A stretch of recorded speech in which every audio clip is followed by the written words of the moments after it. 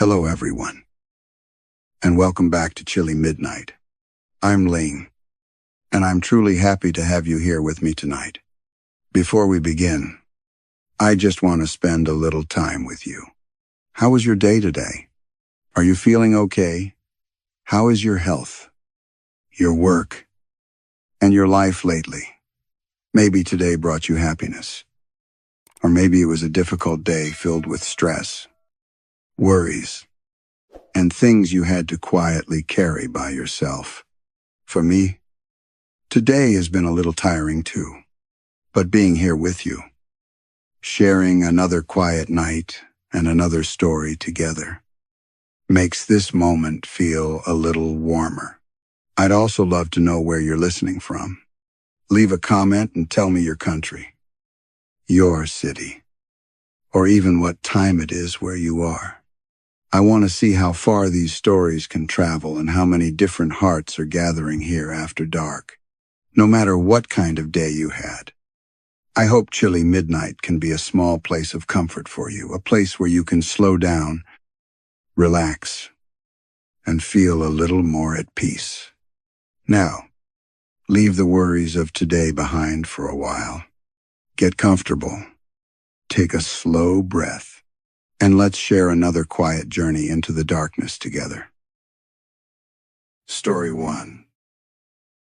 The first thing Maya Bell noticed about the courthouse basement was that the lights had no switches. She discovered this on her second morning of inventory duty. After walking the archive corridor with one hand sliding along painted cinder block, searching for a panel that should have been beside the fire door.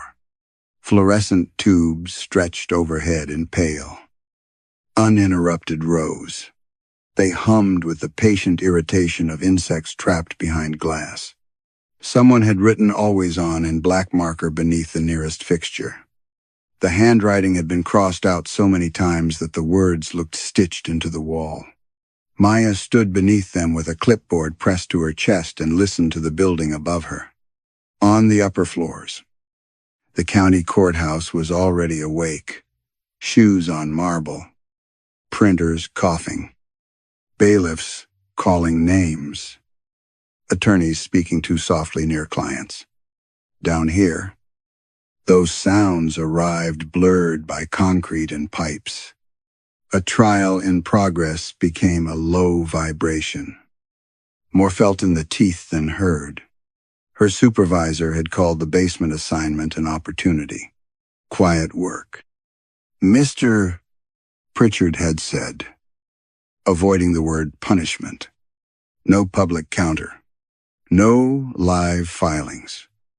Just inventory. Something you can complete carefully.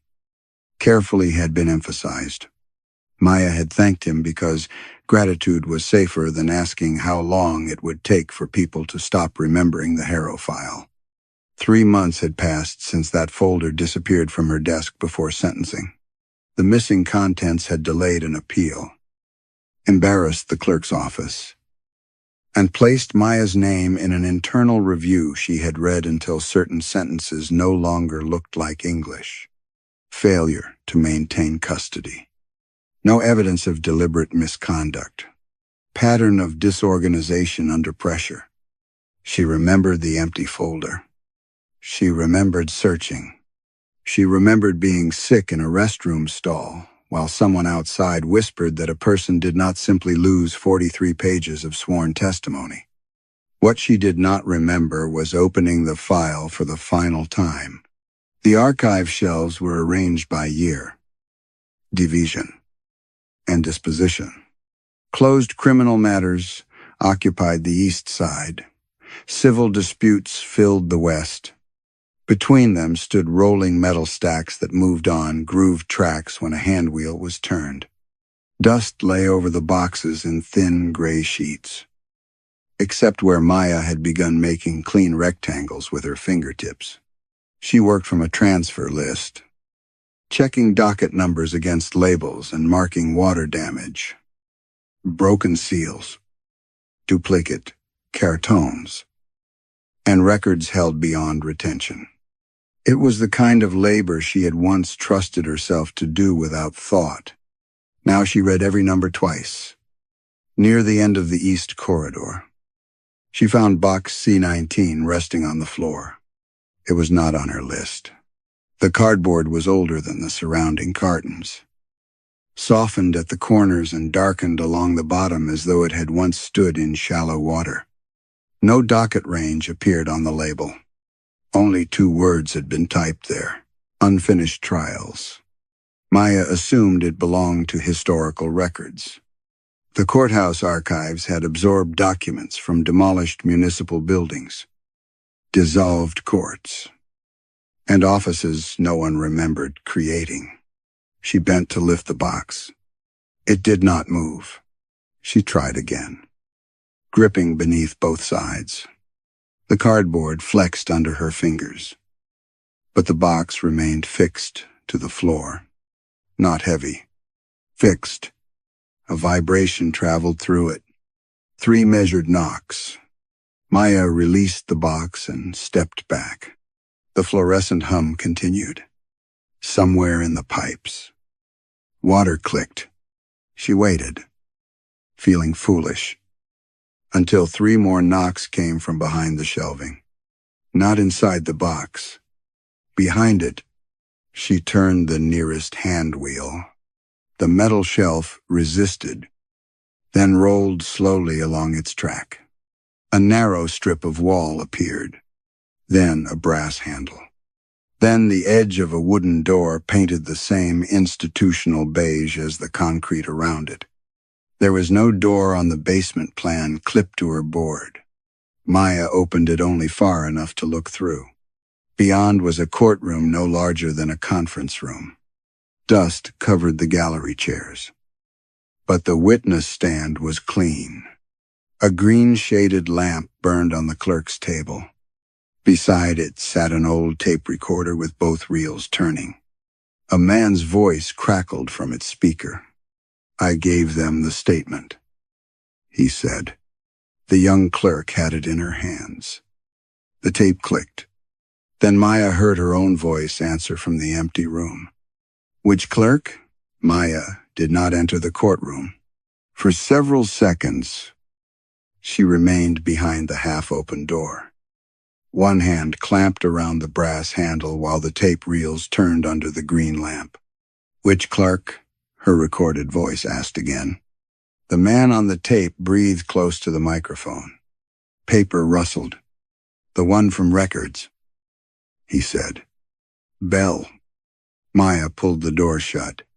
The latch met the frame with a small, official click. She stood facing the painted wood until the fluorescent lights above her seemed painfully bright. Her surname was common enough. Bell appeared on courthouse directories in 3 departments. She wrote none of this in her inventory report. Instead, she marked box C19 as misplaced historical material and drew a line through the entry so neatly that the ink nearly cut the paper. Order had become Maya's defense against other people's conclusions. Each morning, she arrived before the public entrance opened. She placed her handbag in the same bottom drawer, aligned her pens with the desk edge, and counted the documents on her task list before touching the first box. At lunch, she ate near the employee stairwell because the clerks upstairs lowered their voices when she entered the break room. They did not accuse her directly. That would have required evidence. They asked careful questions instead. Had she been sleeping properly? Was she taking anything for anxiety? Had the Harrow file perhaps been misrouted during the sentencing rush? Maya always gave the same answer. She had been overwhelmed. She had carried too many active files. She must have placed the witness statement inside the wrong transfer envelope. The explanation had been repeated so often that it no longer felt invented. It felt polished. What remained unpolished were the fragments surrounding the loss. A paper cut across her left thumb. The smell of burnt coffee in an office without a coffee maker. Assistant District Attorney Julian Cross standing beside her desk, saying, "You understand what happens if that reaches the appeal panel." Maya remembered his sentence clearly. She could not remember what she had said in return. Whenever she tried, her thoughts produced the same image, 43 white pages sliding beneath a black folder, their corners disappearing one after another. That afternoon, Mr. Pritchard visited the basement carrying 2 transfer sheets. He stopped short of the eastern corridor. Progress on schedule. His eyes moved toward the rolling stacks. Any access problems? No. The answer came too quickly. Mr. Pritchard studied her with the cautious expression people used when they believed kindness might be entered into evidence later. "You know," he said, "finishing this well could help." People had praised Maya's chain of custody logs and her refusal to leave even a temporary file unattended. That reputation had made the Harrow loss worse. Careless people misplaced things. Careful people chose where things disappeared. After Mr. Pritchard left, Maya checked the basement plan again. The eastern wall was shown as solid concrete. She told herself the hidden room had once been a hearing chamber sealed during renovation. The recorder could have been part of an exhibit. Her own voice could resemble someone else's, distorted by damaged speakers. By late afternoon, those explanations had become almost convincing. Then the gavel struck behind the wall. One blow. Maya's pencil stopped. A second followed. Louder. She crossed the corridor, rolled the shelving aside, and opened the concealed door. The courtroom lamp was still burning. The chairs were still buried in dust. But the recorder now held a different tape.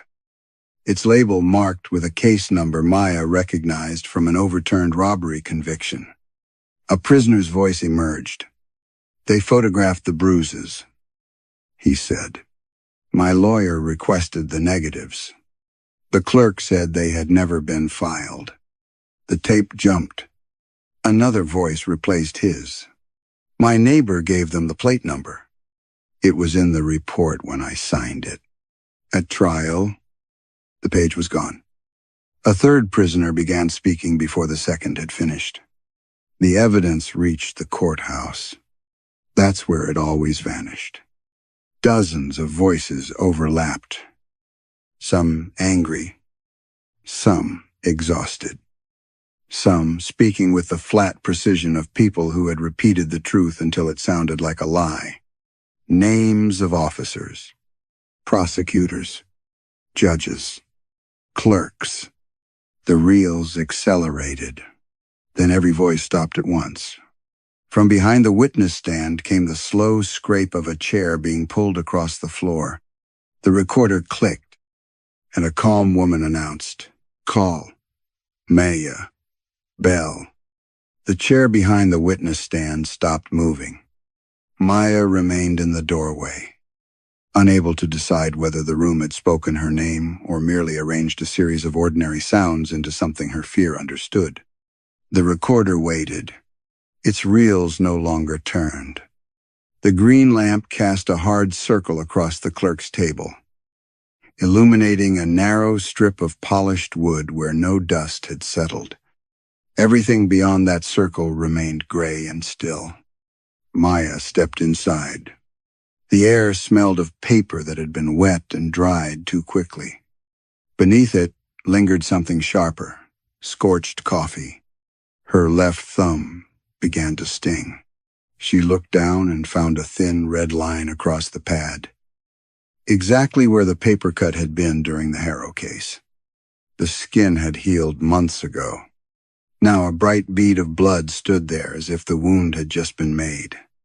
The recorder clicked. A man began speaking. Maya recognized the voice from the first tape, the one who had said a clerk named Bell had held his statement.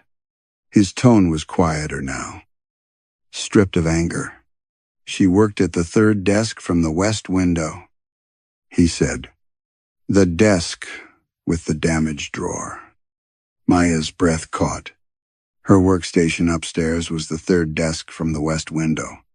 The bottom drawer had been warped since a radiator leak years before she was hired. It had to be lifted before it would close. The man continued.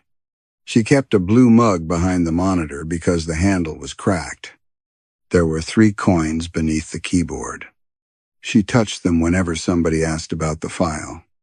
Maya saw the coins immediately.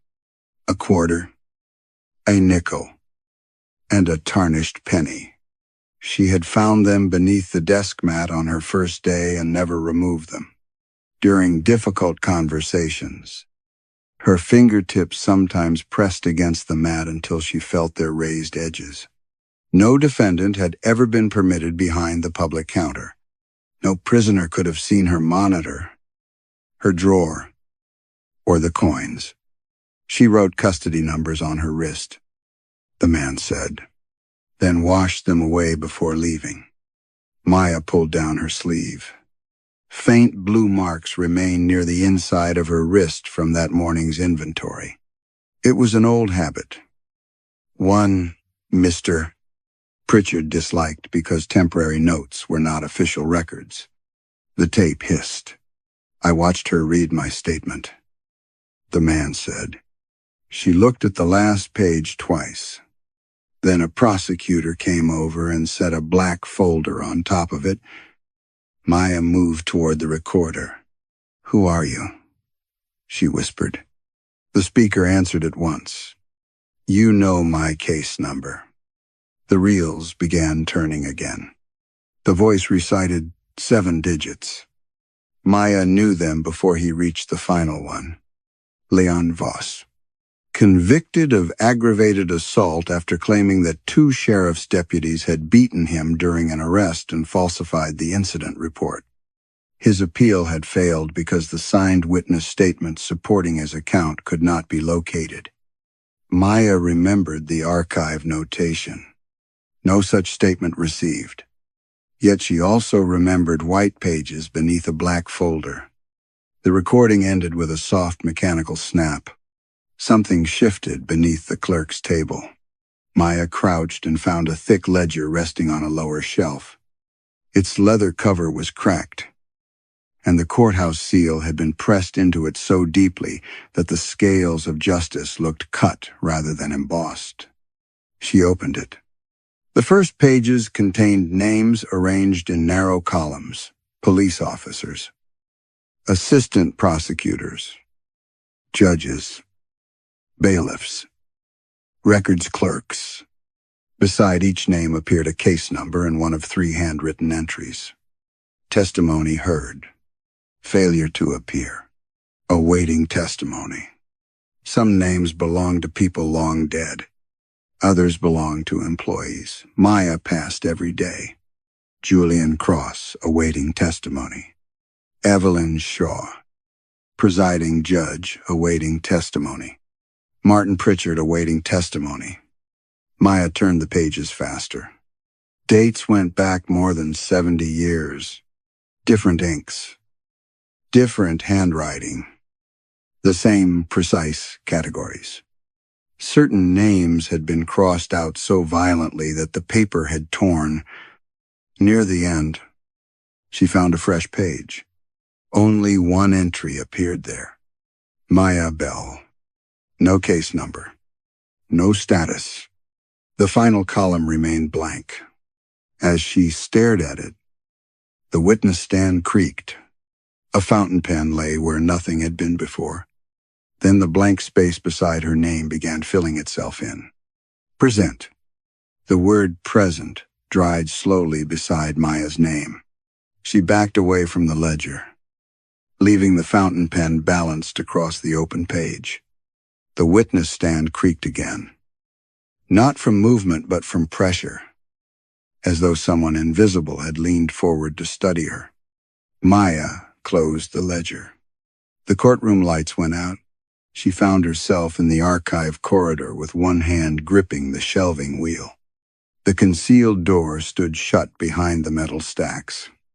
For several seconds, she could hear nothing except the fluorescent hum and her own shallow breathing. Then a gavel struck once behind the wall.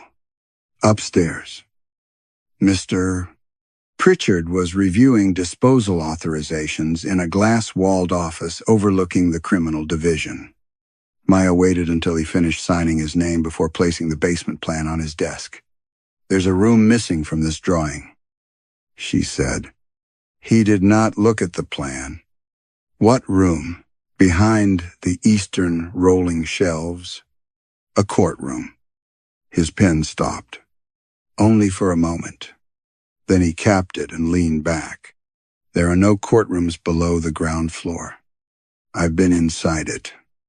"You've been inventorying old records for 3 days. That doesn't answer me." His expression hardened into the careful neutrality of an administrator protecting both an employee and an institution from each other. "The basement contains archives, utility corridors, and 2 storage rooms," he said. "Nothing else." Maya placed a finger over the eastern wall. "There's a door here." "No.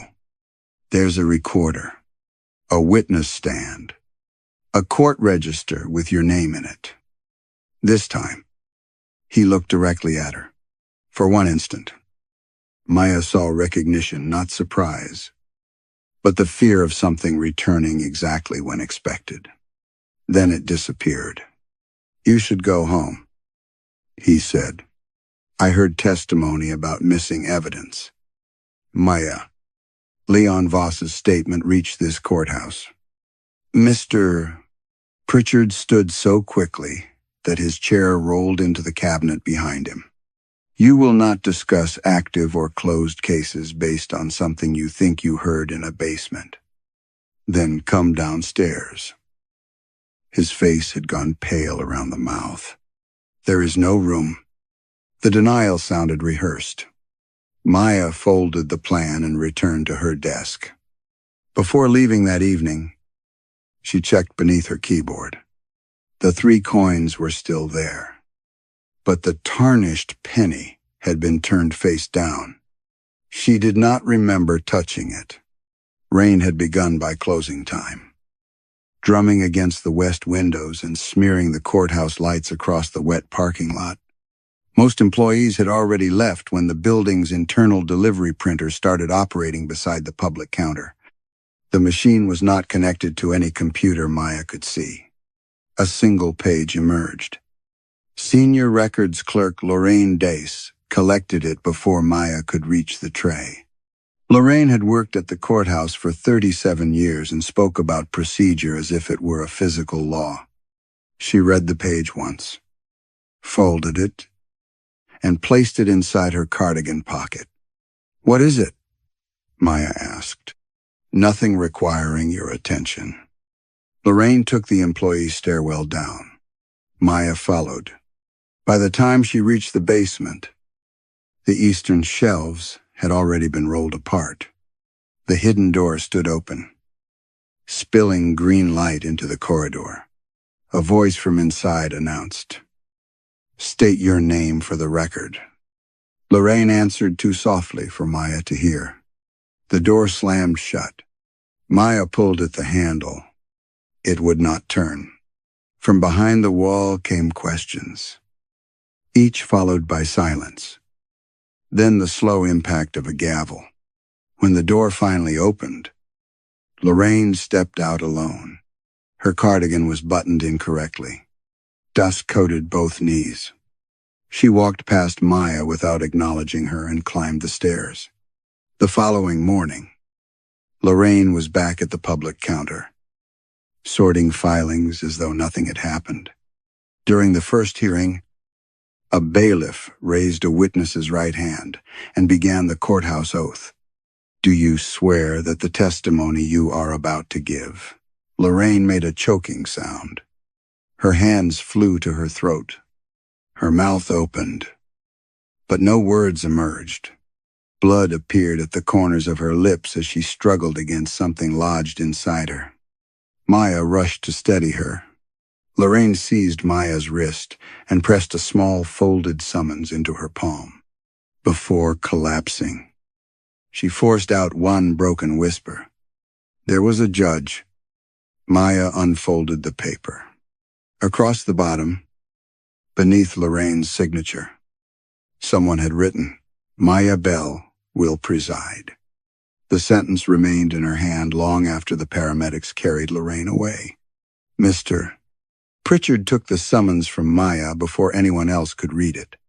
He glanced at the courthouse seal, folded the page twice, and slipped it into his jacket. "What did she give you?" the bailiff asked. "An outdated form," he replied. Maya watched him lie without hesitation. Lorraine survived. But the hospital reported no injury that explained her condition. Her throat was clear. Her vocal cords were intact. Yet whenever a doctor asked her to confirm that her statements were truthful, her jaw locked and her breathing stopped until the question was withdrawn. "Mr.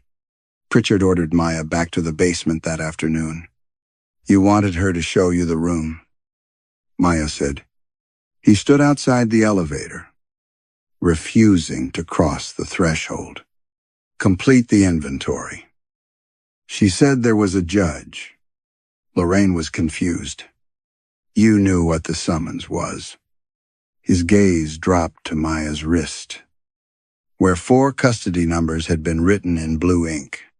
"Complete the inventory," he repeated, "and do not alter anything you find." The elevator doors closed between them. Below, the fluorescent lights seemed farther apart than before.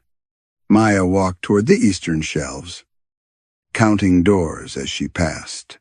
Utility closet, electrical room, civil storage, sealed stairwell. There should have been 22 paces between the elevator and the first criminal archive. She counted 41. When she looked back, the elevator doors appeared at the end of a corridor, twice as long as the one she had entered.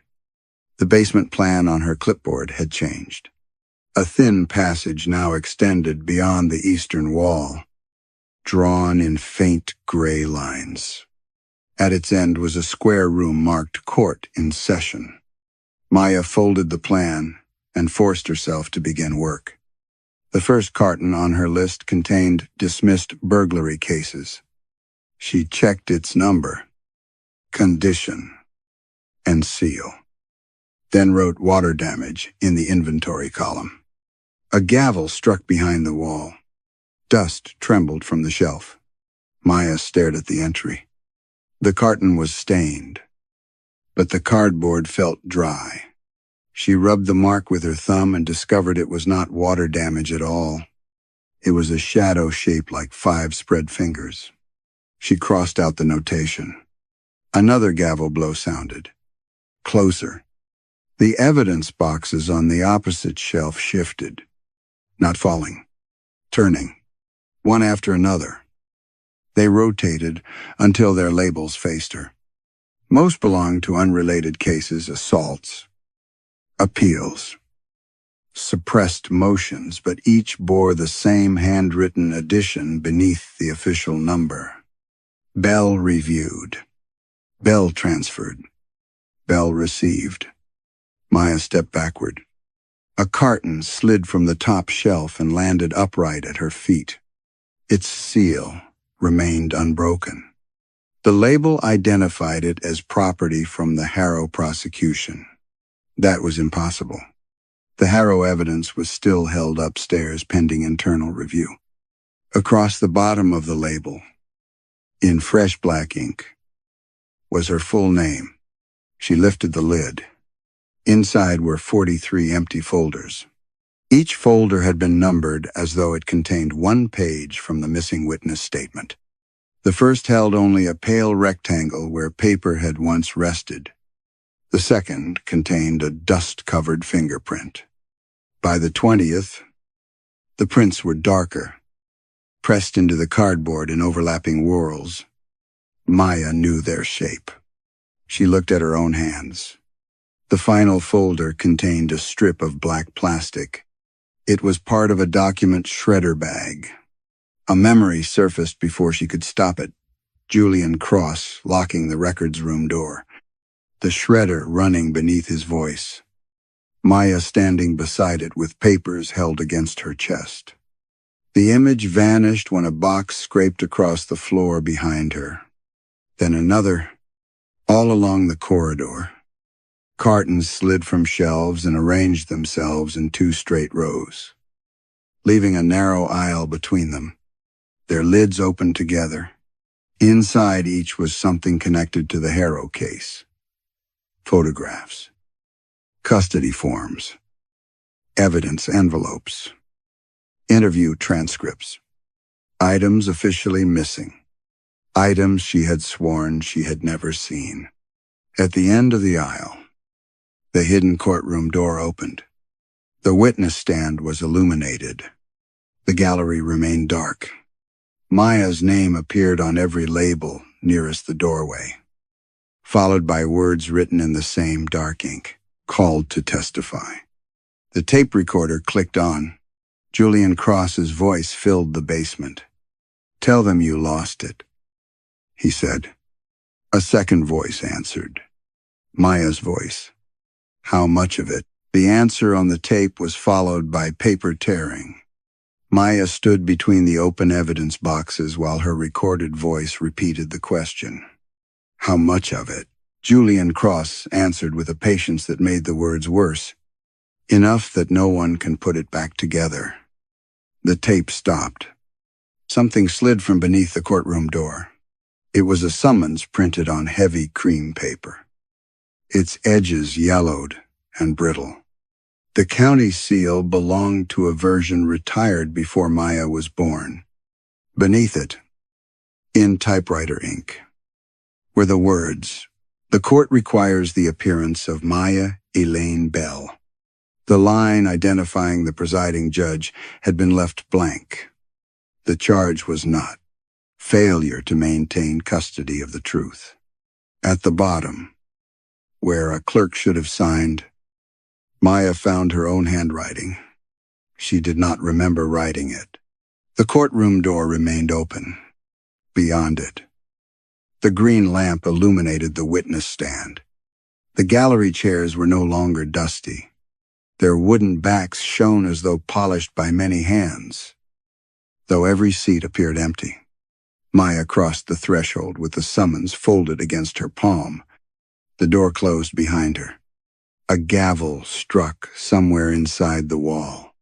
"State your name for the record," the recorder said. "You already have it." Maya replied. Another gavel blow passed through the floor and up her legs. She stepped behind the witness stand. From the doorway, it had appeared barely large enough for a chair. Up close, she saw a narrow brass latch beneath the rail. Dust surrounded it except for one clean crescent where a thumb had pressed recently. Her thumb fit the mark. The panel opened inward.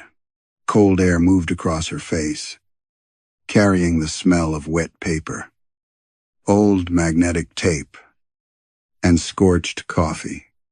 A stairway descended behind the stand, each step worn hollow at the center. The walls below were lined with shelves, not archive cartons. Evidence. Thousands of statements rested in transparent sleeves, each marked with a case number and a reason for suppression. Some bore official stamps, duplicate, unverified, received after deadline. Others carried handwritten instructions. Do not docket. Hold until sentencing. Replace with revised copy. Maya, this and dead. Reel-to-reel recorders occupied the shelves between the files. Their reels began turning as she passed. A woman testified that her son had been threatened into signing a confession. A patrol officer admitted changing the time on an arrest report. A clerk described receiving photographs that never appeared in the court file. The voices overlapped into a steady murmur, like people speaking behind occupied doors. At the first landing, Maya found bound custody logs stacked in precise rows. Pages had been removed and replaced with copies so exact that only pressure marks beneath the ink revealed the alterations. Initials appeared beside each correction. J, C, M, P, L, D, M, B. Maya touched the final set. The blue ink was hers. She pulled away, leaving a fingerprint in the dust. Every recorder stopped. Farther down, the chamber widened into a sealed records room secured by a chain threaded through iron handles. A wax court seal covered the padlock. Impressed with the same cut-edge scales from the leather register, the summons in Maya's hand grew warm. Its bottom line had changed. Access granted to the custodian. The chain loosened by itself. Inside were files from cases officially marked, tried, appealed, and closed. Yet every folder contained evidence omitted from the public record, witness statements, medical photographs, dispatch transcripts, juror notes, and complaints against officers who later received commendations. Maya recognized names from courthouse portraits upstairs. Julian Lacrosse, Martin Pritchard. At the room's center stood a larger tape recorder. A black folder rested beside it. Maya opened the folder. The first page was Leon Voss's missing statement. The second belonged to the Harrow case. The recorder clicked on. Her own voice emerged, closer and clearer than before. "I understand," it said. "I'll remove the pages." Maya gripped the table.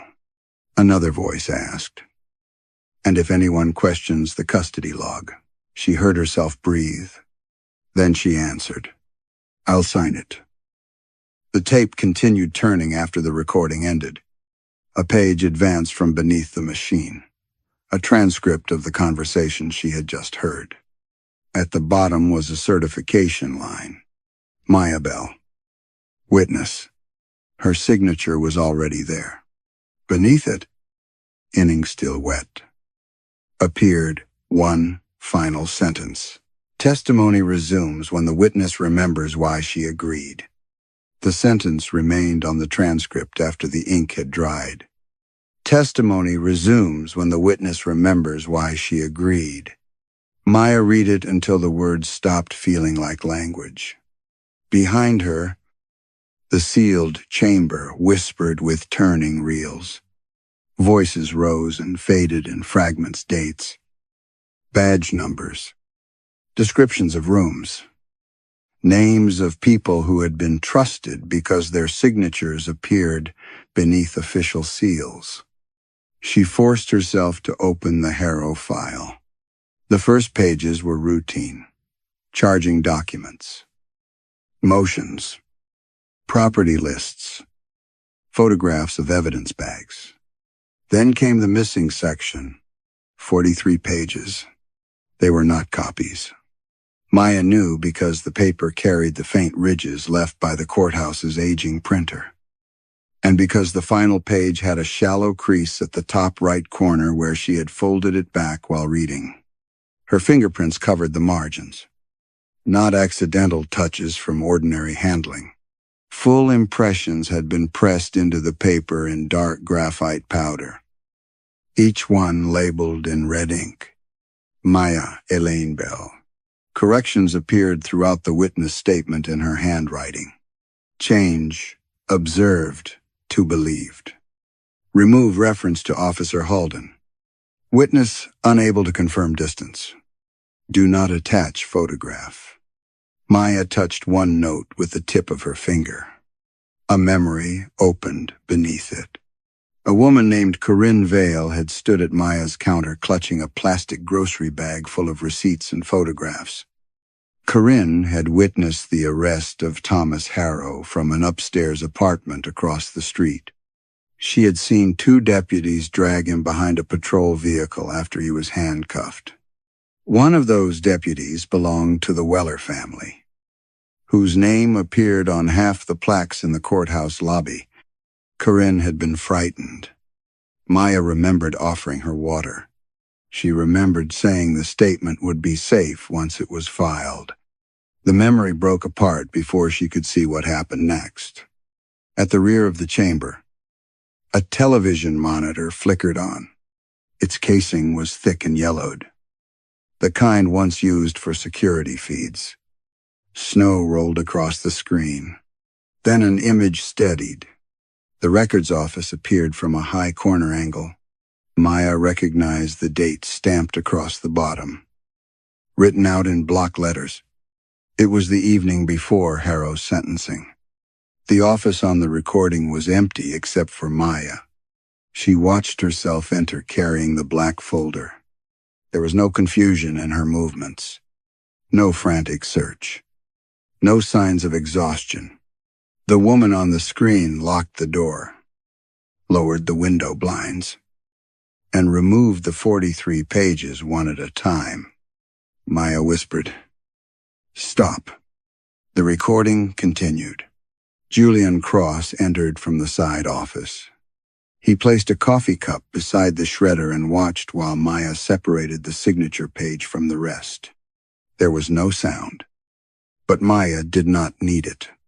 She remembered the conversation now. Not all of it. Enough. Cross had said Corinne's account was unreliable. He had said the appeal would collapse if one contradictory witness statement remained in the file. He had reminded Maya that her probationary review was unfinished and that her mother's medical bills had already caused several late arrivals. Then he had shown her a disciplinary complaint prepared in advance. One signature could make it disappear. Maya, on the screen, placed the pages into a document envelope instead of the shredder. She wrote something on the custody log, then handed the envelope to Cross. The security image froze. A caption appeared beneath it. Evidence removed by custodian. Location of original pages. Lower court records. Maya looked down at the documents in her hands. The basement had kept them, not because she had hidden them successfully, but because the court below had preserved what the court above agreed to forget. She turned to the final page of Corinne Vale's statement. A photograph had been stapled to it, two deputies standing over Harrow's motionless body behind the patrol car. One face was clear. The other was partly obscured by glare. In the lower corner, reflected in the apartment window, Maya could see Corinne holding the camera. Across the photograph, Maya had written, "Image unverified. Do not file." A gavel struck overhead. The monitor went dark. From somewhere beyond the chamber, the old leather register opened with a heavy crack. Maya followed the sound back through the stairway and into the courtroom. The ledger rested on the clerk's table. Her entry no longer read only "present." A new line had appeared beneath it. Testimony begun. The courtroom door closed behind her. Then, from the dark gallery, Corinne Vale's voice asked, "Why did you promise me it would be safe?" Maya gripped the edge of the clerk's table. The empty chairs no longer looked empty. Each held a darker shape within the darkness. Shoulders, suggested by shadows. Hands resting where hands should have been. "I believed it would be," Maya said. The gavel struck behind the wall. The sound carried no anger, only correction. The tape recorder began playing. Julian Cross's voice filled the courtroom. Harrow put Deputy Weller in the hospital. Then Judge Evelyn Shaw. "The county cannot survive another misconduct scandal." Then Mr. Pritchard, "You are still under review." Maya, "Your position is not protected." Their sentences came separately, but Maya remembered hearing them together. The day after Corinne delivered her statement, Maya had been called into Judge Shaw's chambers. Cross was already there. So was Sheriff Alden Weller, father of the deputy in Corinne's photograph. No one had ordered Maya to destroy anything. That had been the cruelty of it. They had spoken about uncertainty, procedural contamination, and the danger of allowing an emotional witness to derail a lawful conviction. Cross described the photographs as unclear. Judge Shaw questioned whether Corinne could distinguish necessary force from brutality at that distance. Sheriff Weller said nothing until the others had finished. Then he mentioned Maya's mother. He knew the hospital where she received treatment. He knew the county insurance plan had rejected part of her care. He said an administrative appeal could be arranged if Maya remained employed long enough to qualify. Mr. Pritchard placed the unfinished disciplinary complaint on the desk. No threat was spoken. They gave Maya a pen. She had told herself that removing the statement was temporary. Cross would review it privately. The photographs would be authenticated later. Harrow had already been convicted on other evidence. One missing witness could not change what had happened. But Maya had read Corinne's final paragraph. She had seen the photograph. She had known. I chose my job. Maya whispered. A murmur moved through the gallery. Not condemnation. Recognition. The recorder played another voice, Lorraine Dace. Younger and steadier. I changed the receipt date because the prosecutor said the complaint arrived after the deadline. Mr. Pritchard followed. I transferred the photographs to an inactive file so Discovery would not find them. Judge Shaw, I ruled on the record before me. I did not ask why the record had become smaller. Names illuminated themselves across the leather register. Some had arranged false confessions. Some had delayed appeals until witnesses died. Some had misplaced medical reports, altered timestamps, separated photographs from statements, or classified accusations as clerical duplicates. None had committed the original crimes. They had done something quieter. They had made the crimes impossible to prove. Maya looked toward the bench. It remained empty. At last. She understood why no judge appeared. The basement was not retrying Leon Voss, Thomas Harrow, or the other convicted people whose voices lived on the tapes.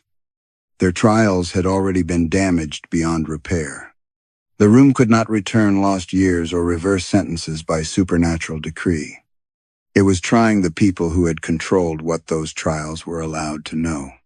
The gavel came from behind the wall because judgment had never belonged to a single figure.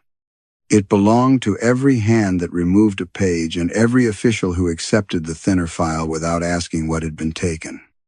Maya's summons unfolded itself on the table. The charge had changed. Knowing participation in the erasure of testimony. Beneath it appeared another line. The witness will now identify all other custodians. The courtroom door opened. Beyond it, the basement corridor stretched upward rather than outward, lined with doors bearing the names of current courthouse employees. Julian Cross, Martin Pritchard, Evelyn Shaw, officers, clerks, investigators, and attorneys. From behind each door came the faint sound of paper being torn. Maya looked back at the gallery. Corinne's shape sat in the front row. What happens if I name them? Maya asked. Corinne answered quietly. The record opens. And if I refuse? Every tape recorder beneath the courthouse switched on at once. Her own voice emerged from all of them. I lost the file. The lie repeated through the walls. growing louder with each repetition until the fluorescent lights began to flicker. On the clerk's table, a fresh custody report appeared beside the fountain pen. It stated that the Harrow pages had never reached the courthouse. At the bottom waited Maya's signature line. Behind her, the gallery filled with the sound of people rising to their feet. The custody report waited beneath Maya's hand. Its language was flawless. No qualifying phrases. No visible corrections. No sentence anyone could challenge without access to evidence that officially did not exist. The disputed materials were never received by the office of the county clerk. The lie had survived before because it sounded administrative rather than cruel. Maya picked up the fountain pen. The gallery became still. She lowered the nib toward the signature line and watched a bead of black ink gather at its point. Signing would restore the life she had nearly recovered. The Harrow investigation would remain an embarrassing failure rather than a crime. Julian Cross would defend her. Mr. Pritchard would confirm that stress had affected her memory. In time, she might return upstairs and become the careful clerk everyone once believed her to be. All she had to do was make the record smaller again. Maya placed the pen beside the report. No. The custody form folded inward by itself, its edges curled and blackened without flame, shrinking until only the unsigned line remained. A gavel struck. The concealed stairway opened behind the witness stand. Maya descended to the records chamber and found the central tape recorder waiting. A microphone had been attached to it. Beside the machine lay a blank evidence label and a fresh reel. She sat.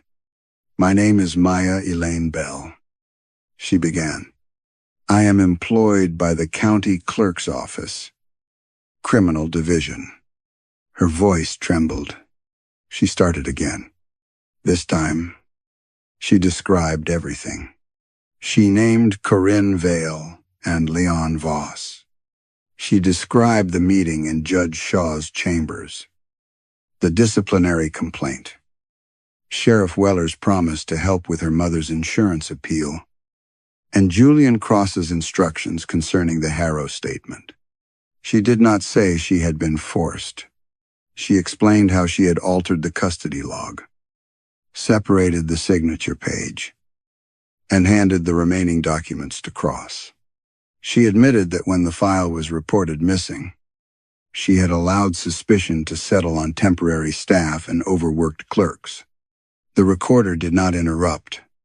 Whenever Maya softened a sentence, whenever she said she had felt pressured rather than afraid, or confused rather than willing, the tape slowed until her own voice deepened into something unrecognizable. Then she corrected herself. I knew the statement mattered. The reels resumed their proper speed. I knew removing it could prevent the truth from being heard.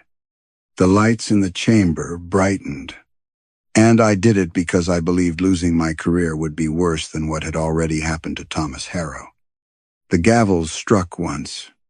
Not correction, acknowledgement. When Maya finished, the tape recorder produced 3 copies. One reel bore her name. One bore the Harrow case number. The third was labeled Public Record.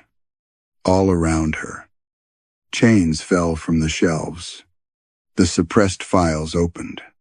Evidence, envelopes, photographs, complaints, witness statements, and altered logs slid forward as if released by a held breath.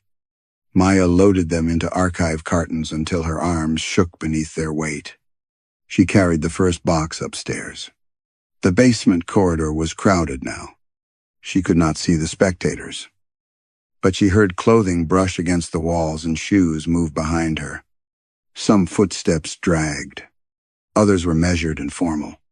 The gallery had emptied into the passage, and the people whose testimony had been erased were following the evidence toward daylight. At the elevator, the doors refused to open. Maya took the stairs. Each landing seemed farther apart than the last. The boxes cut into her palms.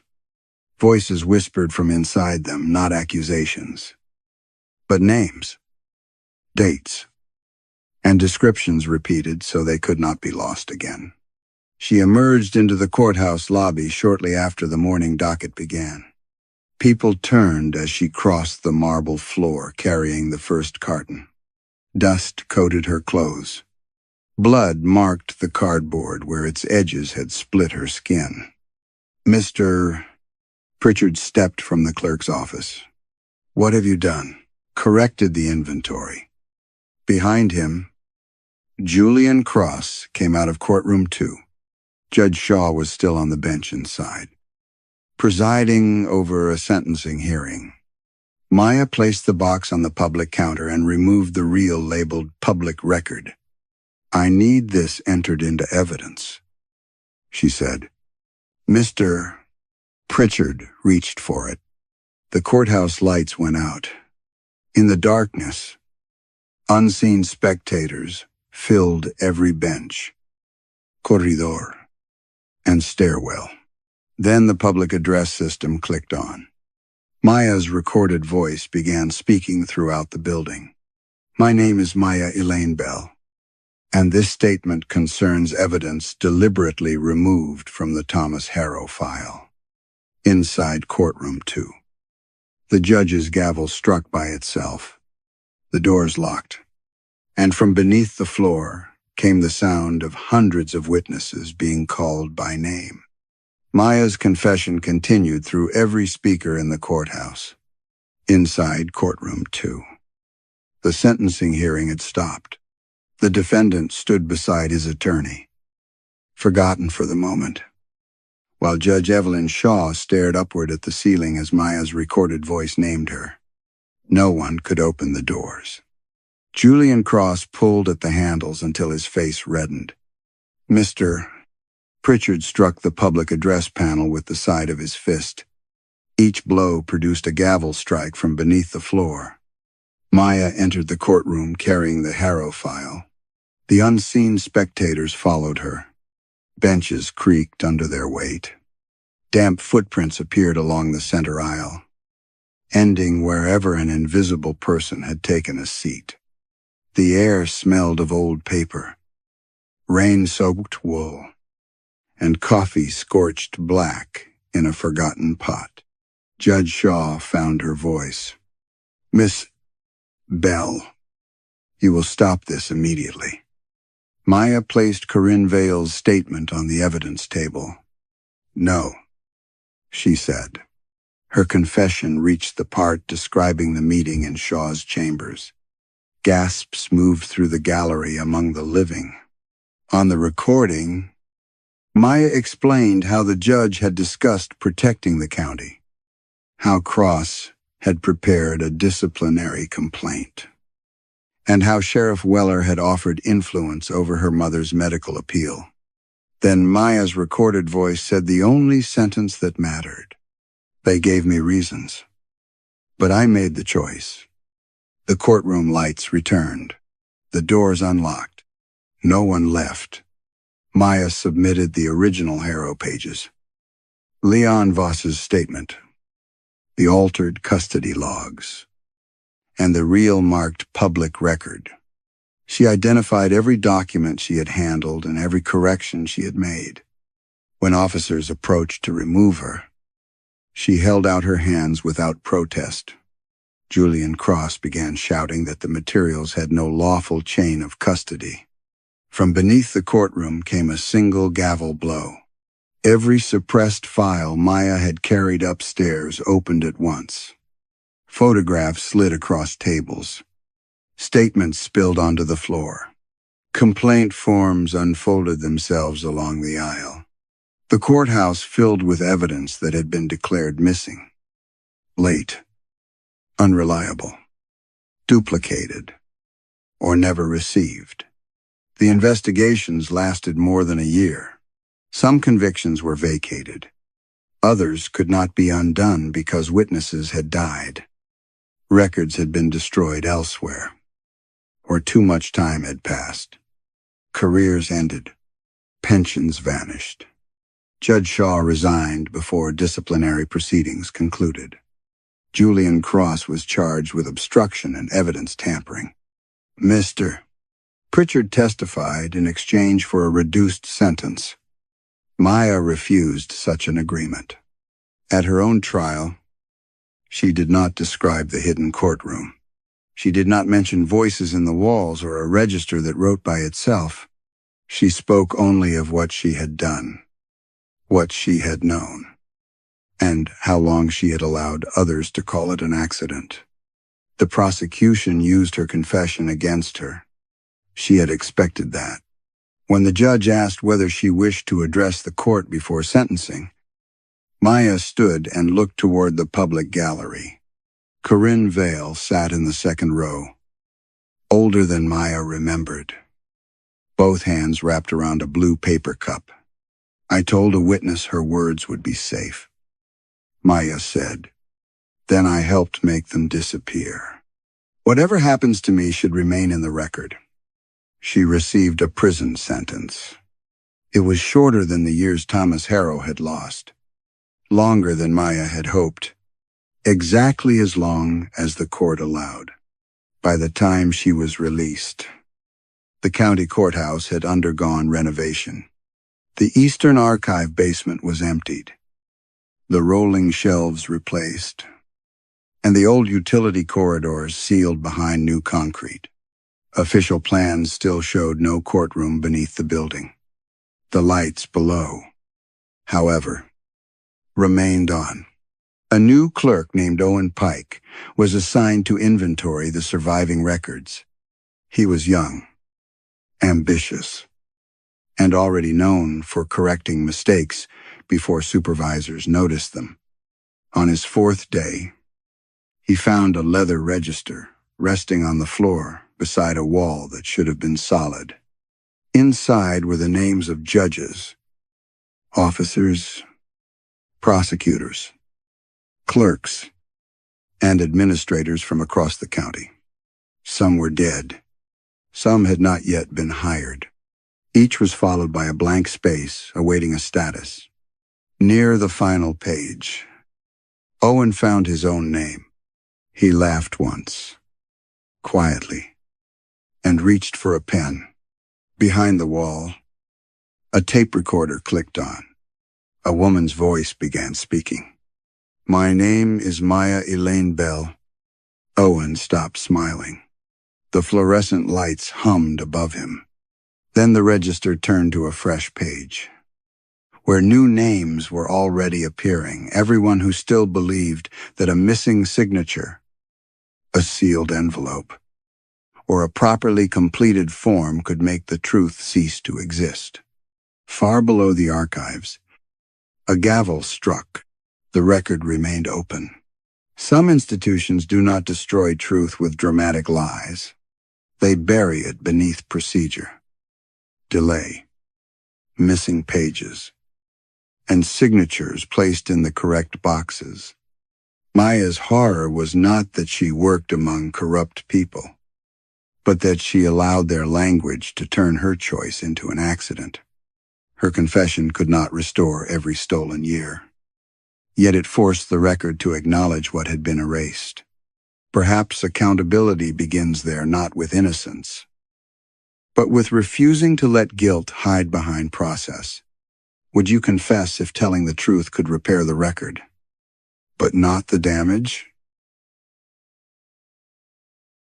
Story 2. By the time Rose Calder reached Vale Street Laundry, the rain had thinned to a gray mist beneath the street lamps. She parked under the broken blue sign, carried her hospital tote inside, and stood listening to the laundromat's familiar hum. The place was open all night, though no one seemed to know who owned it anymore. Rose had been coming there for 6 years, usually after difficult shifts. She liked its indifference.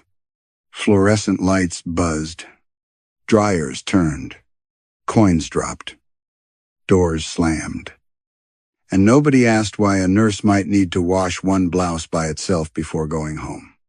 Tonight, the stain had dried brown along the cuff and lower pocket. It belonged to Cedric Morrow, an elderly man from the cardiac ward who had opened his eyes once while Rose pressed gauze to the line torn from his arm. He had looked directly at her. Not frightened, only puzzled, as if she had entered the wrong room. Less than an hour later, the monitor had flattened into a tone that seemed to continue after the machine was silenced. Rose told herself the blood was routine. She had washed worse. The air smelled of detergent, hot dust, and wet concrete. A college student slept with his head against a folding table near the windows. At the far end, a woman in a green raincoat watched 3 dryers turn. Though each drum appeared empty, Rose chose washer 11 because its door closed properly. As she poured detergent into the tray, another machine began its spin cycle behind her. Washer 14. It stood beneath a yellowed, out-of-order notice. Its round glass door was black with scratches. No laundry moved behind it. Yet the drum turned with slow, heavy effort. Then it stopped. The woman in the raincoat looked over. It does that when someone brings something in. Rose glanced at her blouse. Something dirty? The woman smiled without humor. That depends what you call dirt. Rose fed coins into washer 11, pressed start, and sat near the sleeping student. The blouse turned through cloudy water. For a while, nothing happened except pipes knocking in the wall and rain tapping faintly at the windows. Rose checked her phone and found 3 messages from the ward. She did not open them. She could already imagine the phrasing incident review. Documentation discrepancy. Please confirm. Her eyes drifted back to washer 14. Its door stood open now. Rose had not heard it unlatch. Inside, the steel drum shone perfectly clean. The woman in the raincoat was folding a white child's sweater. There was no mark on it, but she kept rubbing one sleeve between her fingers as though something sticky remained. Still dirty, she murmured. The overhead lights dimmed. Washer 11 shuddered to a stop. Full of gray water. Its display went blank. Washer 14 began turning. The open door was closed now. Through the scratched glass, something pale rolled once inside the drum. Rose's blouse. She stood so quickly that her chair scraped backward.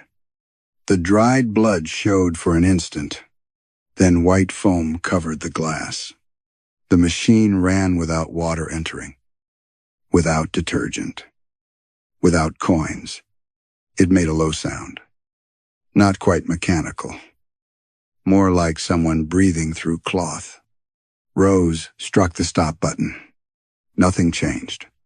She pulled at the door. It remained locked. The woman in the raincoat did not look up. Best let it finish. What did you do? Nothing. The woman folded the sweater smaller. That is what people come here for. The cycle lasted less than a minute. When the drum stopped, the door opened by itself. Rose removed the blouse. It was warm and completely dry. The blood had vanished, not faded or bleached, but gone so thoroughly that the fabric's weave looked untouched. She stared at the clean cuff, waiting for relief. Instead, a hollow place opened in her thoughts. She knew someone had died during her shift.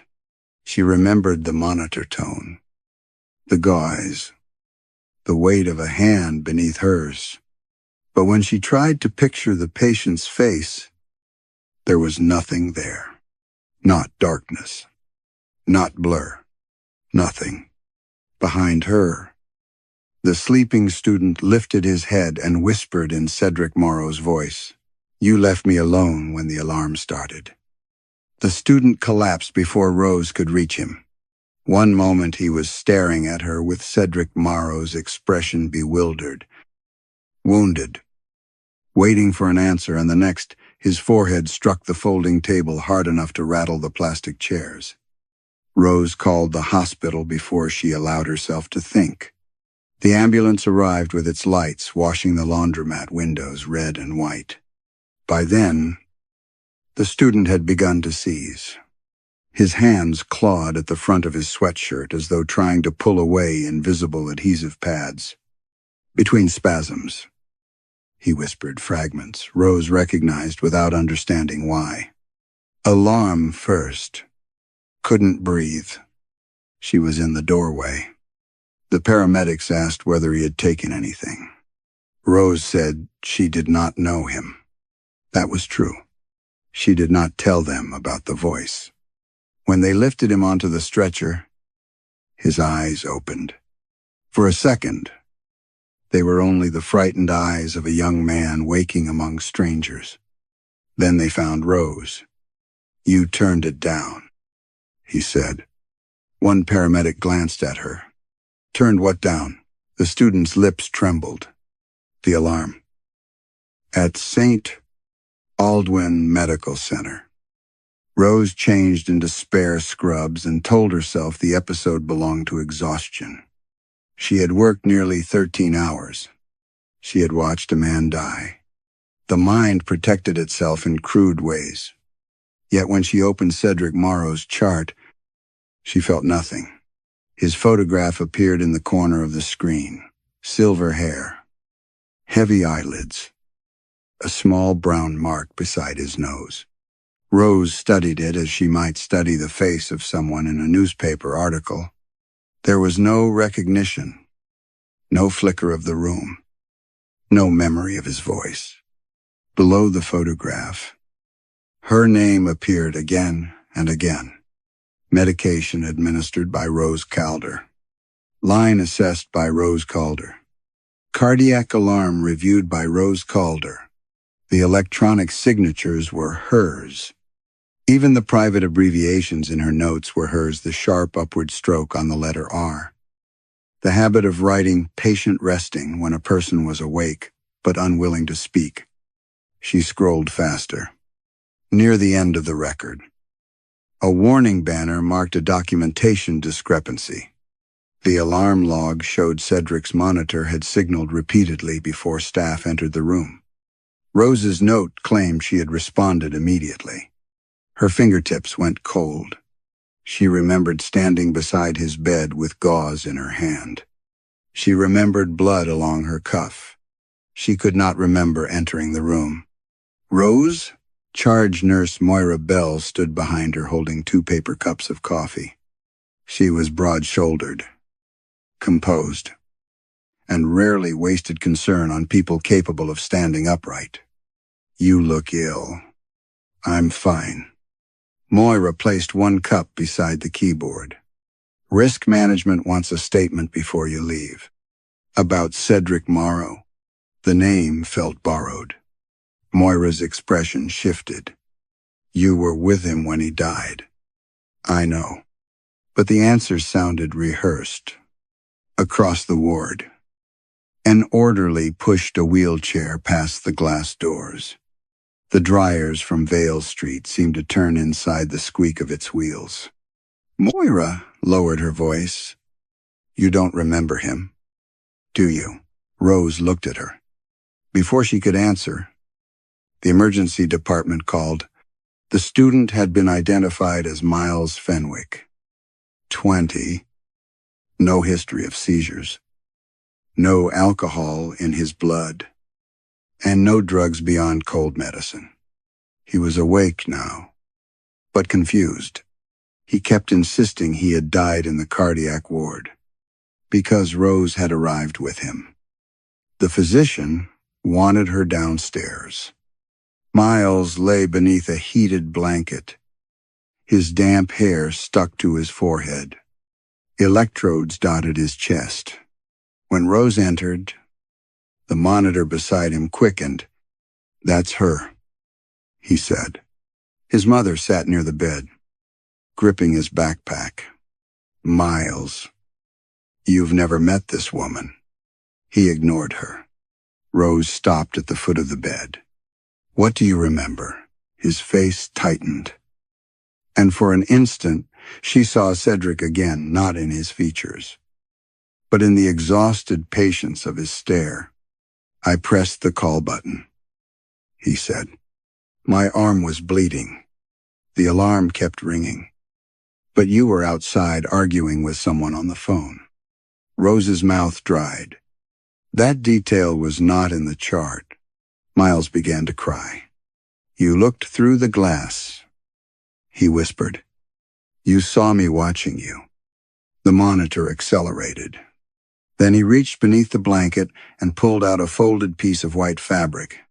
Rose's hospital blouse lay across his hands, clean except for a fresh brown stain spreading slowly over the cuff.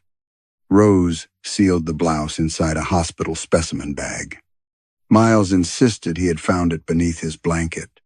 His mother insisted the bag had not been there when they arrived. The emergency physician suggested confusion following a seizure. But nobody could explain how Rose's uniform had left the laundromat, entered the hospital, and begun bleeding again. By morning, the stain had vanished. The cuff remained damp. Rose completed her statement for risk management without mentioning washer 14. She wrote that Cedric Morrow's alarm had been answered as promptly as circumstances allowed. She selected each word carefully, choosing phrases designed to contain blame without directly denying it. Before leaving the hospital, she opened Cedric's chart once more. The photograph still meant nothing to her. Miles's description did. Rose remembered being on the telephone outside a patient's room. Though she could not remember whose room it was, she remembered watching someone through glass. She remembered deciding that the alarm could wait until she finished explaining a staffing error to a supervisor. Each memory dissolved when she tried to hold it. At home, she placed the clean blouse in the back of her wardrobe and slept for less than an hour. When she woke, the sound of a washing machine filled her apartment. The building had no laundry room. By evening, Rose was driving back toward Vale Street. The laundromat appeared unchanged beneath the broken blue sign. But 6 people were waiting inside. None had baskets. Each carried a single folded garment. Washer 14 was running. Rose remained near the entrance, pretending to examine the vending machine. An elderly man stood before the washer holding a spotless gray necktie. He kept touching a place near its narrow end. "My wife scrubbed it twice," he told the woman in the green raincoat. "But it's still there." Rose saw nothing. The woman took the tie and held it beneath the fluorescent light. "You were wearing this when it happened?" The man looked toward the windows. "Yes." "And you want it clean?" "I want to stop seeing it." He placed the tie inside washer 14.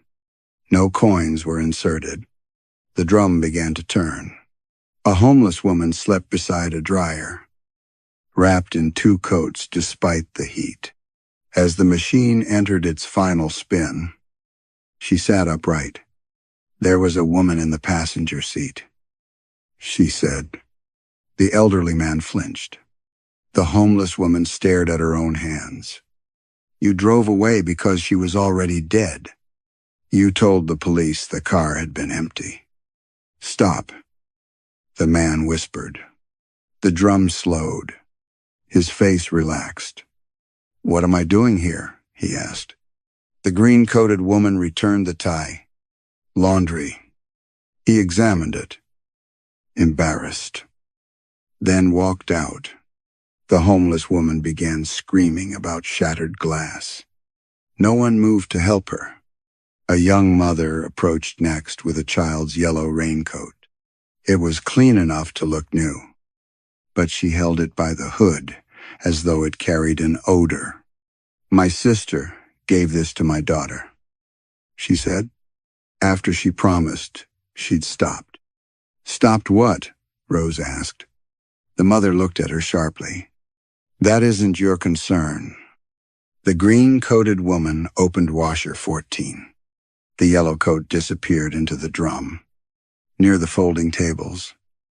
The college student who normally studied there was not Miles, but another young man. Thin and pale, with hearing aids in both ears. When the cycle began, he pressed his palms against his temples. "She took money from the school fund," he said. "She blamed the secretary. The secretary lost her house." The mother stared at him. When the cycle ended, she lifted the raincoat with a puzzled smile.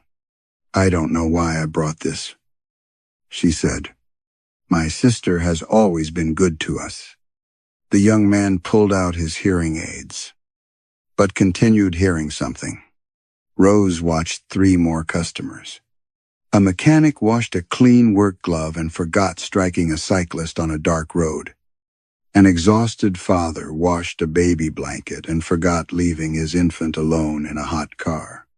A woman in funeral clothes washed a white handkerchief and forgot that she had watched her brother drown without calling for help. Each time, someone nearby inherited the memory. Not the strongest person, not the closest. The homeless woman, the hearing-impaired student, an elderly man with dementia waiting for his daughter. People whose fear, confusion, or testimony would be easy to dismiss. Rose moved toward washer 14. The green-coated woman stepped into her path. "You already had your wash. I want to know what it took from me." The woman's gaze dropped to Rose's empty hands. "It doesn't take anything," she said. "It puts things where nobody will believe them."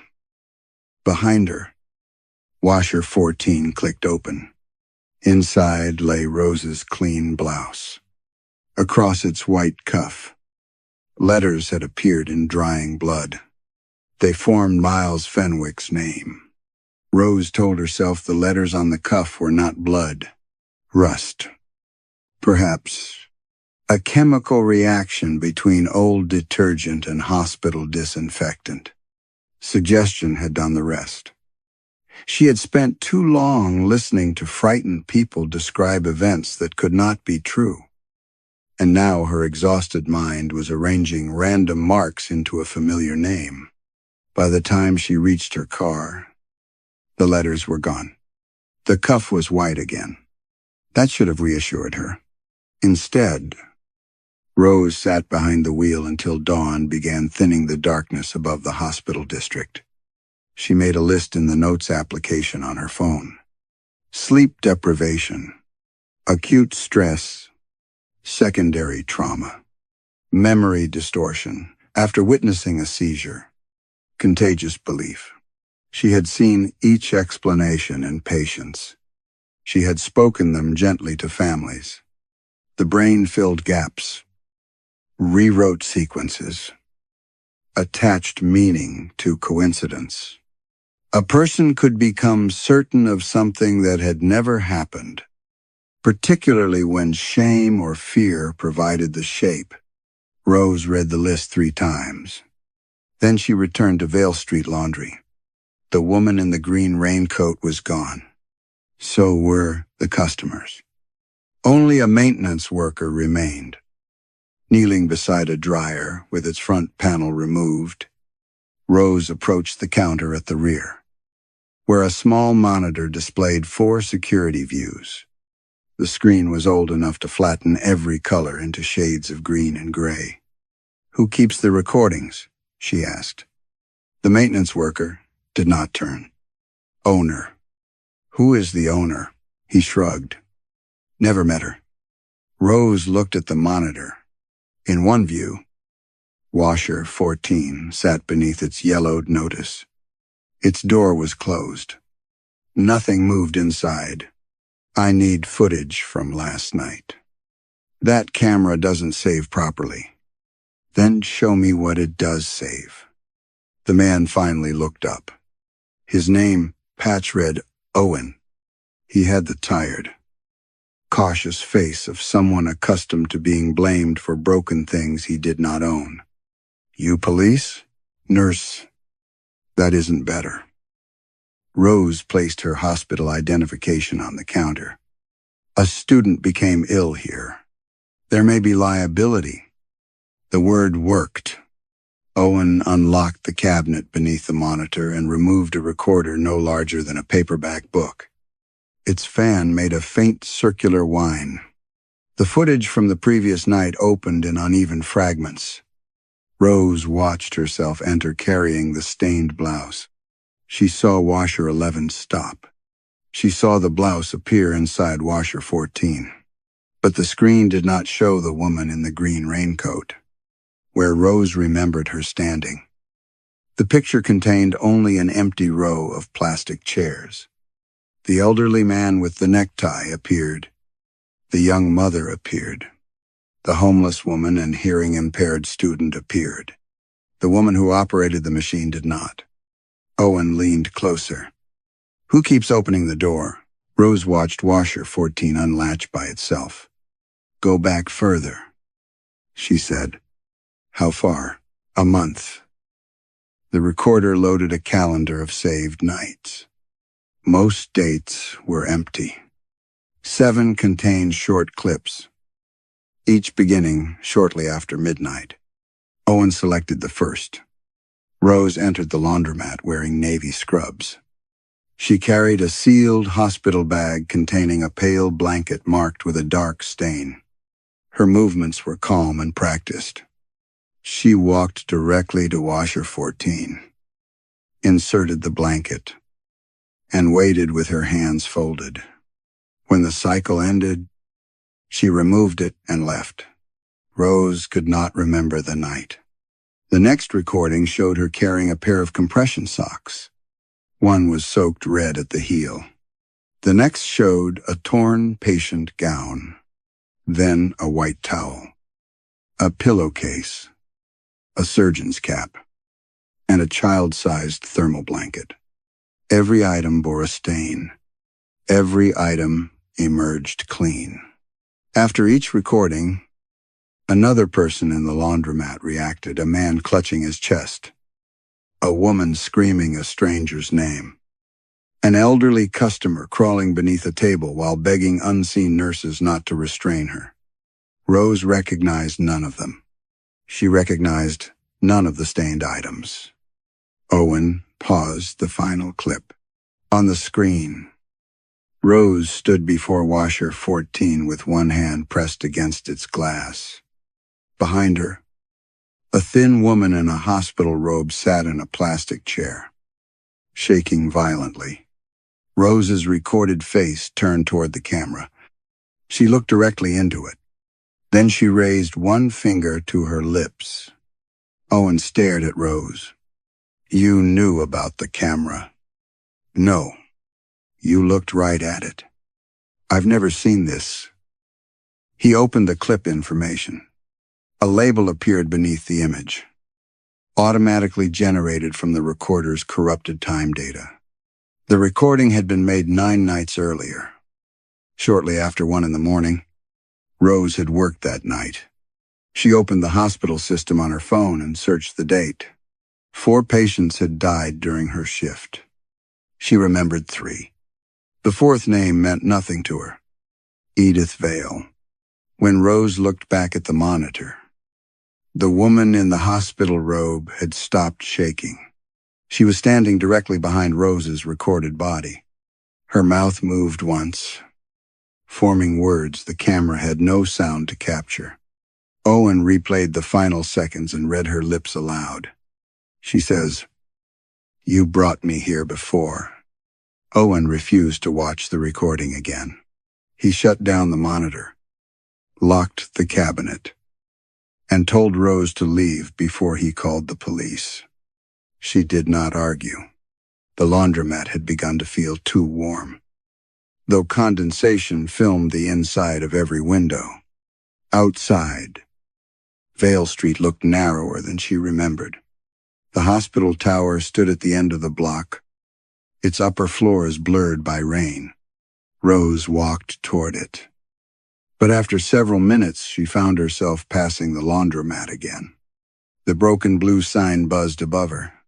She turned around. The hospital still waited at the end of the street. Rose walked faster. Storefronts repeated on either side: pharmacy, shuttered bakery, laundromat, pharmacy, shuttered bakery, laundromat. The same newspaper lay against 3 different curbs, showing the same photograph of a burned house. By the 4th Vale Street Laundry. She went inside. The aisles were longer.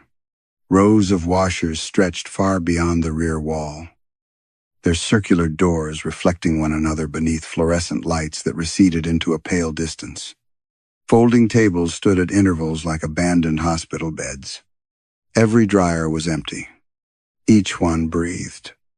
The sound came in slow. Warm exhalations through the vents. Rose moved between them, keeping one hand against the machine so she would not lose the entrance.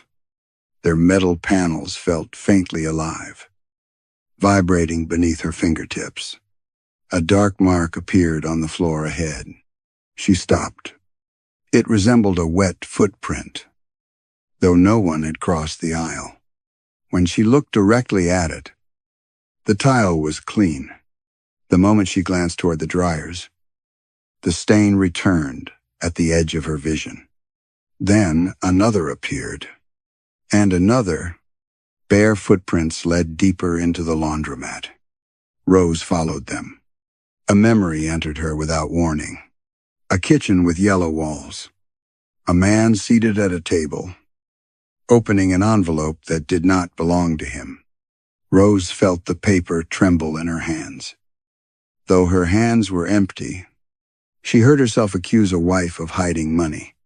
She saw the wife deny it. Then came the hot, private satisfaction of watching the marriage break apart. The memory vanished. Rose leaned against a washer. Nauseated. "That wasn't mine," she whispered. A dryer door swung open beside her. Another memory arrived. A wet road, a bicycle beneath a truck. The decision not to stop. Then a child crying inside a parked car. A brother sinking beneath dark water. A secretary carrying a cardboard box from an office while people avoided her eyes.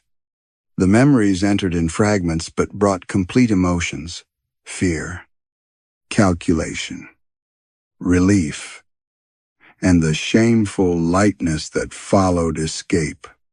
Rose tried to cover her ears. The voices were inside her. At the far end of the aisle, someone folded clothing. A green raincoat moved beneath the lights. Rose hurried toward it.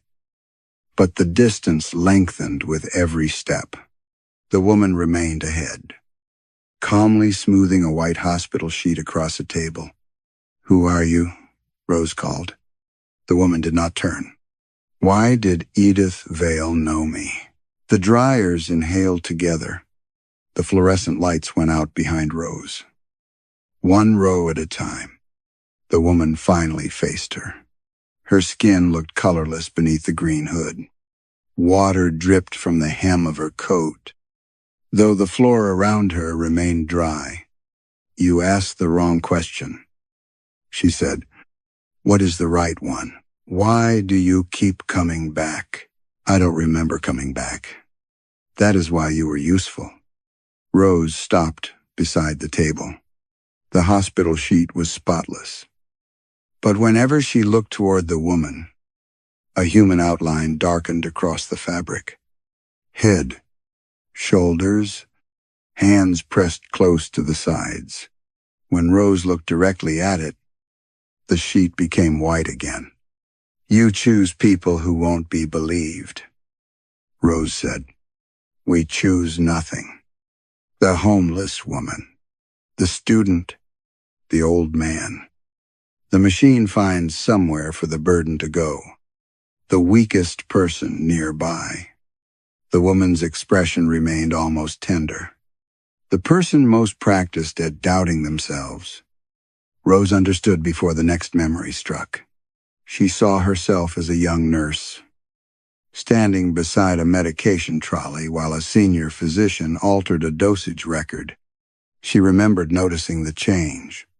She remembered saying nothing because she was new, because the patient was already dead, because the hospital would protect him and not her. Then another death, another corrected note, another stain carried through the laundromat doors. Rose had not discovered washer 14 after Cedric Morrow died. She had been using it for years. The aisle contracted around her. Dryer doors opened like mouths.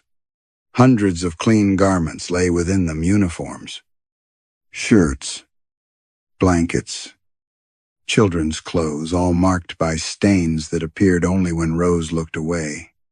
Washer 14 waited at the end of the row. Its display flickered. Rose approached slowly. Letters formed across the green screen. One word at a time.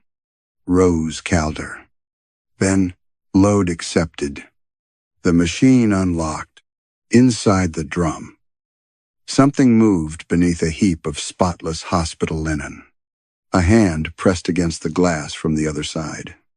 Then hundreds of voices spoke through the metal at once. Every one of them called Rose by name. The voices did not stop when Rose stepped away from washer 14. They followed her through the laundromat, overlapping until individual words lost their shape. Some called her name. Others begged for help, recited addresses, or repeated final sentences spoken in bedrooms, cars, hospital corridors, and alleys. The hand inside the drum struck the glass once. Then the dryers along the rear wall began opening in sequence. One door, then another, then another. Warm air rolled across Rose's face, carrying the smells of bleach, old rain, iron, and something sweetly rotten. The woman in the green raincoat stood beside the last dryer. This is where the clean things go, she said. Rose looked toward the entrance. It seemed miles away, reduced to a small rectangle of blue-gray streetlight. Who are you? The woman placed one hand on the dryer's metal rim. You have already forgotten. She pulled. The entire bank of dryers shifted away from the wall. Behind it was a narrow stairway descending into darkness. The steps were wooden, worn deeply in the center. Damp thread clung to the walls like cobwebs. Somewhere below, water dripped with the slow precision of a clock. Rose should have run. Instead, she switched on her phone light and descended. The laundromat's hum faded after the first landing. By the second, the air had grown cold enough to tighten her skin.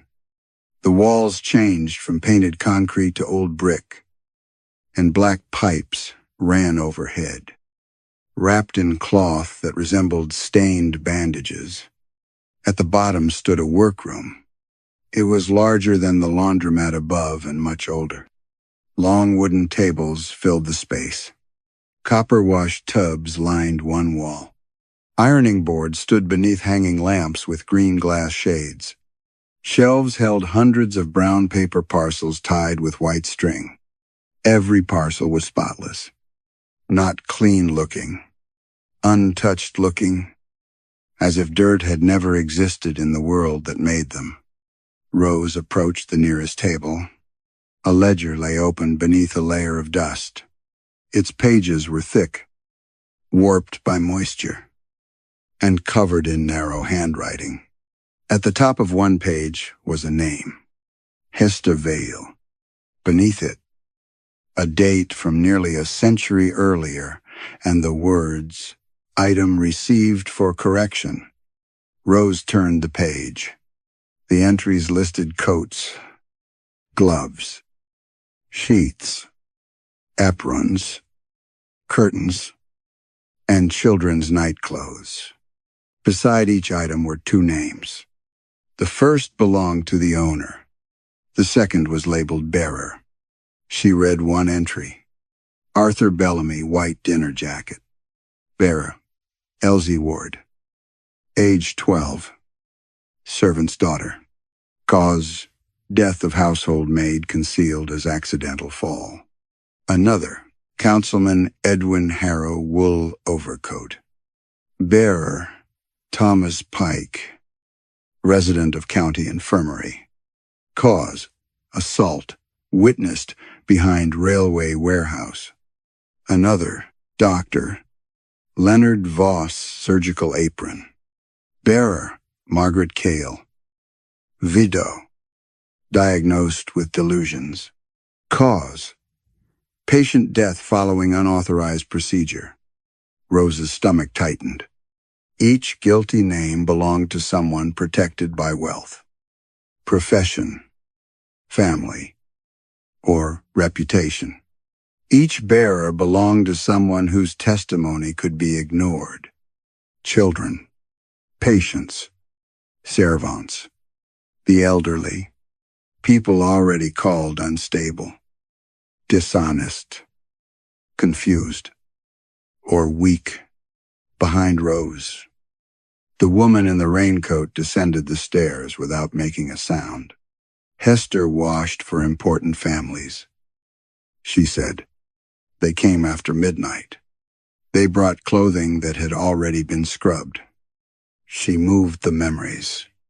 She moved what the stains meant. Rose opened another ledger. Hester's handwriting became shakier with each decade. Margins filled with warnings. Do not accept from the same house twice. The bearer must not be related. Some memories resist division. Near the final pages, the ink had been pressed so hard it tore the paper. The machine has learned to choose. Rose turned toward the shelves. The parcels were labeled exactly as the ledger described. Two names on each tag. Owner and bearer. She found the gray necktie from the elderly man. Owner, Philip Dorn. Bearer, May Larkin. The yellow raincoat. Owner, Claire Vinn. Bearer, Simon Pell. Then the hospital items began. Patient gowns, towels, sheets, compression socks. Each tag carried the name of a dead patient and the name of someone forced to remember. Miles Fenwick appeared on more than one. So did Rose Calder. Her name covered dozens of labels. Some identified her as the owner. Others identified her as the bearer. Rose pulled one bundle from the shelf. Inside was the child-sized thermal blanket from the security recording. The tag read, Owner, Rose Calder. Bearer, Edith Vale. Beneath both names, in fresher ink, someone had written, Transfer incomplete. Rose looked up. At the far end of the basement, behind a hanging row of white sheets, a chair scraped across the floor. A woman's voice spoke from the darkness. You keep calling me Edith. The sheets parted. The dead patient from the recording stepped into the light. But that was never my name. The woman stepped fully through the hanging sheets. She was younger than Rose had believed from the security footage. Perhaps 30. With cropped dark hair and the brittle stillness of someone who had spent too long waiting to be recognized. The hospital robe hung loosely from her shoulders. A bruise circled one wrist where an identification band should have been. What is your name? Rose asked. The woman looked toward the bundle labeled Edith Vale. That depends on which page you read. She crossed the workroom and placed her palm on the open ledger. Dust lifted around her fingers, although the skin never quite touched the paper. Rose backed away. You were the bearer. I was many bearers. The woman turned pages without moving her hand. The ledger rifled through decades of entries, stopping at lists marked with small black symbols. Children transferred from domestic service, residents of county infirmaries, patients from psychiatric wards, people sleeping in shelters, railway stations, and church basements. Night workers found alone after long shifts. Beside each category, Hester Vale had written notes in increasingly precise language. Testimony unreliable by class. Memory attributed to illness. Witness too young to be credited. No family to confirm account. Fatigue produces acceptable confusion. Rose felt something cold settle beneath her ribs. They chose them deliberately. The woman smiled faintly. At first, the customers chose. Hester only washed. Rose read an entry concerning a factory owner whose shirt had carried blood from a worker beaten during a strike. The transferred memory had gone to an elderly resident diagnosed with dementia. His repeated account of the assault was recorded as agitation. Another entry described a judge's daughter who had struck a maid with a fireplace poker. The memory was placed inside a child from the local orphanage. He spent years drawing the same room. But adults called it attention-seeking. A police inspector's gloves had been washed after a death in custody. The bearer was a homeless veteran already known for shouting at strangers. A surgeon's linen had been cleaned after an avoidable death. The bearer was a nurse found sleeping in the staff room after working 2 consecutive shifts. Rose closed the book. The voices within the walls continued whispering. They didn't only make people forget, she said. They made the truth sound like madness. That was the point. The woman drew another ledger from beneath the table. It was bound in cracked black leather and secured with a brass clasp. The moment Rose saw it, she recognized the book. Not from the laundromat.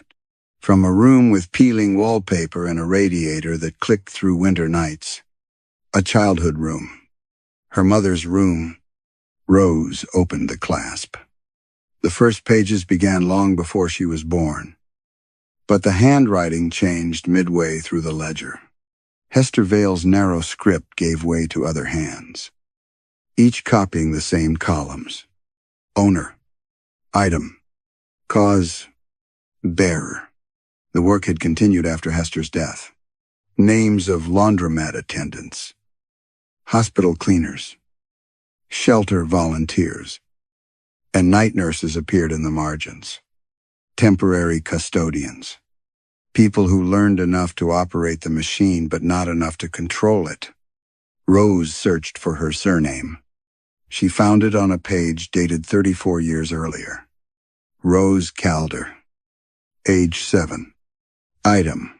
White school cardigan. Owner. Marion Calder. Cause. Fatal injury to Thomas Calder. Concealed as fall from cellar steps. Bearer. Rose Calder. Rose stopped breathing. Her father had died when she was 7. Her mother had always said he fell while carrying tools. A memory broke open. Her father on the kitchen floor, her mother gripping a brass lamp, blood soaking the sleeve of Rose's cardigan as she knelt beside him. Then the laundromat, Hester's old machine turning, her mother whispering, "She won't remember." The memory vanished beneath a rushing mechanical hum. Rose gripped the table. "My mother brought me here." "She brought the stain," the woman corrected. The machine chose where it went. Rose turned the page. Later entries followed her life. At 16, after witnessing a neighbor strike his wife. At 23, during nursing school, after a lecturer falsified an examination report. At 30, after the first patient death, Rose helped document incorrectly. Each event had prepared her. Each transfer had taught her to mistrust what she remembered and accept what records claimed. The final pages were recent. Rose found Cedric Morrow, Miles Fenwick, and the unnamed woman standing beside her. Then she reached the last written entry. It contained only her name, Rose Calder. No waiting. No bearer. Under the heading marked Purpose, someone had written, successor to Hestervale. Rose looked at the woman. No. The machine disagrees. A sound came from the shelves. Every paper parcel tightened at once. Strings drawing taut around the spotless garments. The black ledger turned one final page by itself. Fresh ink spread across the empty paper. Owner, all who wash. Bearer, Rose Calder. Below it, a final line appeared. Transfer of custody already complete. The words transfer of custody already complete remained wet on the page. Rose touched them. The ink came away warm and red. The woman in the hospital robe watched without blinking. You said the machine chooses, Rose said. Why does it need a successor? It does not need hands to turn the drum. She looked toward the ceiling, where washer 14 vibrated above them. It needs someone to keep the world believing the drum is empty. A deep rotation moved through the basement. Every parcel seemed to inhale. Rose backed away from the ledger. It removes guilt. No. Memory? Not exactly. The woman untied the bundle, labeled Edith Vale. Inside lay the child-sized thermal blanket Rose had carried in the recording. It was perfectly white. She held it beneath the green lamp. At first there was nothing. Then Rose looked away. A dark shape spread across the fabric at the edge of her vision. A small body curled beneath the blanket. When she turned back, the mark vanished. The blood was washed before you brought this here, the woman said. The evidence was already gone. Then what did the machine take? What the evidence meant? The machine did not erase events. It separated events from the minds capable of naming them. A wound remained a wound, but no longer a murder. A dead patient remained dead, but no longer neglected. A child remembered screaming, but no one believed the room she described had existed. The stain is recognition, Rose whispered. Above them, washer 14 entered a faster cycle. The walls murmured in hundreds of voices. A maid described a fireplace. A veteran described a cell. A nurse described a monitor left unanswered. Their accounts overlapped until each sounded like fevered nonsense. The guilty people still know? Rose asked. For a while, without memory attached to consequence, guilt becomes discomfort, then habit, then nothing. Rose pictured the customers leaving with clean clothing and relaxed faces. Their crimes had not been forgiven. They had been disconnected from the part of the mind that recognized them as crimes. And the bearers, they receive everything the owners cannot endure.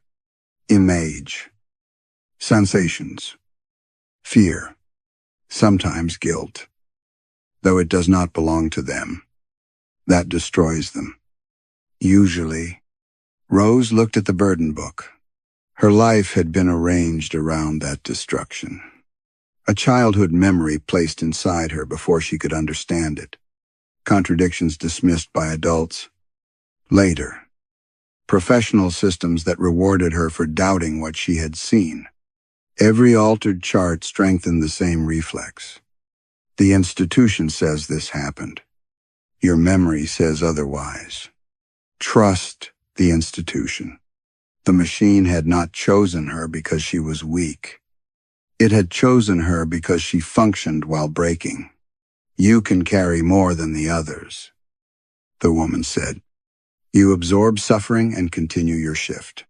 You question yourself before authority. You can know something is wrong and still complete the paperwork. Rose felt anger rise. I helped people. Yes. I saved lives. Yes. I am not the same as the people in these books. No, the woman said. You are more useful. The words hurt because they were not entirely false. Rose had spent years turning horror into language safe enough for supervisors. Adverse outcome. Delayed response. Documentation discrepancy. But softened language had not protected the dead. It had protected the living from recognizing what they had done. The basement lights flickered. Across the shelves, names disappeared from the labels. Owners vanished first. Bearers remained. Miles Fenwick, May Larkin, Simon Pell, Rose Calder. The guilty were becoming clean. Only the burdened kept their names. Rose seized the ledger and tore at the final page. The paper stretched like wet cloth but would not rip. Why are you helping me? Because I carried your mother's memory for 34 years. Rose stared at her. My father? Your mother, striking him. You kneeling in the blood. Her bringing you to the machine. The woman's face changed as she spoke. For an instant she looked 7 years old, then elderly, then exhausted beneath hospital lights. Edith Vale was only the last name they gave me, she said. Before that, I was every person who could be dismissed. A bell sounded above them. Washer 14 had finished. White light filled the stairway. A new label printed from the wall beside the shelves. Rose pulled it free.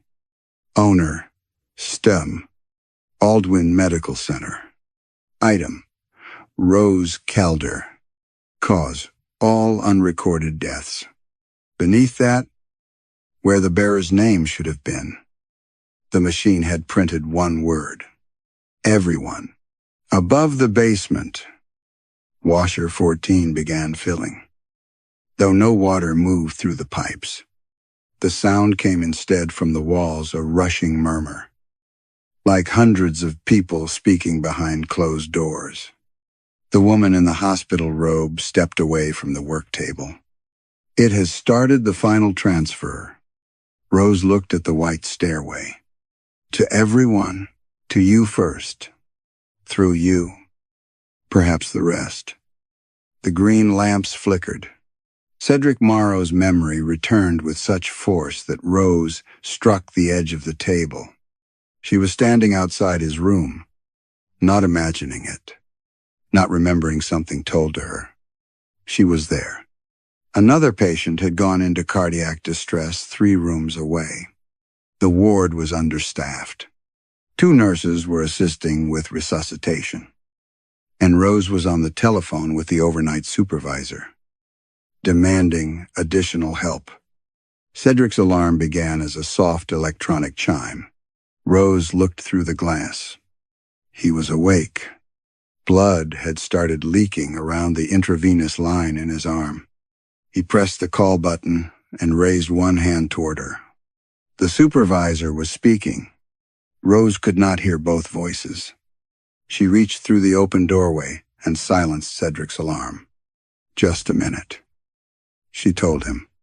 His mouth moved. She closed the door. The emergency in the other room lasted longer than expected. By the time Rose returned, Cedric had torn the line free while attempting to stand. Blood soaked the sheet and ran between the bed rails. His heart rhythm had become unstable. Rose pressed gauze against his arm. He looked at her with puzzled eyes. "You said a minute," he whispered. "Later, after he died." Rose opened the alarm log. She changed the response time. Not by much. Only enough to make the delay look unavoidable. She told herself the ward had failed. Not her.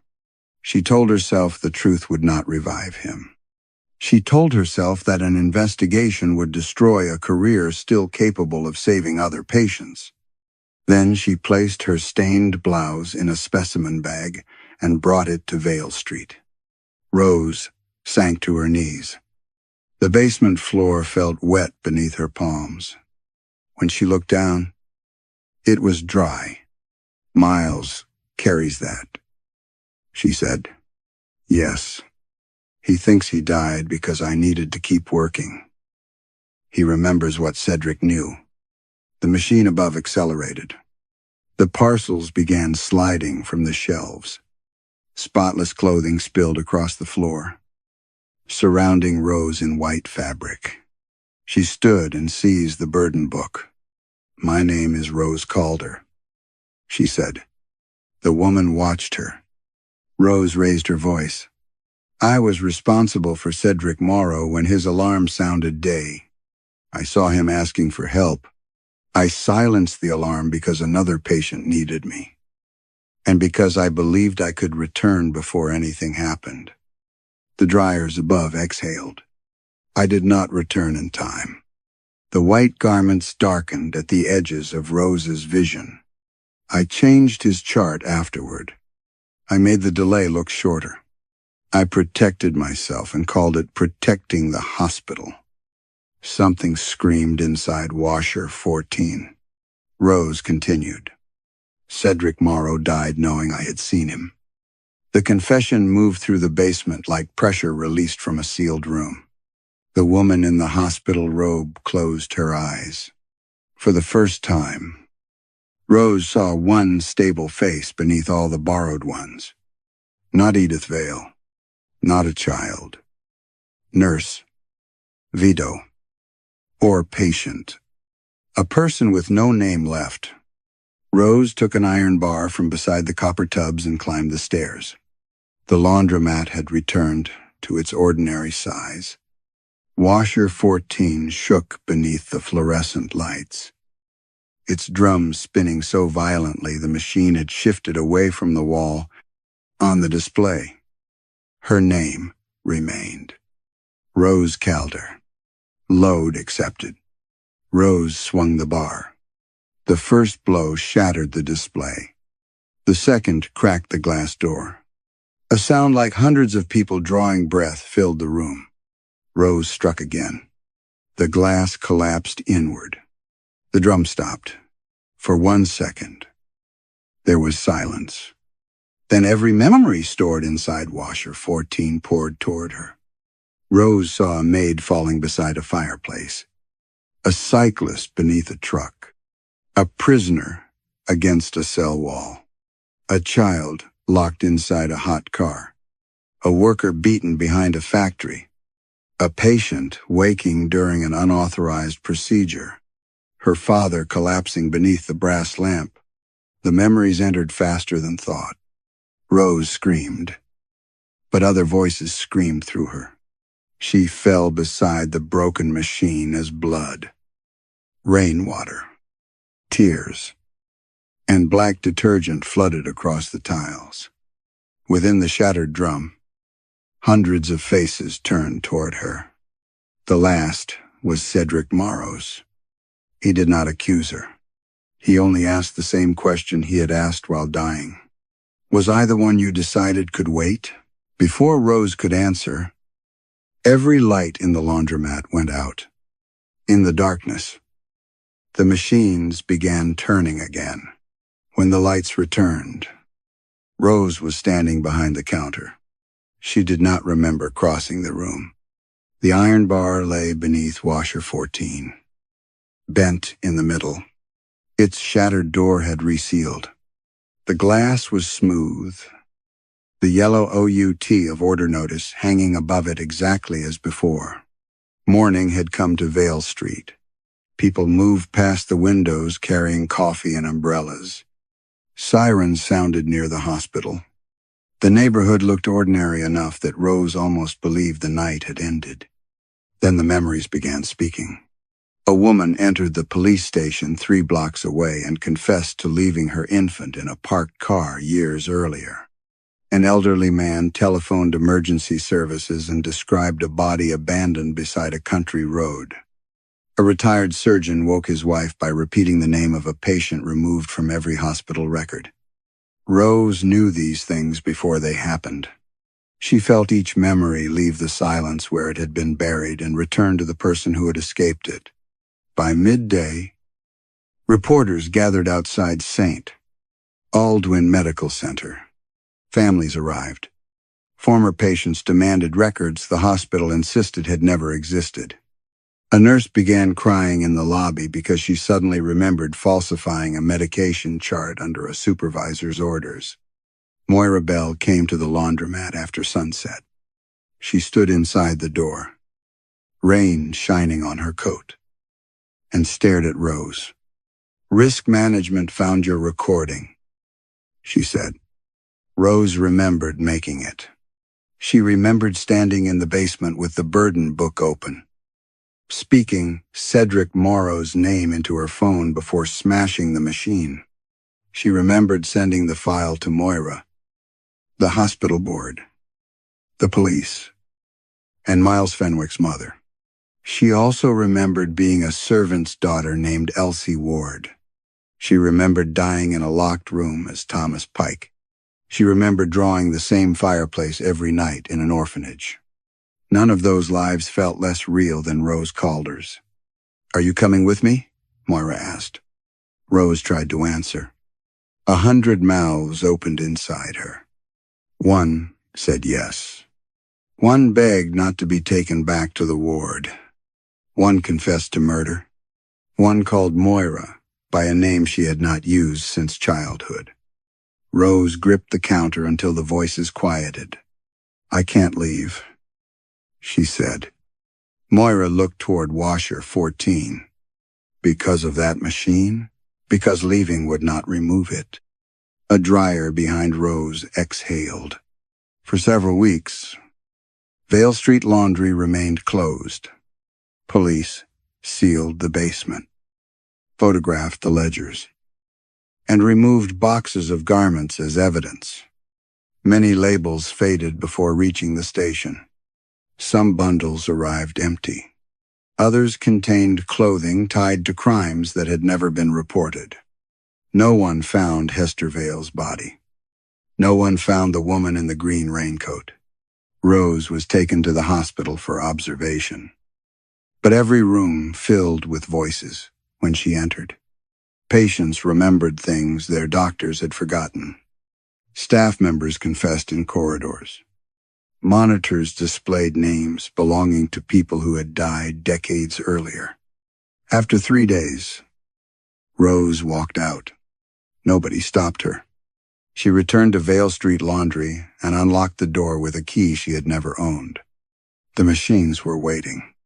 Months passed. The neighborhood changed. Arrests were made. Lawsuits opened.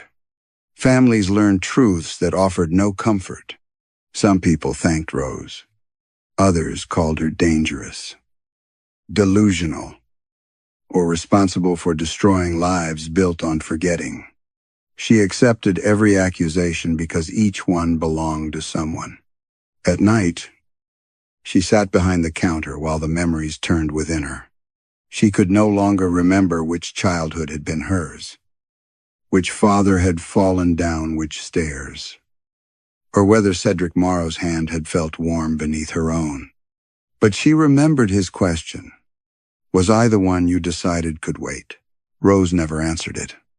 Near midnight one winter evening, a young man entered carrying a folded white shirt. It was perfectly clean. He approached the counter with the careful expression of someone ashamed to ask for help. "There's a stain," he said. Rose looked at the shirt. She saw nothing. Behind him. "Washer, 14 unlocked." The young man glanced toward the sound. "Can you remove it?" Rose opened her mouth to warn him. Instead, hundreds of voices rose through her throat. Some begged him to leave. Some asked for names. Some demanded to know what he had done. And beneath them all, Hester Vale whispered with Rose's voice, "Put it in the machine." Every washer in the laundromat began to turn. Some stains survive because they are hidden where no one will look, while others disappear because the person who carries them is easy to dismiss. Rose tried to expose the truth, but truth did not free her. It made her the place where every buried memory could continue speaking. Perhaps that is the most frightening part of guilt. It is never truly removed. It is only transferred, renamed, or placed inside someone with less power. If remembering the truth meant losing yourself, would you still choose to remember? Story 3. By 11:30, the rain had thinned to a gray mist over Bellwether, and the red warning light above Studio B had begun to pulse even though no one was inside.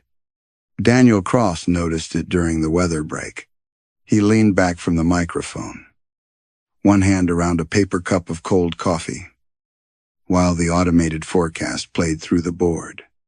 Beyond the studio glass, the corridor lay empty beneath fluorescent lights that hummed like trapped insects.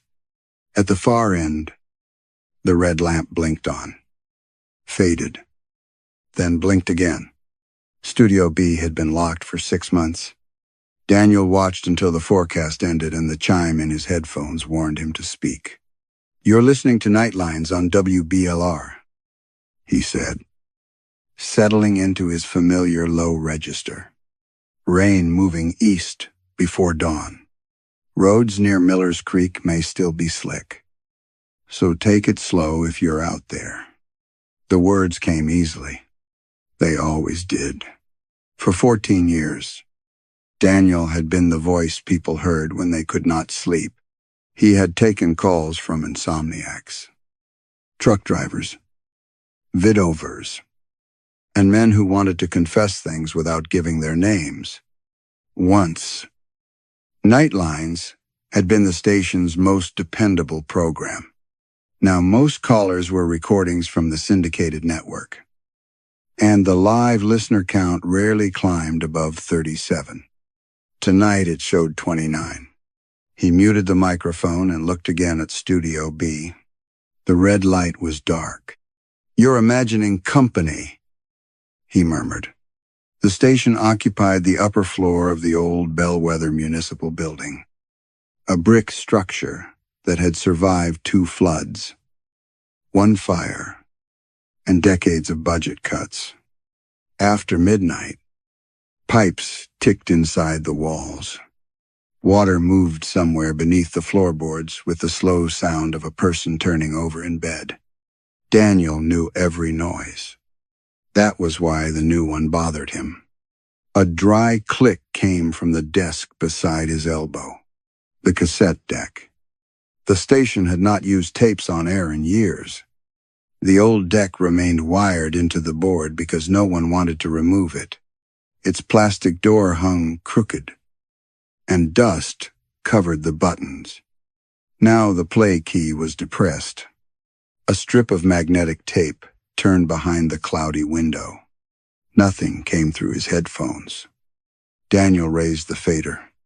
Static breathed into his ears, faint and tidal.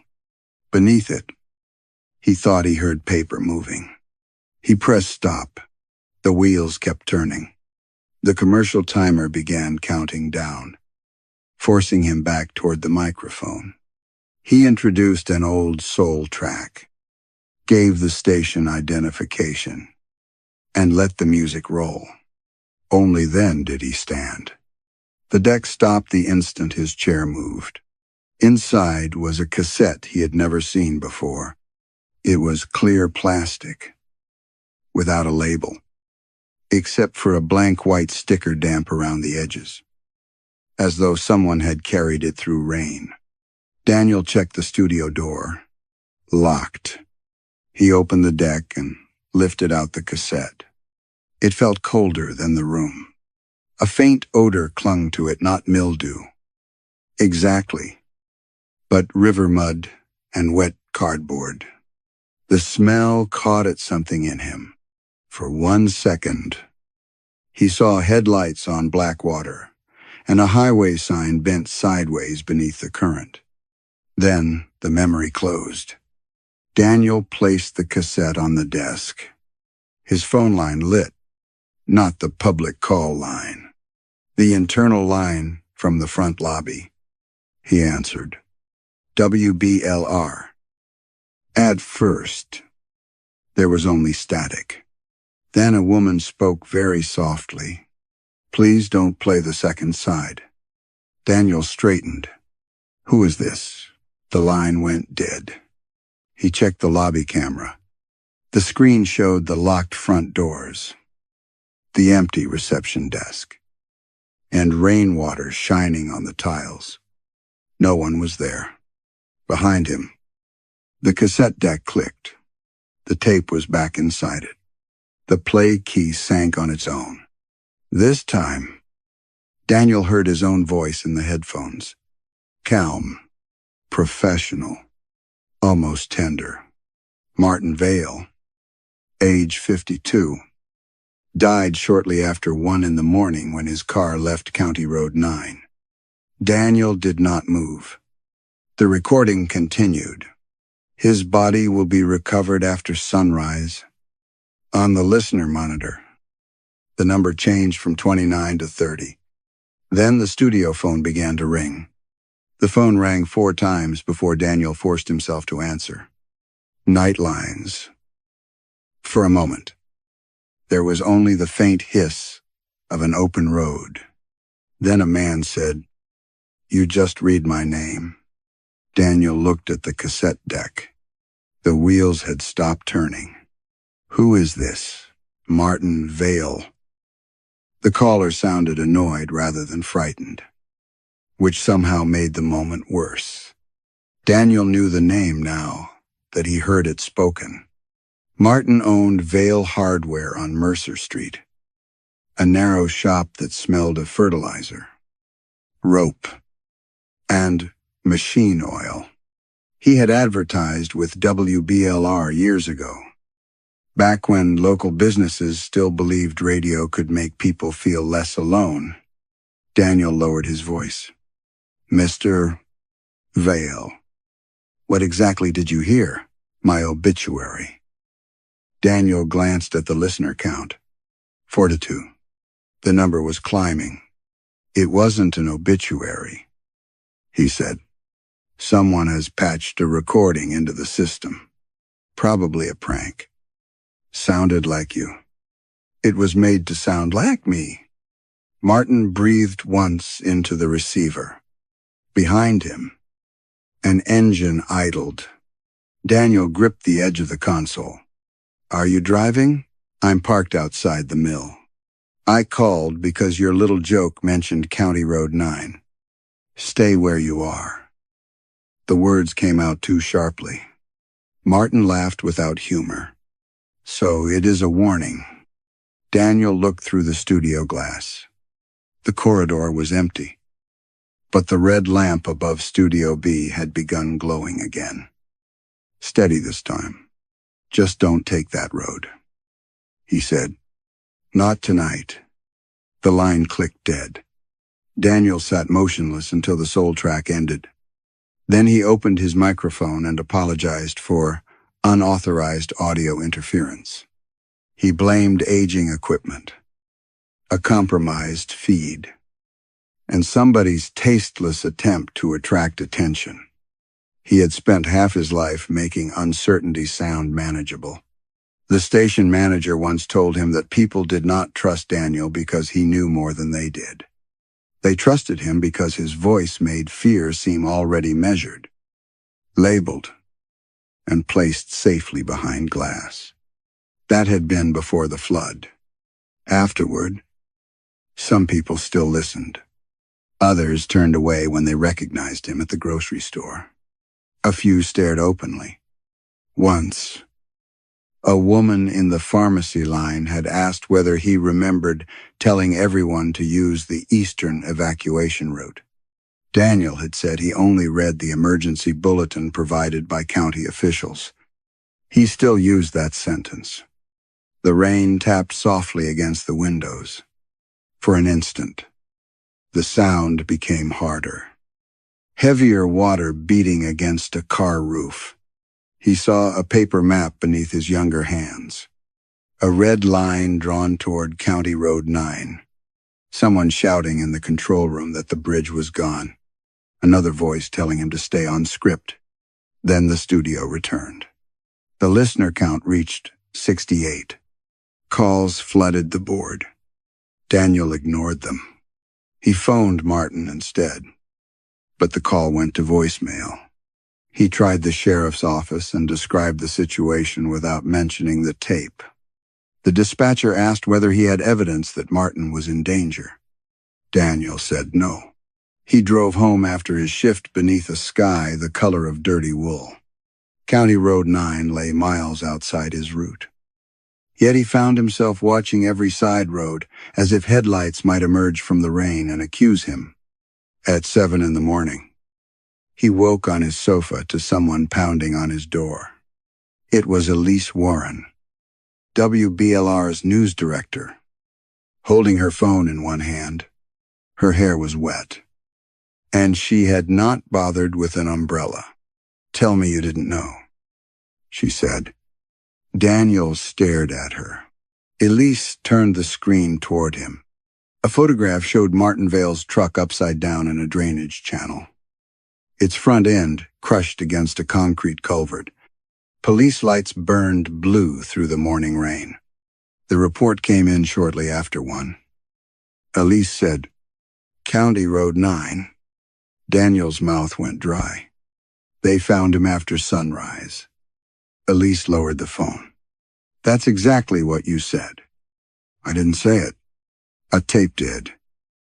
She studied him with the same guarded expression the town had worn since the flood. Then her phone played a video recorded from someone's radio. Daniel heard his own voice announce Martin's death, clear beneath the static.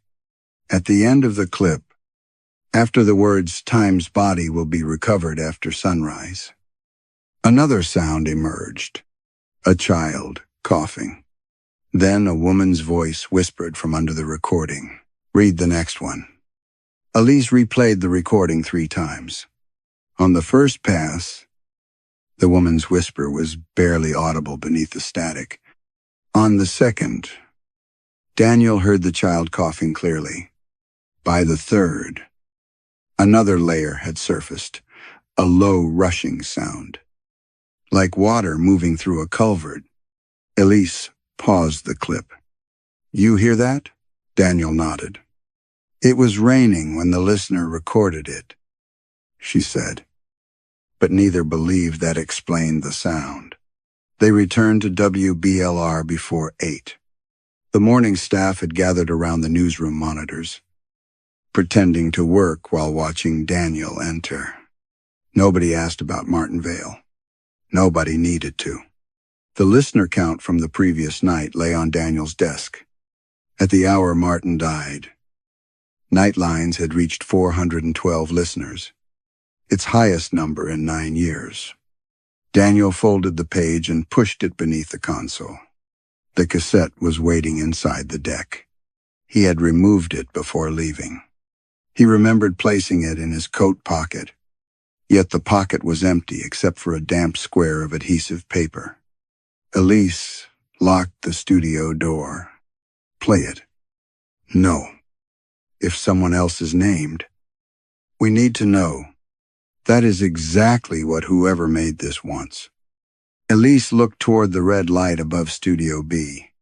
"Martin is dead." This stopped being a prank. Daniel pressed eject. The cassette would not release. The play key sank beneath his finger. Static filled the room. Water came first. Deeper now, followed by several voices speaking in uneven unison. Residents north of Miller's Creek should proceed east along County Road 9. Daniel reached for stop. The voices continued. Do not use the western bridge. Emergency services have confirmed the eastern route remains open. He knew the words before they finished. They were from the Bellwether Evacuation Bulletin, the announcement he had read while floodwater crossed the eastern road. Elise stared at him. She had been a student then, listening from her parents' kitchen while they packed their car. Was that your broadcast? Daniel did not answer. The recording clicked. His voice returned, smooth and solemn. Catherine Bell, age 63, will die at 20 minutes past 11 tonight after falling from the upper landing of her home on Willow Street. Daniel stopped breathing. The obituary continued with the names of Catherine's parents, her late husband, and the library where she had worked for 35 years. All of it was accurate. Elise whispered. You know her. Catherine Bell had been Daniel's literature teacher. She taught him how to slow down when reading aloud, how to leave silence around a sentence so people would lean closer. When he first joined WBLR, she mailed him a card saying the town needed a voice it could trust. After the flood, she stopped writing. Daniel tore the cassette from the deck. Black ribbon spilled across the console. The speakers kept playing. Beneath his obituary voice, the evacuation bulletin repeated. Other voices interrupted it. The water is over the hood. There are children in the car. You sent us the wrong way. Elise shut off the board. The voices continued through the dead speakers. Daniel called Catherine. She answered after 7 rings. Daniel? The sound of her voice made him grip the receiver harder. Mrs. Bell, I need you to leave your house. A pause. You have not called me that in 20 years. Please, go downstairs. Better yet, go outside and wait for me. Why? He looked toward the ruined cassette. The loose tape was moving slowly across the desk, though no air stirred. Something may happen on your upper landing tonight. Catherine was silent long enough for him to hear a clock ticking in her house. Then she said, You warned people once before. The words struck with the cold precision of a blade. I'm trying to do it differently this time. At whose expense? Daniel could not answer. Catherine Seahill, come if you must. But do not bring the radio station into my home. The line went dead. The spilled tape had arranged itself into a wet black curve across the floor. It resembled a road on an old evacuation map. At its eastern end lay a new strip of white label. Written across it in Daniel's handwriting were 4 words. Someone must take her place. Daniel arrived at Catherine Bell's house shortly before 10 that night. Willow Street was quiet beneath the rain. Its old houses set back behind bare hedges and narrow lawns, shining under the street lamps. Catherine's porch light was on. So was the light above the upstairs landing. Daniel noticed that one first. It glowed through the tall window over the front door, pale and steady, illuminating the shadow of the banister. Catherine opened the door before he knocked. She wore a blue cardigan buttoned to the throat and held a brass-topped walking stick Daniel had never seen her use. Her white hair was neatly pinned, and her expression carried the same patient disappointment she had once reserved for students who pretended not to understand an assignment. You came alone, she said. Yes. That is something. Daniel stepped inside. The house smelled of tea, furniture polish, and old books. Above them, the staircase curved toward a narrow landing lined with framed photographs. He looked at his watch. More than an hour remained. "I want you to stay downstairs," he said. "I have stayed downstairs since you called. Don't go near the landing." Catherine followed his gaze. "I have lived here for 41 years without falling down those stairs. Tonight is different. Because a tape said so?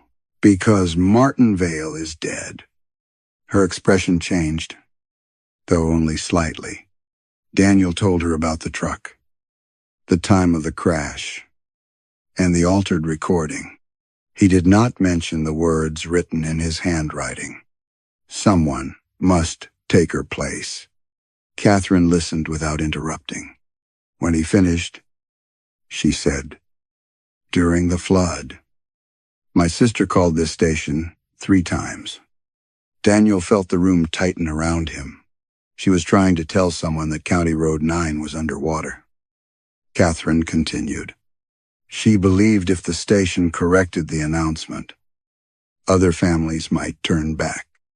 I wasn't handling the phones. You were reading the bulletin. I read what the county gave us."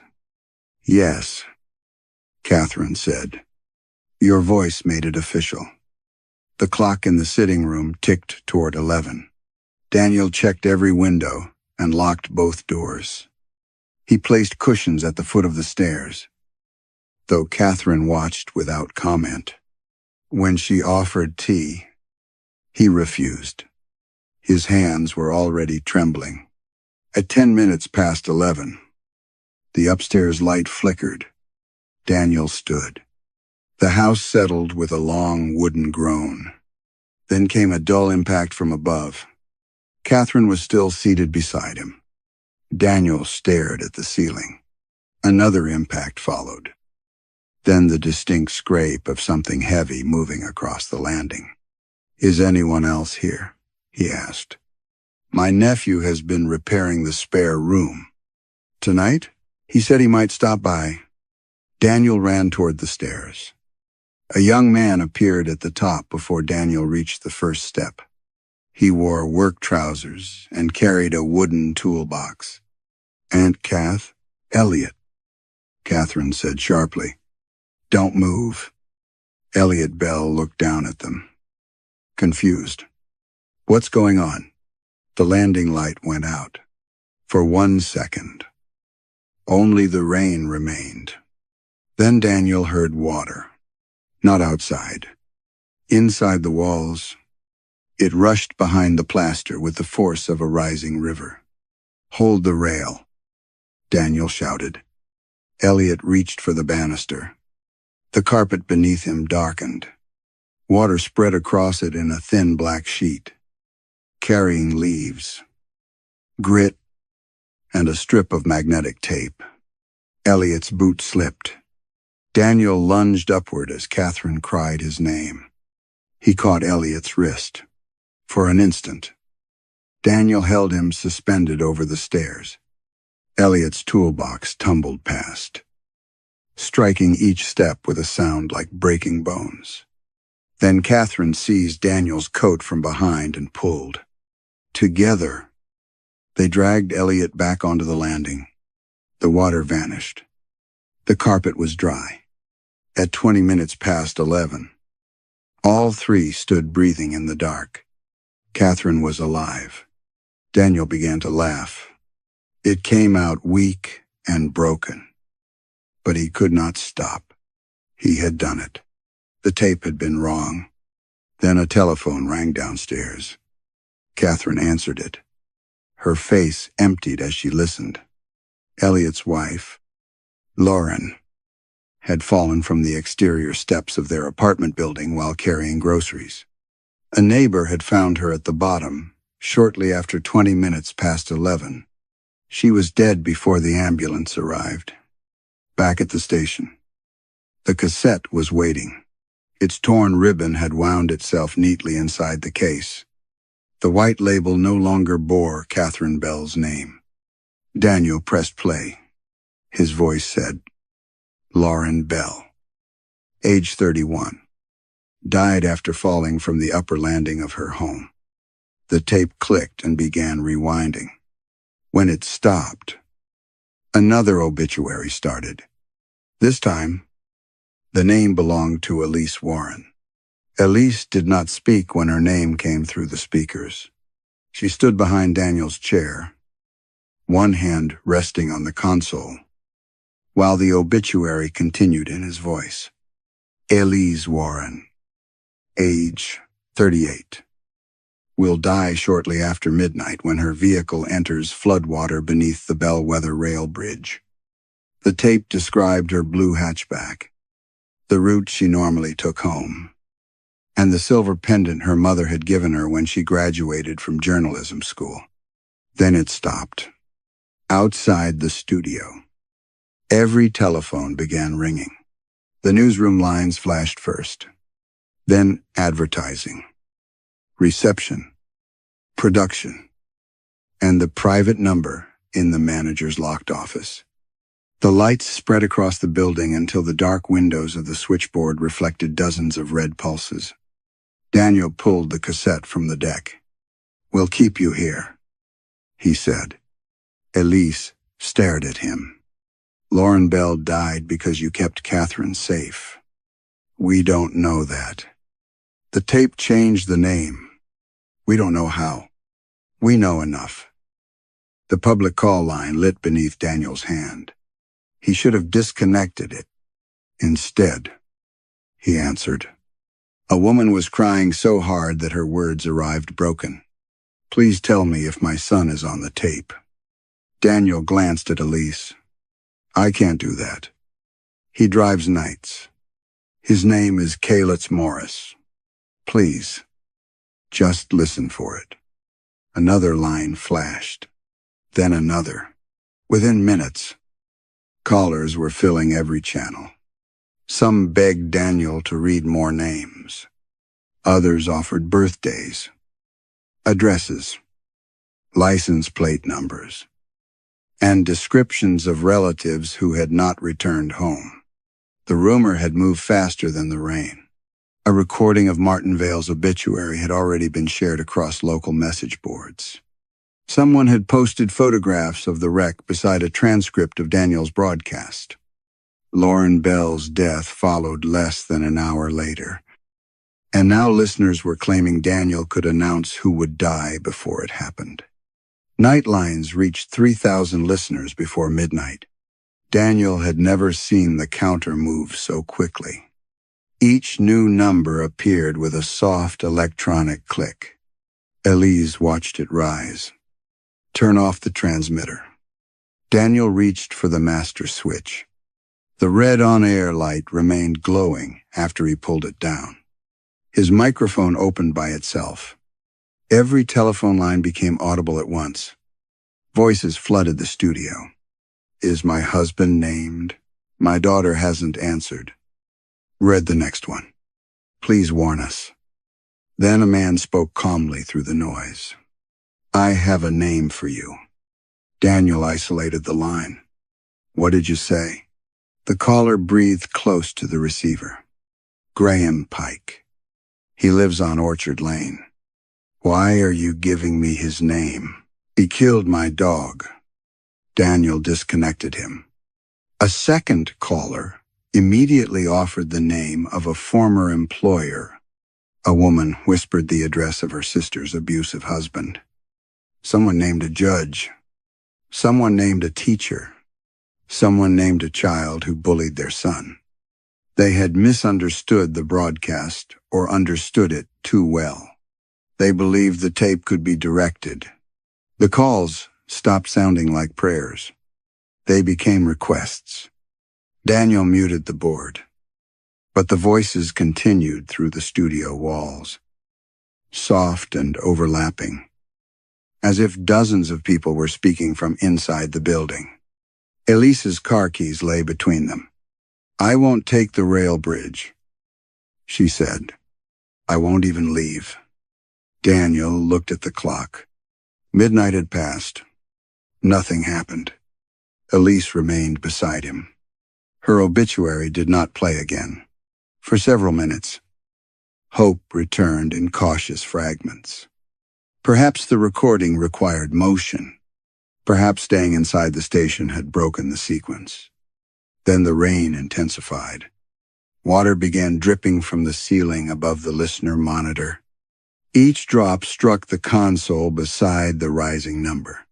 4,000. 5,000. 6. The cassette deck clicked. Daniel and Elise turned together. The tape rewound without being touched. When it began playing, Daniel's recorded voice no longer mentioned Elise's car. Elise Warren, age 38. Will die inside WBLR after drowning beneath the Bellwether rail bridge. Elise whispered. That doesn't make sense. A deep, metallic groan passed beneath the floor. The carpet darkened around their shoes. River water pushed upward through the electrical sockets, carrying mud, leaves, and small pieces of broken glass. The telephones rang again. Daniel answered one without thinking. A woman spoke in a quiet, satisfied voice. If Elise has to die anyway, she said, can I choose who dies instead? Daniel dropped the receiver. The woman's voice continued through the handset after it struck the floor. Can I choose? Water spread beneath the console, black with silt. It covered Daniel's shoes, climbed past his ankles, and carried dead leaves in slow circles around the chair legs. Elise seized his arm. We have to get out. They crossed the newsroom together. But the corridor leading to reception had changed. It was longer than it should have been. The front doors remained visible at the far end, framed by the green glow of the emergency sign. Yet every step seemed to push them farther away. Offices passed on either side more than once. Daniel saw the same framed photograph of the station's first broadcast 3 times. Behind every closed door, telephones rang. When they finally reached reception, the front doors would not open. Daniel drove his shoulder against them. The glass showed the parking lot outside, dry and empty beneath a clear night sky. There was no rain. Inside, water continued rising. Elise tried the stairwell. The metal door opened onto a wall of river water, held upright like dark glass. Shapes moved within it, headlights, branch, pale hands pressed against submerged windows. She slammed the door. A red light ignited behind them. Studio B. Its warning lamp burned steadily above the sealed entrance. Daniel stared at it. That's where the flood broadcast came from, he said. Elise followed his gaze. I thought you were in the main studio. I was. At first. The memory returned in fragments, wet coats piled near the control room. County officials arguing over maps. A producer carrying coffee with both hands because she could not stop shaking. Later, when lightning damaged the main board, they transferred emergency coverage to Studio B. Daniel remembered reading for hours beneath that same red lamp. He did not remember leaving. The door had been chained since before Elise joined the station. A rusted padlock hung through the handles. But when Daniel touched it, the metal fell apart like soaked cardboard. Cold air moved through the opening.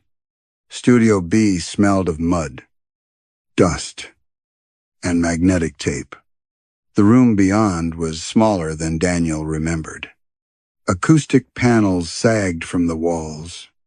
A broadcast desk sat beneath a thick layer of gray dirt. Its equipment swollen and split from water damage. The carpet squelched under their shoes. Yet the studio was dry. Behind the desk stood shelves filled with cassette tapes. Each case bore a date from the week of the bellwether flood. Elise lifted one. Brown water dripped from its edges. These should have been destroyed. They told us the archive was contaminated. Who told you? Daniel did not answer. On the desk lay stacks of emergency scripts. Their pages fused together by damp. He peeled the top sheets apart. The first contained weather warnings. The second listed shelters. The third bore the evacuation order he had read on air.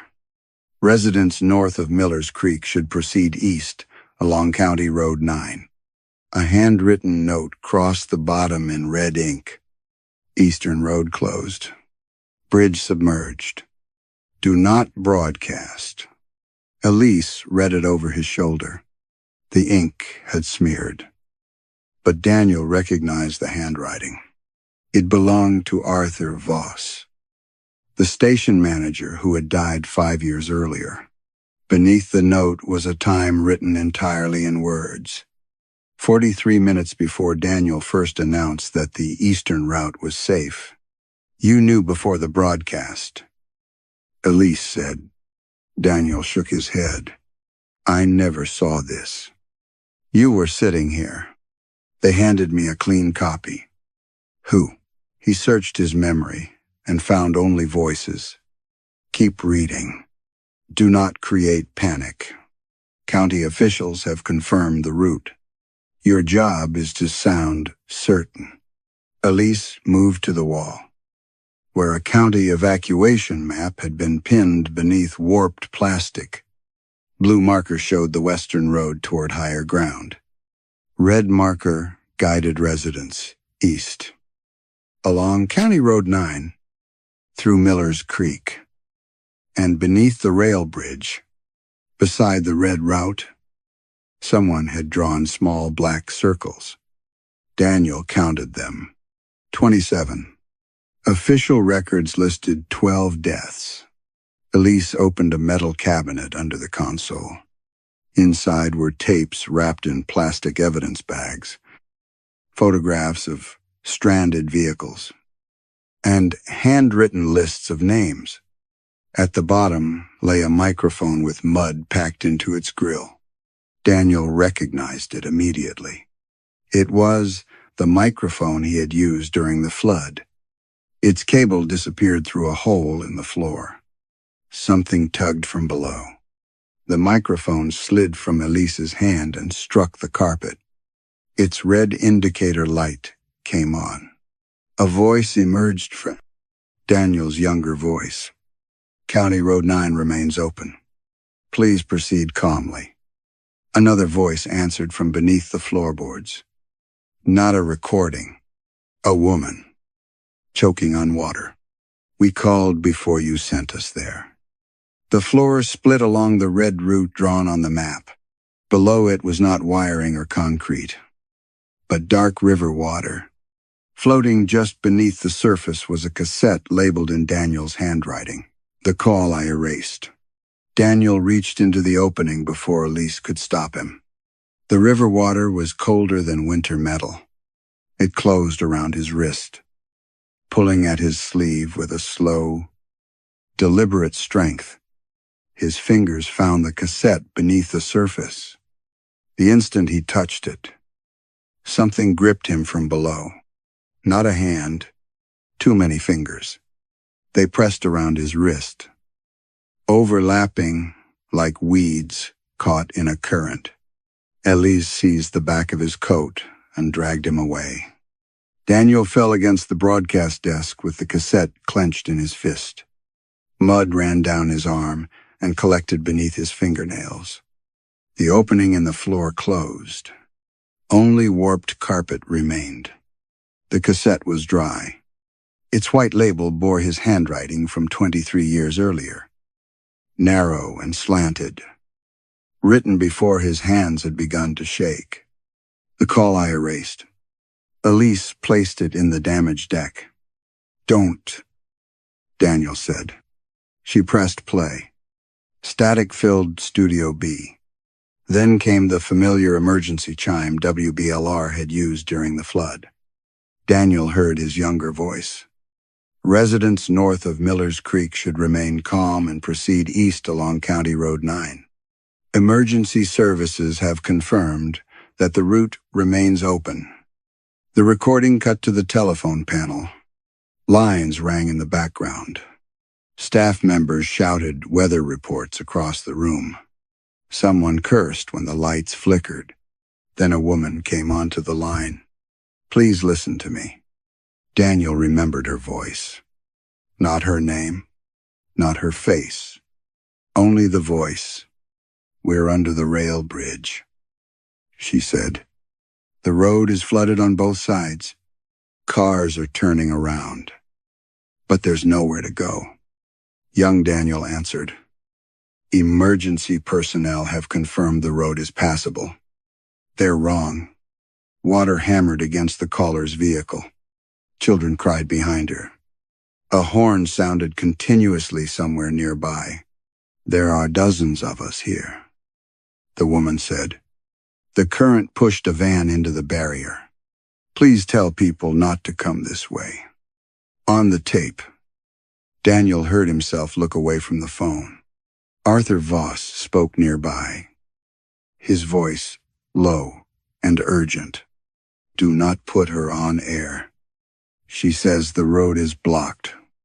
The mayor's office wants the eastern route kept open." "Why?"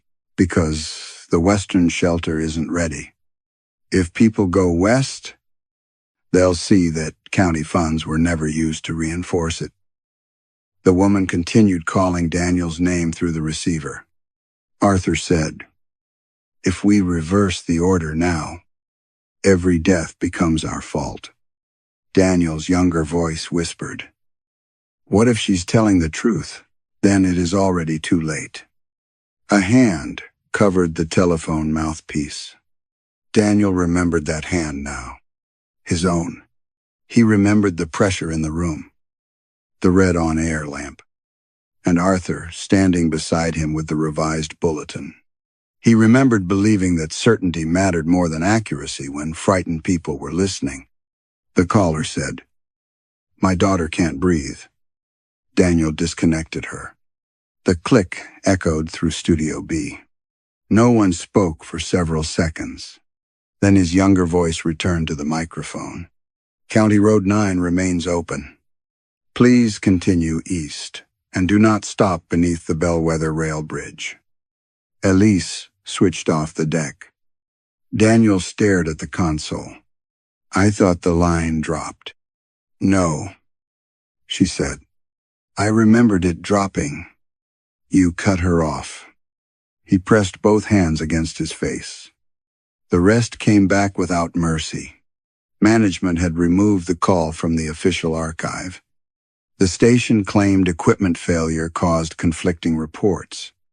County officials blamed sudden changes in the river. 12 deaths were acknowledged publicly. The folders inside the cabinet told another story. Elise spread them across the desk. Insurance correspondence described settlements paid through private accounts. Internal memos instructed staff not to use the phrase "times evacuation error." Photographs showed vehicles recovered miles downstream. Some carrying families never included in Bellwether's official count because their bodies were found outside county limits. 27 black circles on the map. 27 vehicles. Far more than 12 dead. Daniel found a typed list of names. Besides, several were notes explaining why they had been excluded. Temporary residents. Undocumented workers. Unidentified passengers. Families traveling through town. At the bottom of the cabinet lay a signed non-disclosure agreement. Daniel Cross. His signature curved across the page. "I didn't know the true number," he said. Elise looked at the document. "You knew enough to sign." The cassette deck began playing again. The woman's call returned. But this time the sound continued after Daniel disconnected her. The receiver had not gone silent. It had recorded the car filling with water. Children coughed. Glass cracked. The woman whispered names, one after another, as though taking attendance in the dark. The final name she spoke was her own, Mariana Warren. Elise stopped breathing. Daniel looked at her. She stared at the speaker, her face empty. "My mother," she said. The microphone on the floor rolled toward her feet. Its light turned red. Marianne Warren's drowned voice emerged from the grill. "Elise was in the car with me." Elise stepped away from the microphone. "That's impossible." Marianne Warren's voice crackled through the grill. "You were 6 years old. You were under the blanket in the back seat." Elise pressed both hands against her temples. "I wasn't there. My father told me I stayed with my grandmother." The microphone rolled closer. "He pulled you through the window after the water took me." A memory moved across Elise's face before she could stop it. Daniel saw it in the sudden tightening of her jaw, darkness inside a car, water rising around small shoes, a woman singing through chattering teeth. Elise shook her head. "My father said she was alone, because survivors were easier to compensate than witnesses," Daniel said. The cassette deck clicked. The tape began replaying every obituary in reverse order.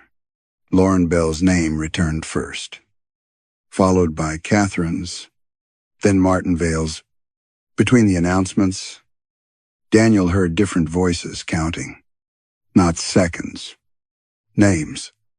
Each name matched one of the files spread across the desk. The dead excluded from the official flood record. Marianne spoke again. They were not counted. So they were not finished. The studio walls trembled. Damp stains spread across the acoustic panels, forming dark human shapes, shoulder to shoulder. Daniel picked up the list. 27 vehicles. Dozens of passengers, some identified. Others described only as times unknown male, unregistered child, or possible transient. "These are the people the tape is killing for," he said. "No," Elise whispered. "It's killing new people." Daniel looked at the altered obituary labels. "It's replacing them." He saw the pattern now. Martin Vale had not been chosen at random. His father had owned the towing company that removed flooded vehicles before investigators could examine them. Catherine Bell's sister had been among the stranded callers. Catherine's survival shifted the death to Lauren, the person nearest to the family created by Catherine's continued life. And Elise, her mother's death had been removed from the official count. The tape was returning it. Not to the guilty, to the living. Daniel read the names again. Each obituary was attached to an unacknowledged victim through family, property, employment, or memory. The curse did not punish those responsible. It sought balance in the cruelest way possible. A death denied became a death reassigned. Elise stared at the rising water around their shoes. "If I stay alive, who dies instead?" The microphone answered in Marianne's voice. "Someone closer." The words seemed to darken the room. Daniel thought of Lauren falling after Elliot survived. Not a stranger. Not a random substitute. The death moved inward, toward the person whose loss would make the rescue most painful. Saving someone did not erase the sentence. It taught the sentence where to hurt. The phones outside Studio B rang in unison. Daniel heard the callers again, offering names. They believed they could direct the deaths toward enemies. But the tape would never obey them. Every requested sacrifice would circle back through affection, dependence, and guilt. He rushed to the console and opened the microphone. "Stop calling," he said. "Do not give us names. This is not a request program." His voice went out across Bellwether. The listener monitor climbed past 11,000. "The tape does not tell us who will die." Daniel continued. "It assigns deaths that were never acknowledged. If we interfere, the death moves to someone closer." The call board lit brighter. A man shouted through one line, "Then warn me who's next." A woman begged Daniel to choose her instead of her daughter. Another caller laughed and said he had no one close enough to lose. The cassette began turning. Elisa's obituary played again. This time, it ended differently. "Elise Warren will drown inside WBLR. If she is removed, the death will pass to the person she most fears losing." Elise closed her eyes. Daniel knew before she spoke. "My daughter," she said. He had never known Elise had a child. "She lives with her father in Crestwood. She's 12. Water struck the underside of the floorboards. Daniel reached for Elisa's arm, but she pulled away. "You cannot save me. We can expose the truth. That didn't bring my mother back." "No, but maybe it can stop the transfer." The drowned voices filled the room. "Count us." Daniel looked at the hidden files, the photographs, and the old evacuation map. The deaths did not want replacements. They wanted recognition. He carried the evidence toward the main studio, but the door slammed shut before he reached it. A fresh sheet of paper slid from beneath the console. It was an obituary, written in wet black ink. At the top was Elisa's daughter's name. At the bottom, one sentence waited for Daniel. "Read the truth," or "read the child." Daniel carried the wet obituary into the main studio. The corridor shortened as he walked, folding back into its proper shape. Offices passed only once. The ringing telephones fell silent one by one, until the only sound left was water dripping from his coat and the faint movement of magnetic tape behind the walls. Elise followed him. "You don't have to do this," she said. "Yes, that is not an answer. It is the only one I have left." Inside the broadcast room, the on-air light burned brighter than Daniel had ever seen it. The listener counter showed more than 14,000 people tuned in. Almost everyone in Bellwether was listening. Daniel placed the hidden files across the console. Elise connected the archived cassette deck to the main board and loaded the recording of Marianne Warren's call. The fresh obituary bearing her daughter's name lay beside Daniel's hand. Its ink continued spreading through the paper like blood through cloth. He opened the microphone. "My name is Daniel Cross," he began. "For more than 20 years, I have told myself that I was only the person reading what others gave me." His voice trembled. He did not lower it. "During the Bellwether flood, this station received warnings that County Road 9 was underwater. We continued directing families east because county officials wanted to conceal failures at the western shelter." The call board lit. Daniel ignored it. "I heard one of those warnings myself. A woman named Marianne Warren told me that cars were trapped beneath the rail bridge. She asked me to stop sending people toward her." Elise pressed play. Marianne's voice entered the broadcast. Thin, beneath the sound of rushing water. "There are children in the car." Then Daniel's younger voice answered. "Emergency personnel have confirmed the road is passable." The listeners heard Arthur Voss ordering Daniel not to put her on air. They heard the discussion about the county shelter. They heard Daniel disconnect the call. Most of all, they heard him return to the microphone and repeat the false route. Daniel let the recording continue until Marianne began reciting the names of those trapped around her. Then he read from the hidden files. Every uncounted victim, the undocumented laborers traveling between farms, the family whose bodies were recovered beyond the county boundary, the unidentified child found beneath the eastern bridge, the elderly couple who had never officially registered as Bellwether residents. With each name, water retreated from the studio floor. The dark shapes on the walls became clearer. Faces emerged. Some watched Daniel. Others looked only toward the microphone. When the final name was read, the studio fell silent. Elise touched the obituary beside him. Her daughter's name had disappeared. For one breath, Daniel believed the confession had ended it.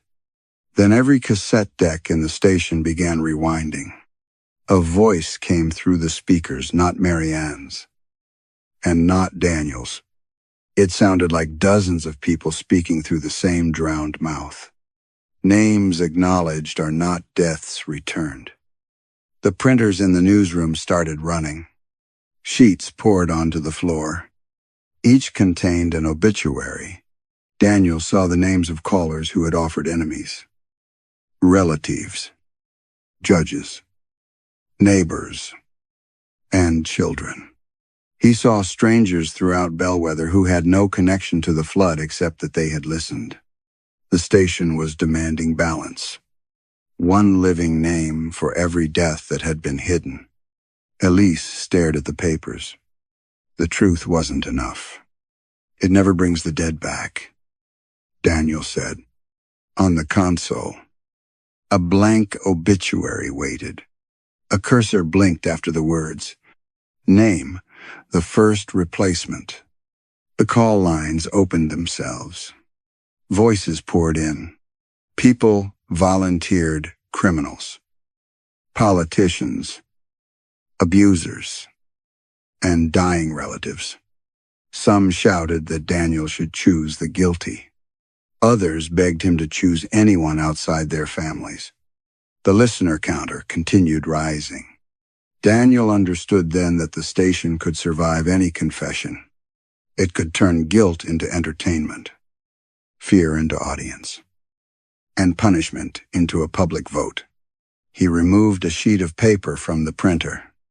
Daniel, Elise said, if I choose someone else, the program continues. There are too many deaths. Then it can begin with me. He wrote his own name. The printers stopped. The water beneath the building became perfectly still. Daniel placed the page before the microphone and read, Daniel Cross, age 46. Will die before dawn inside the station where his voice once directed the living toward the dead. The lights dimmed. His chest tightened. Elise reached for him. But Daniel raised one hand. There is one final thing, he told the listeners. He looked through the studio glass. Behind his reflection stood the drowned families, filling the corridor from wall to wall. Daniel leaned closer to the microphone. If this broadcast asks you for another name, he said, do not answer. The obituary beneath his hands added a final line by itself. The program requires a host. The sentence remained on the paper. Daniel stared at it while the station settled around him. The telephones had stopped ringing. The printers were silent. Even the rain had withdrawn from the windows, leaving Bellwether beneath a darkness so complete that the town seemed submerged. Elise stood beside the studio door. Come with me, she said. Daniel tried to rise.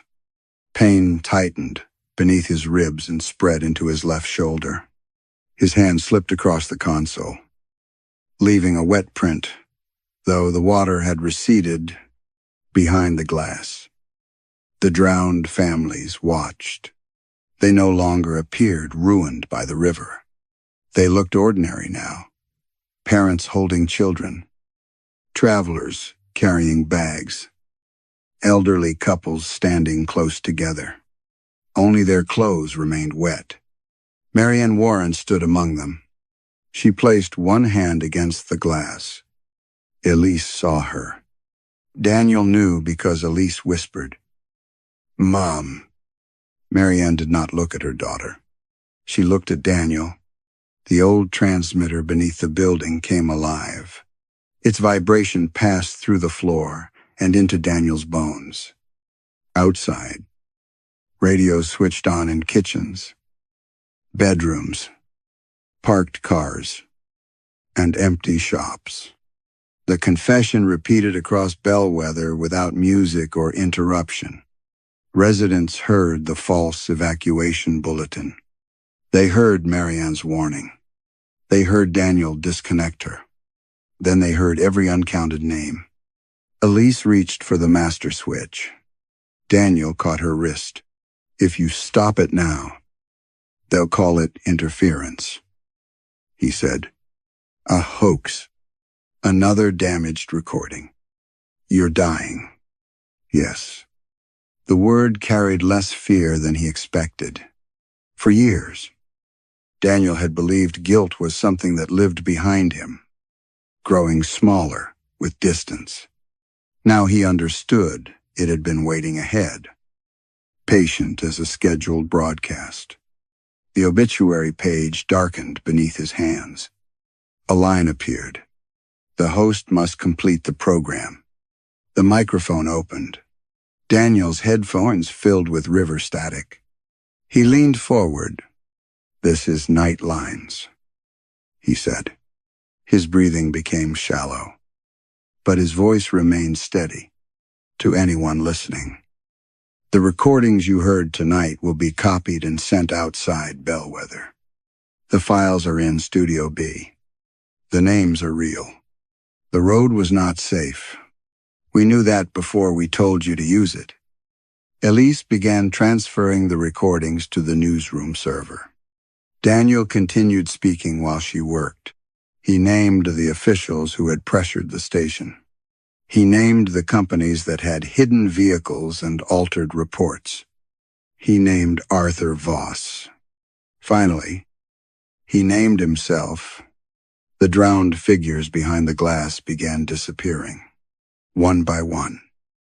They stepped backward into darkness. Marianne remained last. This time, she looked at Elise. Her lips moved. Daniel could not hear the words, but Elise covered her mouth and began to cry. Then Marianne was gone. The pain inside Daniel sharpened.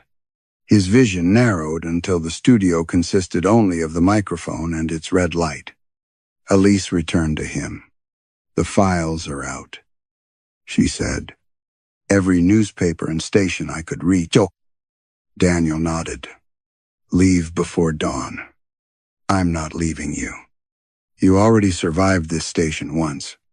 She understood. Elise took his hand. It was the first human touch Daniel had allowed himself since the tape began playing. "You should have listened to her," she said. "I know." The answer was not forgiveness. That made it honest. Elise left the studio shortly before dawn. The corridor no longer stretched. The front doors opened without resistance. And outside, the first gray light had begun gathering above Bellwether. Daniel remained at the microphone. He died while the transmitter carried the final repetition of his confession across the town.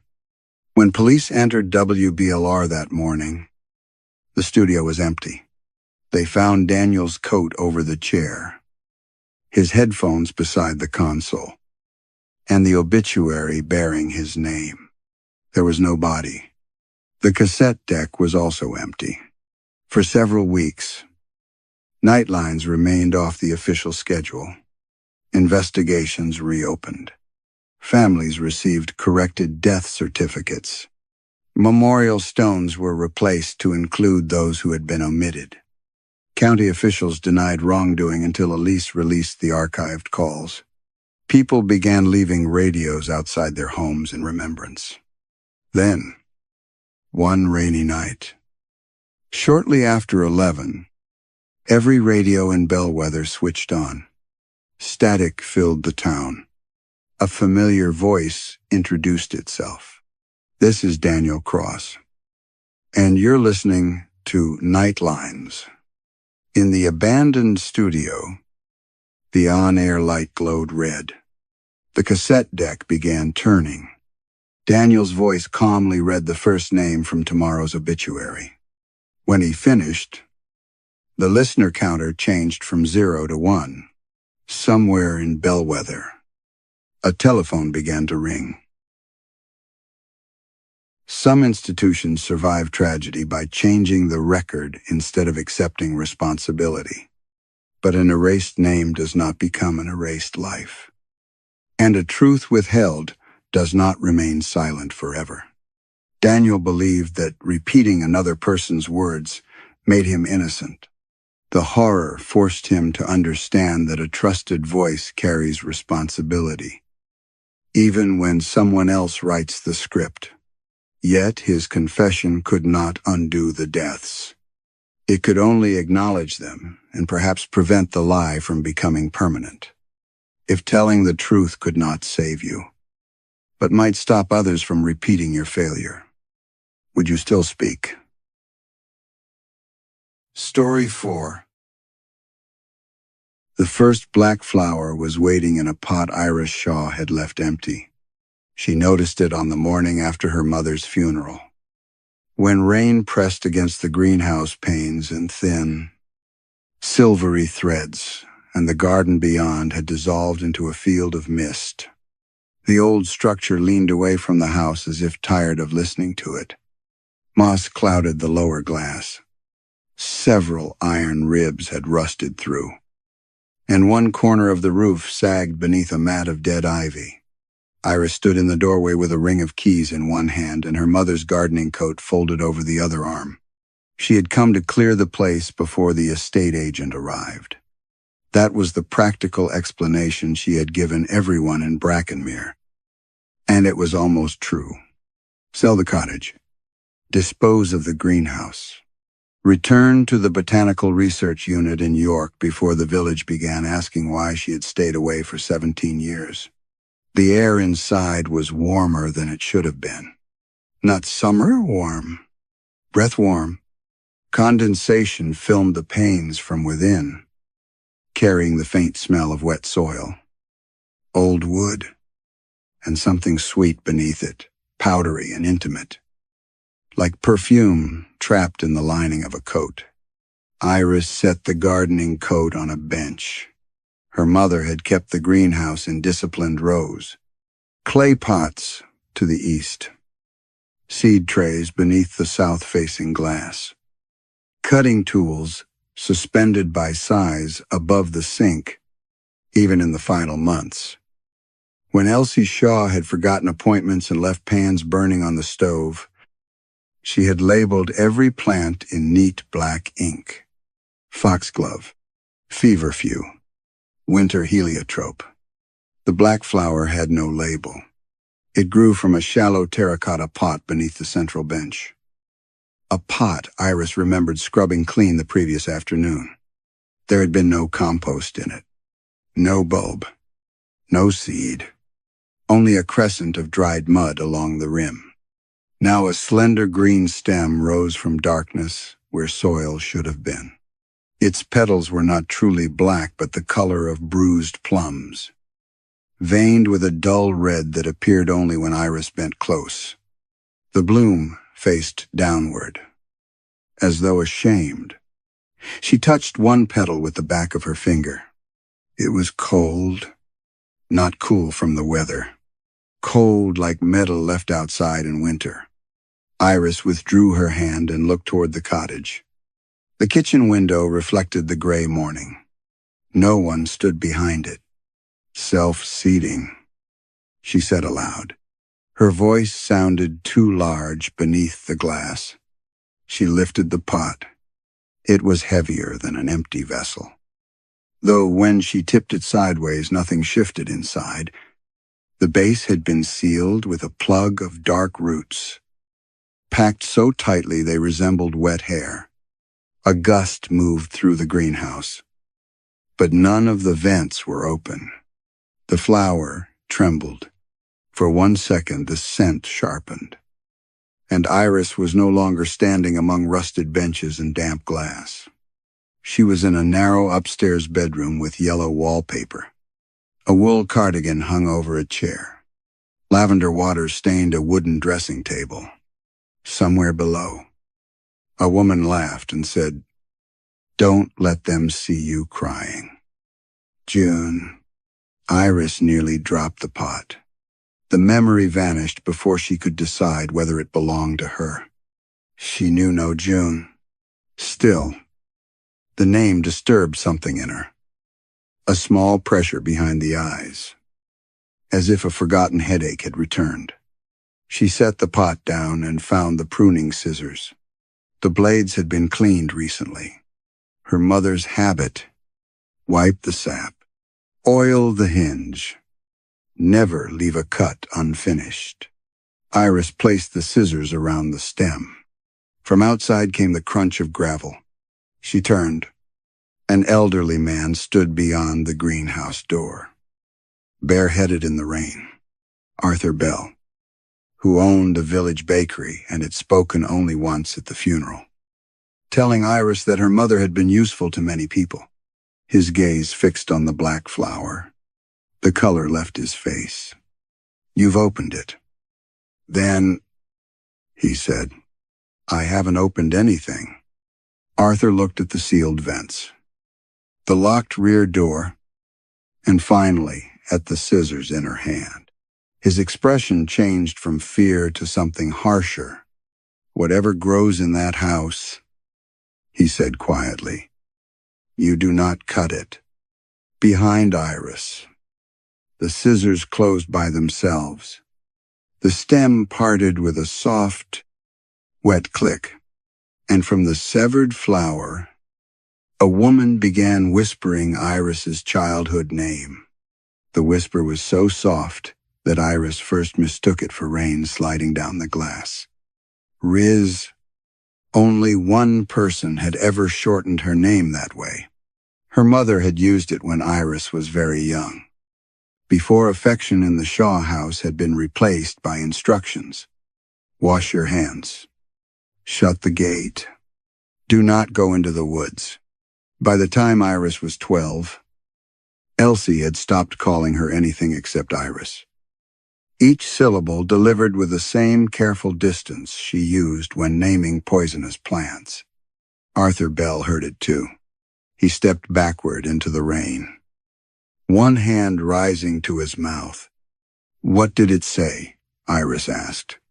Arthur looked past her toward the severed stem. "Burn the pot." "You recognize the voice?" I recognized nothing. He turned and crossed the garden with the stiff haste of someone refusing to run. At the gate he paused only long enough to say, "Your mother should have done it years ago." Then he disappeared into the mist. Iris locked the greenhouse door and carried the flower into the cottage. The kitchen became a temporary laboratory. She found Elsie's old microscope in the pantry, wrapped in newspaper beside boxes of slides, forceps, drying paper, and notebooks filled with narrow handwriting. It was more equipment than any ordinary gardener required. Under magnification, the flower's cells appeared normal at first. Pigment vacuoles explained the dark petals. Vascular tissue ran through the stem in clean bundles. There were no obvious parasites or signs of grafting. Then Iris adjusted the focus. Something moved between the cells. Fine, translucent strands tightened and released together. Not like roots seeking water, but like muscles responding to breath. When Iris leaned away, they became still. The flower released its perfume. Lavender water, damp wool, face powder. The kitchen vanished. A woman stood before a spotted bedroom mirror, fastening pearl buttons at the throat of her red coat. Iris could not see her face, only her hands. One thumbnail was split. A thin gold ring hung from a chain around her neck. Someone knocked downstairs. The woman froze. A man's voice called, "June." The vision broke. Iris found herself gripping the table hard enough to hurt. The flower had rotated toward her, though no light came through the rain-darkened windows. Junevale. The name returned with the dull certainty of something learned long ago and deliberately misplaced. Iris opened her laptop and searched the local newspaper archive. Eventually, a grainy photograph appeared beneath an article dated 17 years earlier. Local woman still missing after woodland search. June Vale had been 26 when she disappeared. She worked at the Brackenmere Visitor Center and rented a room above the old post office. Her red coat had been found near the eastern footpath, folded beneath an oak. Police believed she had left voluntarily. No body was recovered. The photograph showed a narrow-faced woman with dark hair and a guarded smile. Iris knew the bedroom behind her. Yellow wallpaper, wool cardigan, dressing table. Her chest tightened. She remembered Elsie forbidding any discussion of June's disappearance. Children absorbed other people's grief, her mother had said, and mistook it for their own. That idea had governed Iris's childhood. Feelings were contaminants. Memories were unreliable cultures. Anything painful could be contained if labeled correctly and left unopened. After Iris left for university, she and Elsie spoke every Sunday evening. Their conversations rarely lasted 10 minutes. Weather, work, the cottage roof. When Iris asked about childhood, Elsie became practical. When she asked whether her mother was lonely, Elsie asked whether Iris had renewed her car insurance.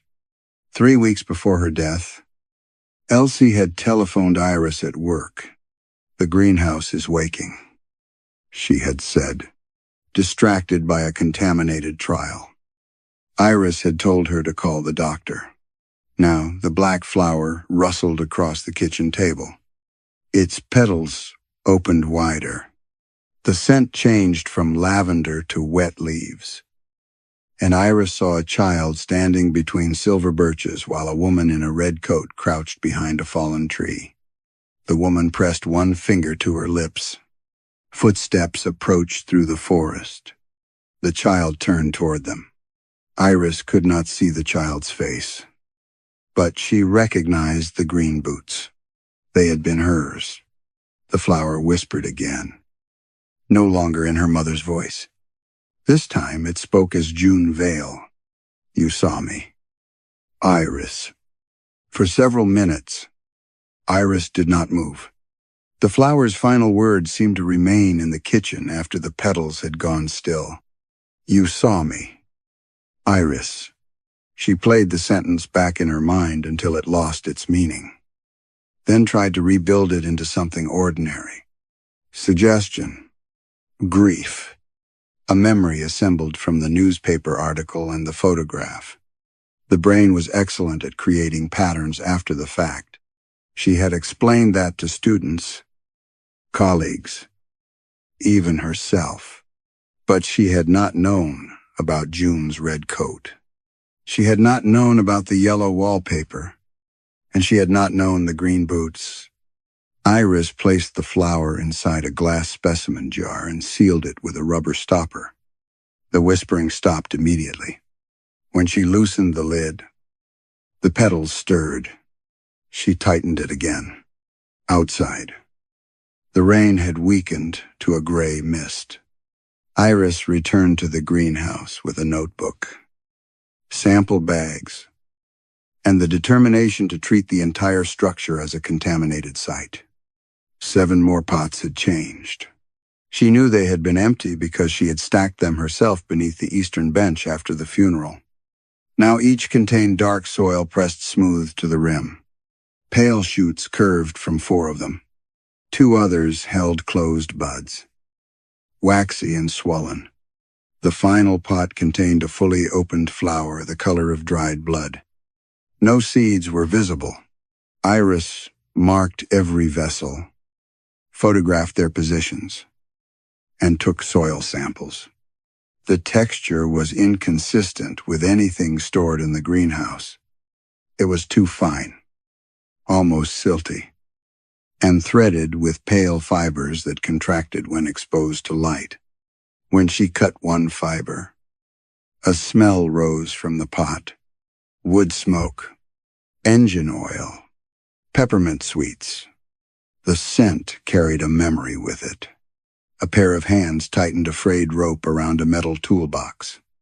A radio played somewhere nearby. A man coughed and said, "Tell Dennis I never touched the money." Then came the slam of a vehicle door. Iris stumbled away from the bench. The memory had not appeared as an image alone. She had felt the rough rope against her palms. She had tasted blood where the man had bitten his cheek. For one impossible second, the cough had scratched inside her own chest. She wrote the sentence down exactly. At the village library, the local history shelves held binders of missing person notices, search appeals, and newspaper clippings. The librarian, Margaret Pells, watched Iris remove the oldest volume. "You're looking for June," she said. Iris glanced up. "Why would you think that?" Margaret's fingers tightened around the date stamp. "People always begin with June." The binder contained more disappearances than Iris remembered. Caleb Foss, mechanic, missing 14 years. Harriet Dole, retired music teacher, missing 11 years. Owen Pike, forestry contractor, missing 9 years. Each case had been explained by departure, accident, or personal instability. None had resulted in a body. Caleb Voss's page carried a photograph of a square-faced man beside a tow truck. The caption mentioned his habit of carrying peppermint sweets. There was no reference to stolen money. Iris showed Margaret the sentence from the greenhouse. "Tell Dennis I never touched the money." Margaret's face closed. "Where did you hear that? You know it?" "No. You reacted before I finished." Margaret looked toward the library windows. "You should leave your mother's things alone." Was Dennis a police officer? Margaret slid the binder from Iris's hands. Some questions don't improve with answers. By the time Iris returned to the cottage, the greenhouse windows were black with condensation. Inside, every closed bud had opened. The air carried overlapping scents: coal, soap, tobacco, lilac, perfume, damp leather, antiseptic, wet dog. Each flower trembled with a separate murmur, too soft to understand until Iris moved closer. Fragments reached her from every direction. "I waited by the quarry gate." She said the road was safe. "They took my watch before they covered me. I signed because Arthur told me to." The greenhouse filled with final moments. Iris backed toward the door.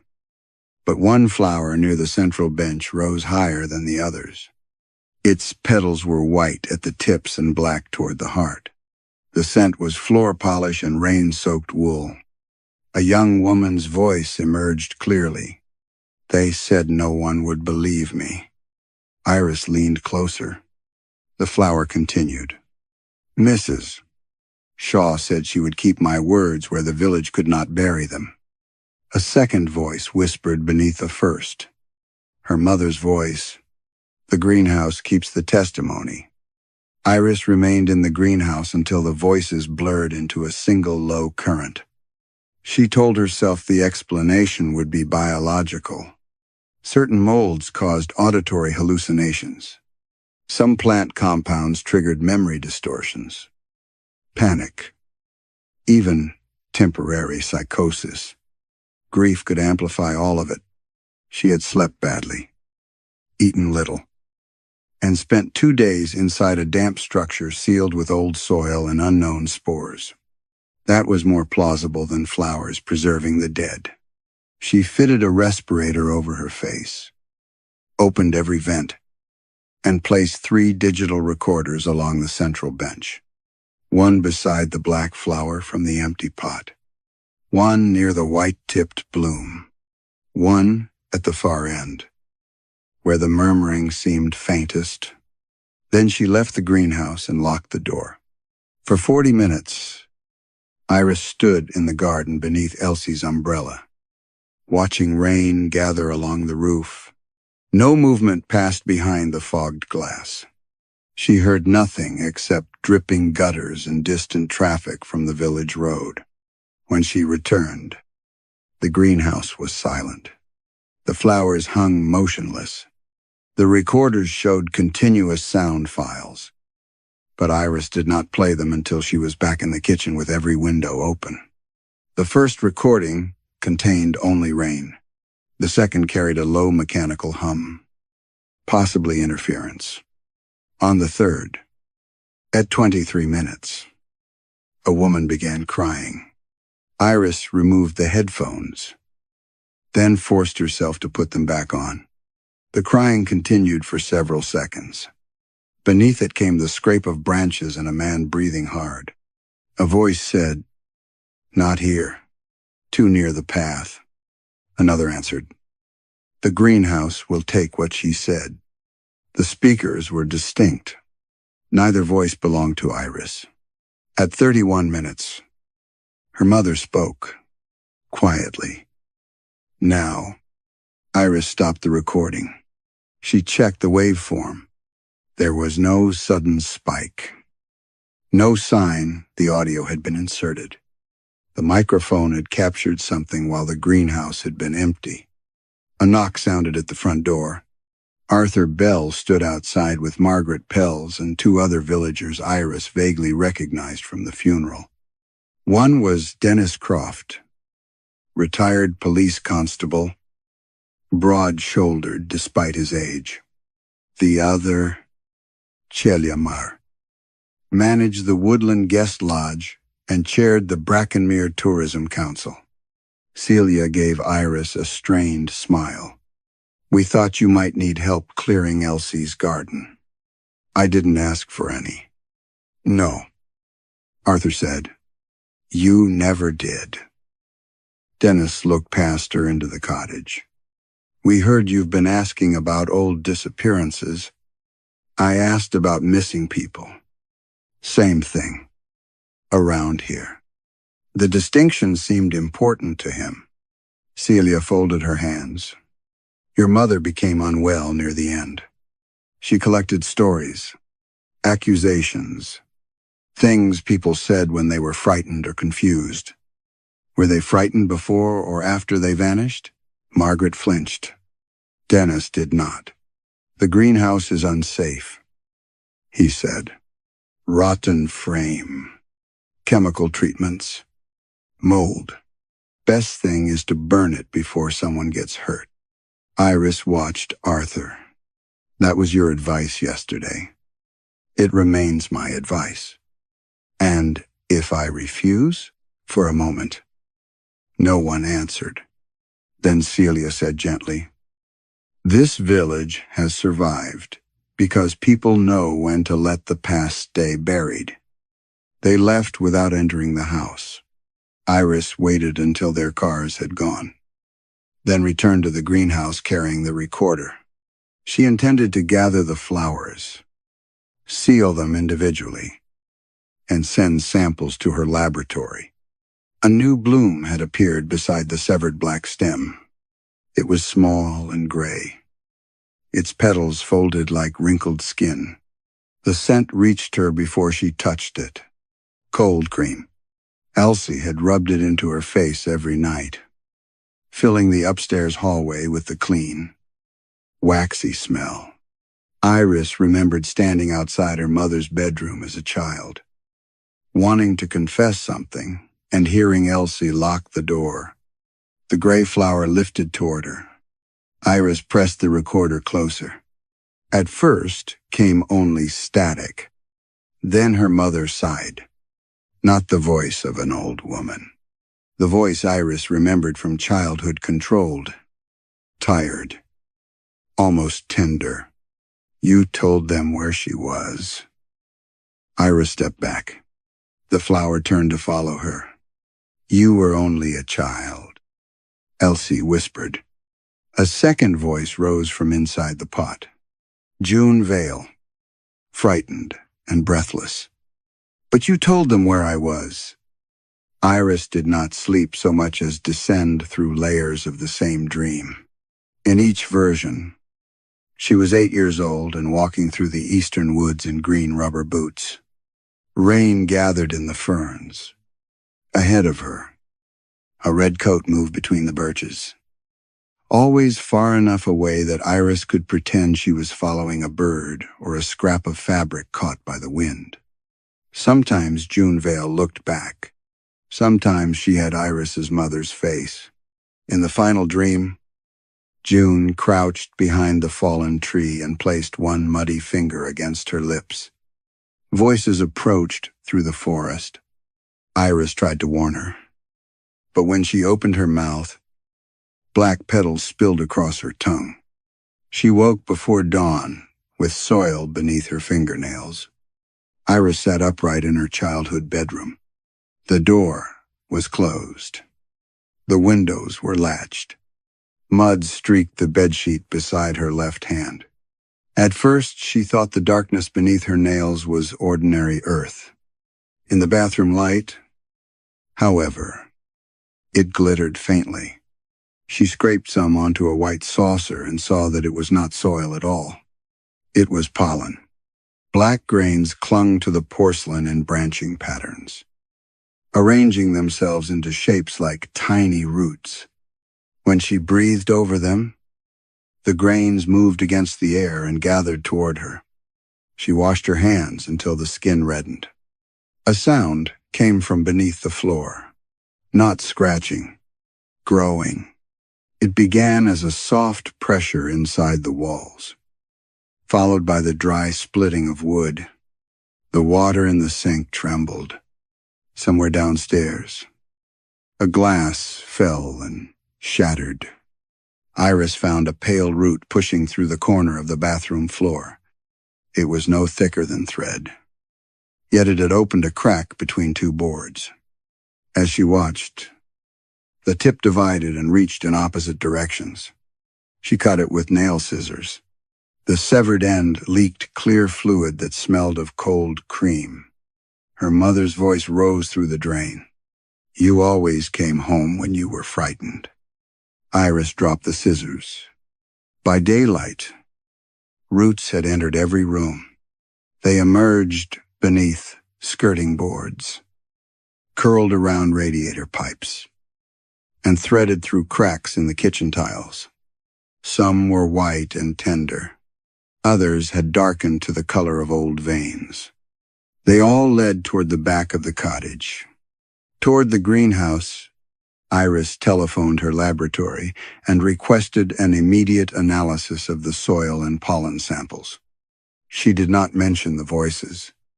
She described an aggressive, unidentified rhizome system spreading through structural timber. Her colleague asked whether Japanese knotweed could have entered the foundations. It isn't knotweed, Iris said. How can you be certain? Because knotweed did not remember the dead. She ended the call without answering. Outside, the greenhouse appeared swollen. Condensation bulged across the panes, and roots had forced their way between bricks along the foundation. The door resisted when Iris tried to open it. Something on the other side pulled against the frame. She put her shoulder to the wood. The door gave suddenly. Heat struck her face. Every flower had turned toward the central bench. Their combined scent was unbearable. Perfume, engine oil, soap, wet wool, antiseptic, smoke, and the sour sweetness of disturbed earth. The voices had stopped whispering. They were listening. A deep crack passed beneath the floor. The central bench shifted. Iris watched one leg rise several inches as thick roots pushed through the flagstones below it. Clay pots slid from the surface and shattered. Black blossoms collapsed across the floor, releasing fragments of voices as their stems broke.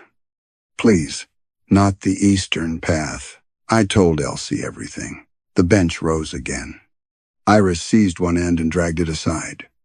Beneath it, the roots had formed a dense, circular mat. They tightened together, then pulled outward like fingers opening over a wound. An iron ring appeared between the flagstones. Iris knelt and brushed away soil. A rectangular seam surrounded the ring, almost invisible beneath layers of cement-colored paint. Her mother had placed the bench precisely over it, then arranged heavy pots to prevent anyone from moving it. A trapdoor. The roots curled around the iron ring and lifted. Cold air escaped from the darkness below, carrying the smell of forest rain and lavender water. A wooden ladder descended beneath the greenhouse. On the first rung rested a child's green rubber boot. Mud still glistened across its sole.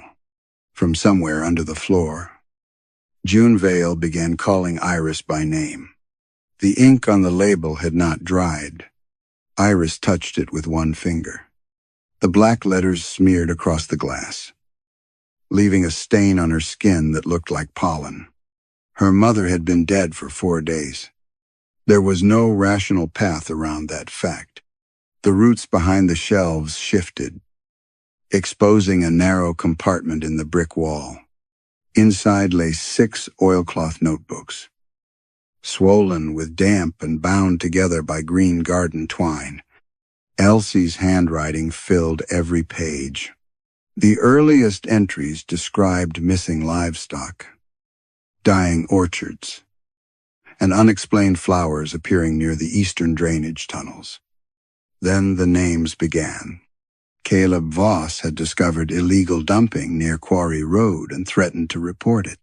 Harriet Dole had overheard council members discussing money diverted from woodland restoration funds. Owen Pike had found human bones while repairing a trail bridge. Each had become inconvenient. Each had disappeared. The same names appeared repeatedly in the margins. Dennis Croft, Arthur Bell, Kelly Amar, Margaret Pells, and several people Iris remembered as teachers, church volunteers, business owners, and search party organizers. The village had not killed for pleasure. Elsie's notebooks made that almost worse. They had killed to preserve bookings. Brackenmere depended on walking holidays, wedding retreats, and families who came to photograph bluebells beneath the ancient trees. A scandal involving corruption, buried waste, or human remains would have closed the forest and destroyed the businesses surrounding it. So reports were altered. Witness statements vanished. Search routes were redirected away from the drainage tunnels. Missing adults were described as unstable, indebted, promiscuous, or eager to begin new lives elsewhere. The village protected itself by making every victim seem capable of disappearing voluntarily. One entry had been underlined twice. A person can be buried long before the body. Elsie had not been innocent. She recorded meetings in the greenhouse. She cleaned clothing. She burned letters and allowed the others to use the drainage tunnel beneath her property. For years, she convinced herself that preserving Brackenmere meant preserving Iris's future. Then June Vale came to her. June had copied financial records from the visitor center and discovered payments linking the Tourism Council to the earlier disappearances. She arrived at the Shaw cottage wearing a red coat, terrified and carrying documents inside its lining. Elsie promised to hide her. Instead, she told Dennis that June was in the eastern woods. The notebook shook in Iris's hands. The next pages described the first black flower. It had grown from an empty pot the morning after June vanished. When Elsie cut it, the bloom repeated the final words June had spoken in the greenhouse. Elsie began experimenting. No corpse was required. No seed. A flower formed when a truthful account was denied, destroyed, or deliberately forgotten. Soil taken from the place of silencing gave the memory shape. The greenhouse did not preserve souls. It preserved testimony. Elsie collected soil from false search sites, abandoned rooms, burned records, and places where witnesses had been threatened. She cultivated each voice in secret, waiting for enough evidence to expose the village. But she never did. Her later entries became defensive. Iris is still young. They would take her from me. No one would believe flowers. I need more proof. Years passed. The roots thickened. Elsie kept listening while the dead repeated themselves beneath the glass. The final notebook contained only a few written pages. Folded between them was a statement on lined school paper, written in large, careful letters. My name is Iris Shaw. I saw June Vale in the woods. She told me bad men were looking for her. Mum said I had to show Constable Croft where June was hiding or they would take Mum away. Below the statement, in a different color of crayon, the child had added, I drew the map. I did not want June to die. Iris pressed one hand against her mouth. The green boots, the red coat, Dennis praising her for being helpful. Her mother washing mud from her hands while something heavy was dragged through the tunnel below. Elsie had not erased the statement. She had hidden it. The last page was dated 3 weeks before her death. I taught the greenhouse to hold what we silenced. But Iris was the first story I forced to disappear. The roots will not release the others until hers is returned. Behind Iris, glass began breaking. Every jar on the shelves cracked at once. Soil poured across the floor, and the roots drank it in. From the tunnel came the sound of many people walking toward her. Then a child's voice spoke from the darkness. I can show you where they buried June. The child's voice came from the tunnel again. I can show you. It was Iris's own voice at 8 years old. The roots along the floor drew back from the opening. Beyond them, the drainage tunnel sloped into darkness, narrow enough that an adult would have to bow. Water moved through its center in a thin black stream. Iris lifted the torch and followed. The child's footprints appeared ahead of her, filling slowly with water. Every few steps, the walls released a scent, lavender, wet leaves, cold cream. Then the sharp mineral smell of rain striking stone. The tunnel did not lead only beneath the forest. It led through memory. The first image came when Iris touched a root hanging from the ceiling. She was standing in the greenhouse as a child while June Vale argued with Elsie. June's red coat was open, revealing papers sewn into the lining. Her hair was wet. Blood darkened one sleeve. You said I would be safe here, June whispered. Elsie kept looking toward the cottage window. They know you came. Then tell the police. The police are part of it. The memory shifted. Iris saw herself hidden behind stacked bags of compost. She had been listening. June noticed her and knelt. placing both hands on the child's shoulders. If anyone asks, "You haven't seen me. Are you in trouble?" "Yes." "Did you do something bad?" June looked toward Elsie before answering. "No. That is why they are frightened." The tunnel tightened around Iris. Roots brushed her face like searching fingers. Voices moved through them, not spirits, but preserved moments. Truths denied so completely that the living world had given them another shape. Iris finally understood what her mother had misunderstood for years. The flowers had never fed on death. They fed on refusal. Every altered report, destroyed statement, intimidated witness, and convenient silence had left something unfinished. The greenhouse gave those unfinished truths roots, stems, mouths, and all of them had grown from the first silence Elsie created inside her own daughter. The memory pulled Iris deeper. She was in the kitchen now. Dennis Croft sat at the table in uniform. Arthur Bell stood by the back door. Elsie held Iris's drawing of the eastern woods. Dennis smiled at her. "June is sick," he said. "She might hurt herself if we don't find her." Iris looked at her mother. Elsie's face was pale and rigid. "Show him where she went," she said. June had told Iris not to, but Dennis wore a police badge. Her mother's hand was trembling. Arthur had said that bad people could take children away from mothers who lied. So Iris drew the fallen tree. She marked the birch clearing.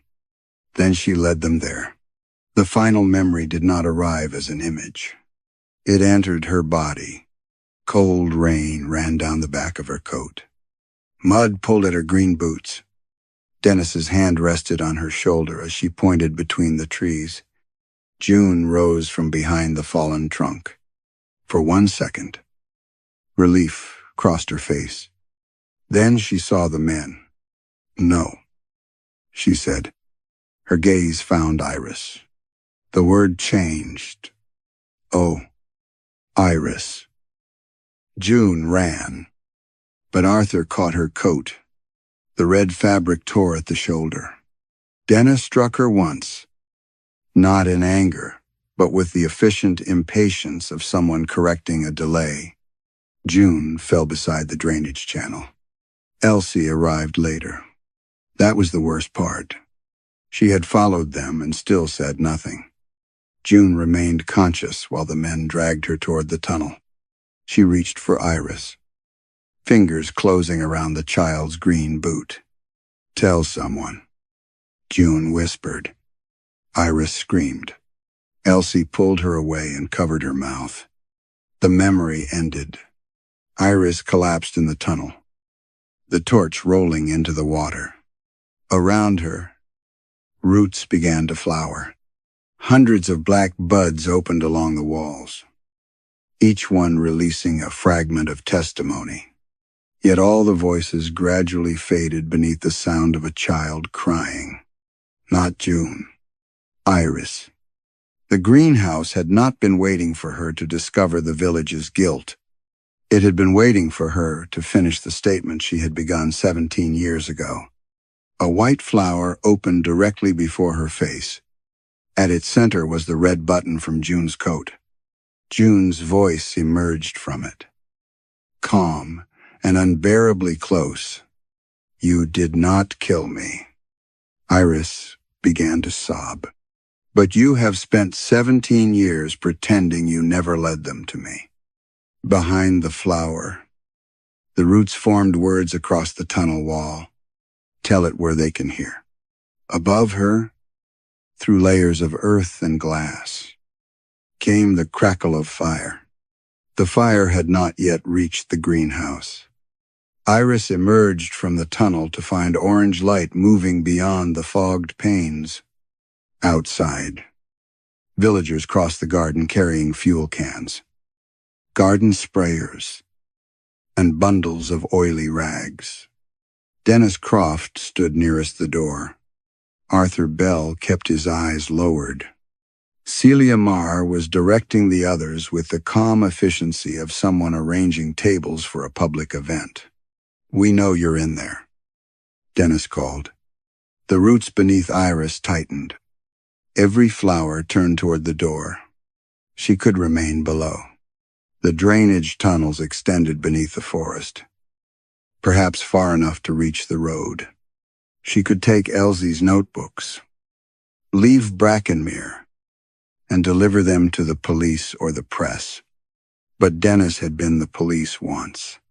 Documents could be called inventions. A grieving daughter could be called unstable. Iris imagined herself explaining impossible flowers to strangers while Brackenmere burned the only witnesses that could speak without permission. The largest bloom had risen from the trapdoor. Its stem was as thick as Iris's wrist, formed from hundreds of roots twisted together. Its petals were white around the edges, black toward the center, and streaked with the red of June's coat. Faces seemed to move beneath their surface whenever the flower breathed. Iris wrapped both arms around the root mass. It came free from the floor with a sound like fabric tearing underwater. The greenhouse screamed, not one voice, but dozens. Outside, the villagers stepped back. Iris dragged the flowering roots through the rear wall, where they had already split the lower panes. Glass cut her hands and caught in her sleeves. Black pollen covered her face. The root mass pulsed against her chest, heavy with soil and memories. Dennis shouted for someone to stop her. Arthur moved first. But instead of blocking Iris, he opened the garden gate. Their eyes met. "I held her coat," he whispered. Iris did not forgive him. She walked past.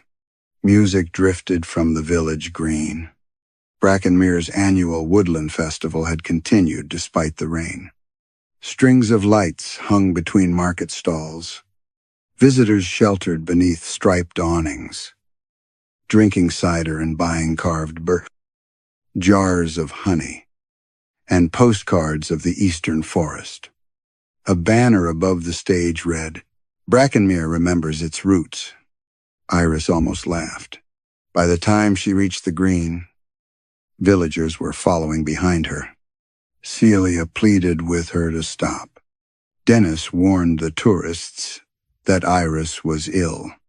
Margaret Pells stood beside the library stall, one hand pressed to her throat. The festival announcer fell silent as Iris climbed onto the stage. Roots spilled around her boots. The largest flower rose above the microphone. "My name is Iris Shaw," she said. The speakers carried her voice across the green. "When I was 8 years old, June Vale asked me not to tell anyone where she was hiding.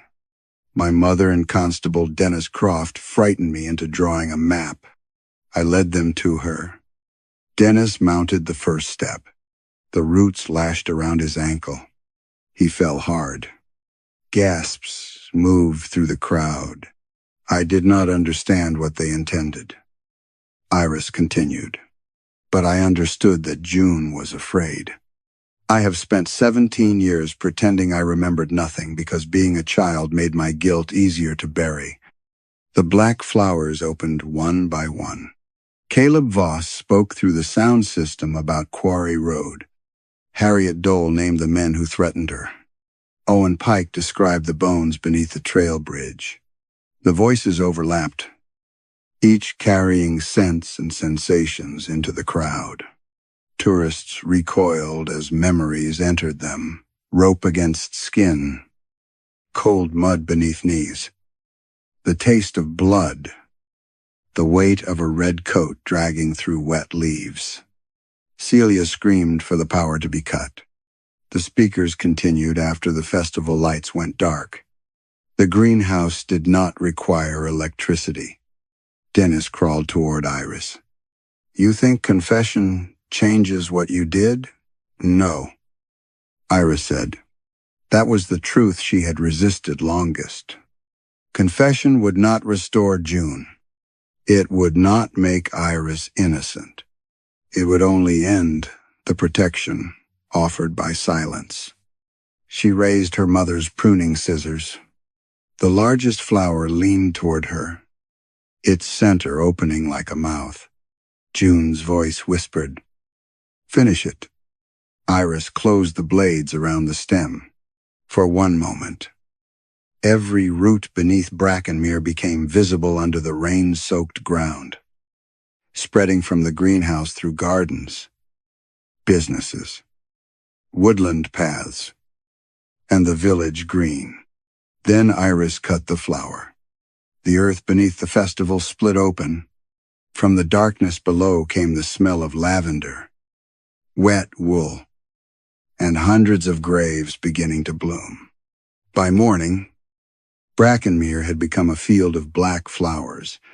They rose wherever the earth had been disturbed and denied, beneath the festival stage, behind the bakery, along the eastern footpath, inside the gardens of the woodland lodge.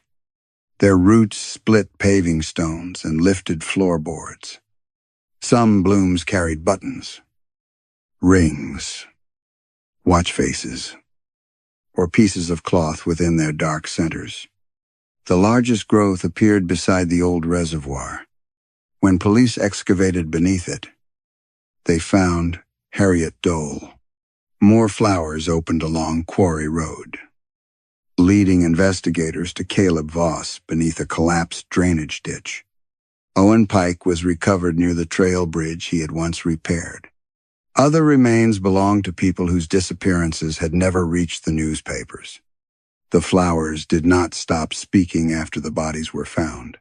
They repeated threats made in private rooms, conversations erased from reports, and instructions given during false searches.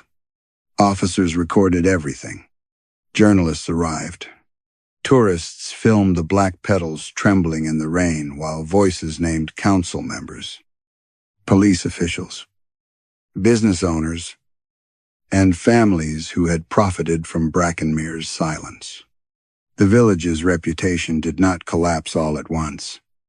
It rotted publicly. Bookings were canceled. The Woodland Lodge closed. Festival photographs disappeared from promotional websites, replaced by images of excavation tents and evidence markers. The bakery windows were broken after Arthur Bell confessed that he had helped restrain June Vale and transport 2 other victims through the tunnel.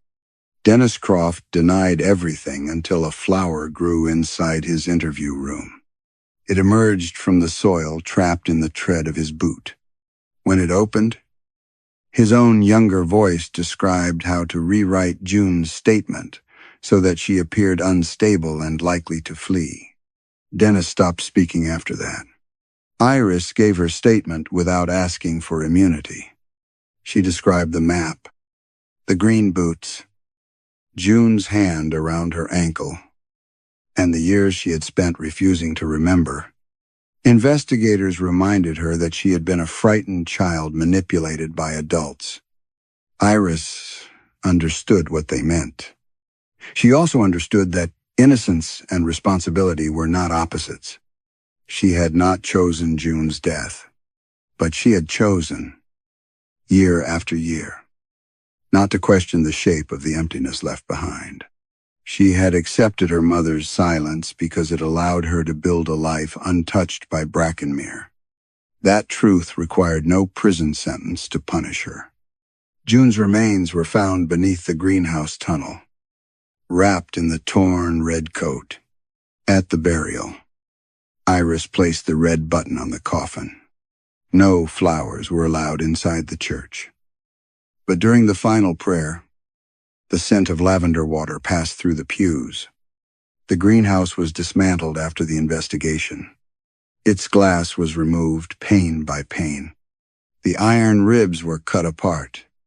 The trapdoor remained open while specialists mapped the drainage tunnels and recovered Elsie's jars, tapes, and notebooks. They found no central plant. Every root led to another root. Several months later, black flowers began appearing beyond Brackenmere. A woman in a coastal town found one growing beside a memorial bench dedicated to a missing teenager. A retired nurse discovered 3 beneath the windows of a closed care home. Dark blossoms appeared in the gardens of former Brackenmere tourists, each carrying scents that belonged to people they had once known, dismissed, or chosen not to believe. Botanists sent samples to Iris's research unit. No specimen survived more than a day after being removed from its pot. The cells collapsed into ordinary water and black dust. Yet recordings continued to capture whispers long after the flowers had decayed. Iris did not return to York. She rented a small house outside the village and helped identify the voices. Every morning, she listened to testimonies from the greenhouse archive and matched them to names, dates, and places. She treated each memory as evidence, not absolution. In winter, the first new flower appeared in her garden. It grew from a sealed pot she had never filled. The bud was small, black, and tightly closed.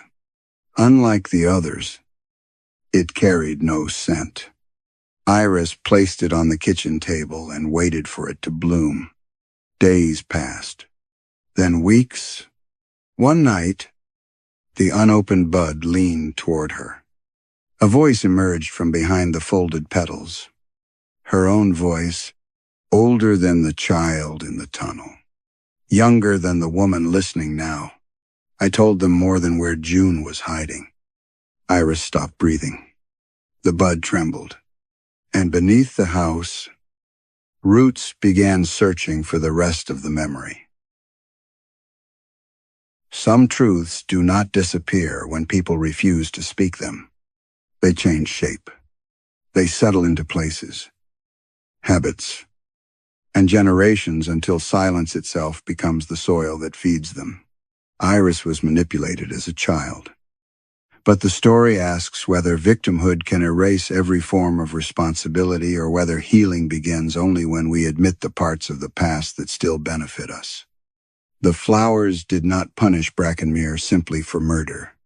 They exposed the ordinary decisions that allowed murder to remain useful. And perhaps the most frightening memory is not the one taken from us, but the one we chose to keep buried. Story 5. The first thing Cole Mercer noticed about Blackridge Dam was that the water sounded wrong. He had spent 14 years around reservoirs, intake towers, spillways, and concrete galleries where every vibration meant something. Water striking steel had a clean violence to it. Water moving through a pressure tunnel gave off a low, muscular hum. Even trapped seepage had its own patient rhythm. But the lake behind Blackridge did not move like water. On Cole's first evening as chief hydraulic engineer, he stood on the crest road beneath a sky the color of old iron and listened to the reservoir press against the dam. There was almost no wind. The surface lay black and smooth between the mountain walls. Yet from somewhere below came a faint, uneven knocking, as though loose objects were tumbling along the lake bed. "Old rockfall," said Everett Shaw, the outgoing supervisor. Everett was 68, narrow-faced, and bent at the shoulders, as if the mountain had spent years leaning on him. He handed Cole a ring of brass keys and pointed toward the control building. "Gates are automated. Alarms are loud. And the weather station lies whenever snow gets into the western sensor. Other than that, she behaves." Cole looked back at the lake. The knocking stopped. Any history of cavitation, not on a closed spillway. Everett said it too quickly. Inside the control room, the air smelled of warm circuitry, dust, and bitter coffee. Most of the equipment had been replaced within the last decade, but the original control panels remained along the north wall, their gauges cloudy behind scratched glass. Above them hung a framed photograph of the dam during construction. Cole tried not to study it. His father stood in the second row. Graham Mercer was younger in the photograph than Cole was now, smiling beneath a white hard hat. 30 years later, when illness reduced him to a bed and an uncertain voice, he still kept a smaller copy in his desk. He had called Blackridge the best work of his life. Cole had never asked what that meant. Everett showed him the gate controls, maintenance logs, and overnight inspection routine. The reservoir was unusually high for late autumn, but well below emergency capacity. No release was scheduled until spring runoff. Manual overrides stay locked, Everett said. Always. He tapped a steel cabinet near the back wall. The padlock was new. The cabinet door was old enough to show rust beneath several coats of gray paint. Cole touched a shallow dent beside the handle. What happened there? People hit things when machines don't listen. Everett gave him a tired smile, then gathered his coat. By nightfall, Cole was alone. He checked the piezometer readings, reviewed the week's rainfall, and walked the inspection gallery twice. The concrete passages beneath the dam were colder than the control room and wet where mineral deposits had grown like pale wax. Each time he stopped, he heard the reservoir shifting beyond the wall, not rushing, not leaking, waiting. Near midnight, Cole returned upstairs and found the old analog clock above the north panels running 3 minutes slow. He set it correctly, noted the adjustment in the maintenance log, and sat down to finish a structural report. At midnight, every light on the spillway board turned green. Cole looked up. For a moment, he thought the system had performed a self-test. Then the floor trembled beneath his boots. A deep metallic groan traveled through the building. Gate 1, open. Gate 2, open. Gate 3, open. The indicators remained green for less than 4 minutes. Cole entered the override code and received the same message each time. Access denied. Outside. Water thundered down the spillway. Then the gates closed. Silence returned so completely that Cole could hear the clock ticking above the panels.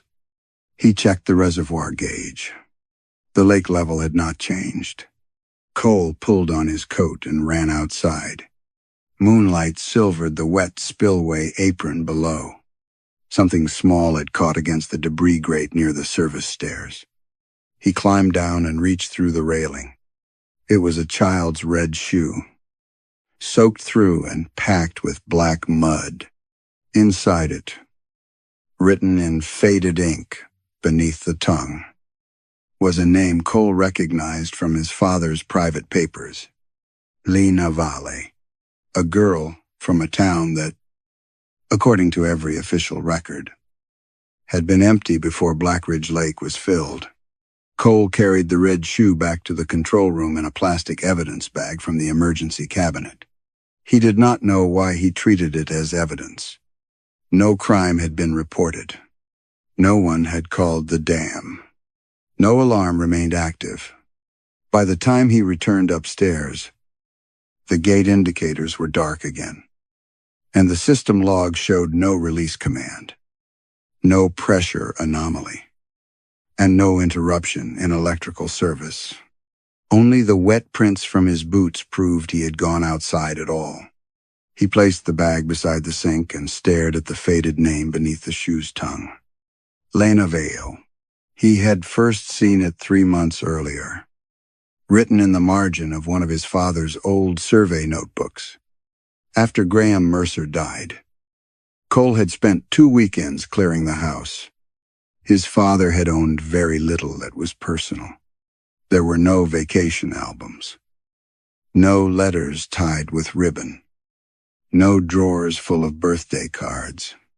There were only technical manuals, drafting tools, hard hats, and shelves of project binders arranged by year. Blackridge occupied 4 of them. Cole had opened the notebooks because he wanted to understand the dam before applying for the position. That was what he told himself. At least, in truth, he had wanted to find some private record of pride. Some sentence saying that the work mattered because Cole had followed him into it. Instead, he found calculations, concrete temperatures, flow estimates, excavation delays, lists of property parcels marked cleared, acquired, demolished. On 3 pages, his father had written the same name, Lena Vale, North Road. Lena Vale no confirmación, Lena Vale asked before closure. Cole had photographed those pages with his phone, then returned the notebooks to the shelf. He had not mentioned them during his interview. He had not asked the project authority why the name of a child appeared in construction records. The position paid more than his previous job.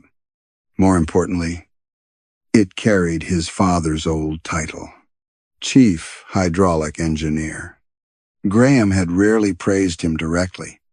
Affection came disguised as correction. When Cole brought home top marks in mathematics, his father asked why he had missed the final question. When Cole earned his engineering license, Graham inspected the certificate for a spelling error. When Cole designed a flood control channel that protected 3 rural communities, his father studied the schematics and said, "You finally stopped drawing like a student." Cole had kept that sentence for years as if it were tenderness. By morning, the red shoe had begun to dry. The mud inside it did not.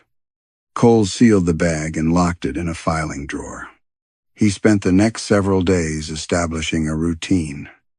At sunrise, he walked the crest road and checked for ice damage. Before lunch, he reviewed intake pressure, weather data, and seepage rates. In the afternoon, he answered messages from the regional office, most of which concerned budgets rather than water. At dusk, the mountains closed around the reservoir. There were no nearby houses. The nearest town lay almost 40 miles down the access road. Beyond 2 switchbacks and a forest where phone reception failed, the dam's staff quarters had been abandoned years earlier, leaving Cole to sleep in a narrow room behind the control station. At night, he heard the knocking beneath the lake. Sometimes it came in groups of 3. Sometimes it traveled from one end of the dam to the other. He told himself it was stone shifting under pressure. He also stopped setting the old wall clock. Each evening, it lost 3 minutes. Each morning, it was correct again. Cole contacted Everett twice. The first time, he asked whether the spillway controls had ever activated without authorization. Everett remained silent long enough for Cole to hear traffic passing on the other end. Old systems record strange things. He finally said, "This wasn't a recording. The gates opened. Did the level drop? No. Then no water left." Cole looked toward the locked drawer. "I saw it. Water leaves a reservoir. The reservoir lowers. That's the part you should trust." The call ended soon after. On the 7th night, Cole remained at the control desk as midnight approached. He had disabled the automated sequence, disconnected the remote command line, and placed a camera facing the control board. The manual override cabinet remained locked. 10 seconds before midnight. The knocking stopped. The silence felt deliberate. Then all 3 gate indicators turned green. Water roared through the spillway. Cole was already running. He reached the debris grate while the final surge drained across the concrete apron. The lake above remained perfectly level. Something rectangular had lodged between the bars. Cole pulled it free. It was an old wedding photograph inside a cracked wooden frame. A young couple stood before a white house, surrounded by smiling children and flowering apple trees. The bride's face had been scratched away. On the back, written in his father's unmistakable block lettering, were 6 words: Vale Hollow. The night before flooding, Cole did not sleep after finding the photograph. He laid it beneath the inspection lamp and studied every face except the bride's. 9 people stood before a narrow white house with a stone chimney, a deep porch, and the number 214 fixed beside the door. Rain had blurred the lower edge of the image, but the date on the back remained legible. The photograph had been taken 4 days before Black Ridge Reservoir began filling. Cole opened the property archive before dawn. The official record for parcel 214 listed the structure as demolished 11 weeks earlier. The clearance certificate had been signed by 3 inspectors, including Graham Mercer. A note beneath the signatures stated that no occupants, livestock, or personal property remained. Cole enlarged the photograph until the paper grain broke into squares. Apple trees were in bloom. A child held a paper windmill. Laundry hung behind the house. Nothing about it resembled an abandoned property. By sunrise, Cole had convinced himself the photograph was mislabeled. People reused frames. Dates were added later. His father's handwriting might have been copied. Even the house number could belong to another county. He locked the photograph beside the red shoe and began his morning inspection. Fog covered the reservoir. The steel guardrails sweated with condensation, and the mountains disappeared above their tree lines. Cole carried an old survey map under his arm, sealed inside a waterproof sleeve. He had found it in the basement archive, behind maintenance manuals from the 1970s. Unlike modern maps, it showed Vale Hollow before the dam, 2 roads, a church, a schoolhouse, an orchard cooperative, and 86 numbered homes scattered across the valley floor. Parcel 214 stood on North Vale Road, less than half a mile from the old river. Now it lay beneath 112 feet of water. At the midpoint of the dam, Cole looked toward where the road had once been. The lake reflected nothing. A dark line appeared below the surface, too straight to be a shadow. For several seconds, it resembled a road leading away from the dam. Then the fog shifted, and it vanished. The knocking began under his boots. 3 impacts. A pause. Then 2 more. Cole stepped back. The sound traveled east beneath the concrete, toward the access road. He followed it. The road climbed above the reservoir in narrow curves. Moss-covered distance markers stood beside the shoulder, remnants of the construction route. Most had lost their paint years ago. Halfway to the first switchback, Cole found a marker that appeared on no maintenance plan. It was a short wooden post planted between 2 granite boulders. The wood looked old and swollen, but the nails were bright. A white enamel plate had been fixed to the front. Lambaishasu. Cole crouched beside it. There were no footprints in the mud. No tire marks. No disturbed grass. Yet water dripped from the enamel numbers as if the sign had just been lifted from the reservoir. He touched the plate. It was cold enough to sting. A vehicle approached through the fog. Cole stood as a utility truck emerged around the bend. The driver was Marin Pike, the regional wildlife officer, who visited twice a month to inspect fencing and track illegal hunting. She slowed beside him. "Everything, all right?" Cole pointed toward the post. "Do you know when this was installed?" Marin leaned across the passenger seat. "When what was installed?" "The house marker." Her eyes returned to him. "There's nothing there." "Cole." He looked down. The post remained between the boulders. Water still ran from the enamel plate. Marin studied his face. "You've been alone up here all week. Come into town tonight."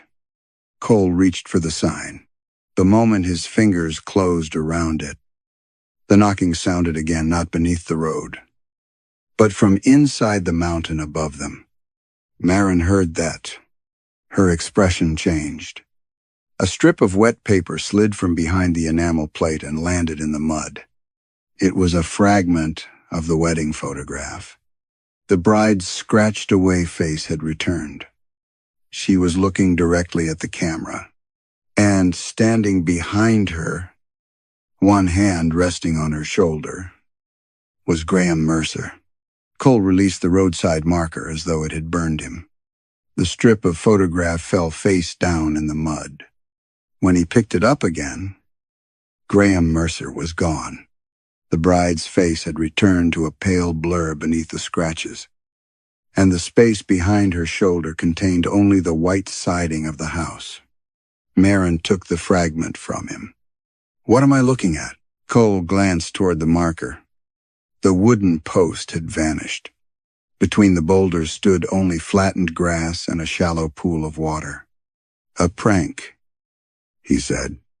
The explanation came quickly because it sounded professional. Someone had planted the sign, altered the photograph, and removed the post while they were distracted. Illegal dumping occurred around remote reservoirs.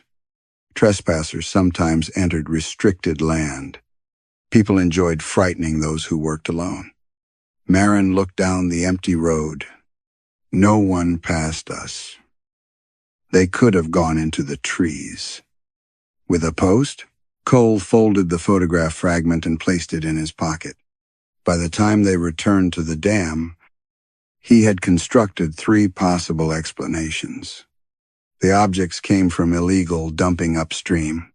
The gate indicators were reacting to pressure surges rather than actual movement. The reservoir gauge had been calibrated incorrectly, perhaps deliberately, to conceal years of falsified maintenance data. Each possibility was improbable. Together, they felt almost reassuring. Cole asked Marin not to report the incident until he had inspected the system. She agreed reluctantly, leaving him with a warning that exhaustion made patterns where none existed. That afternoon, he installed 2 additional cameras. One faced the control board. Another overlooked the spillway apron.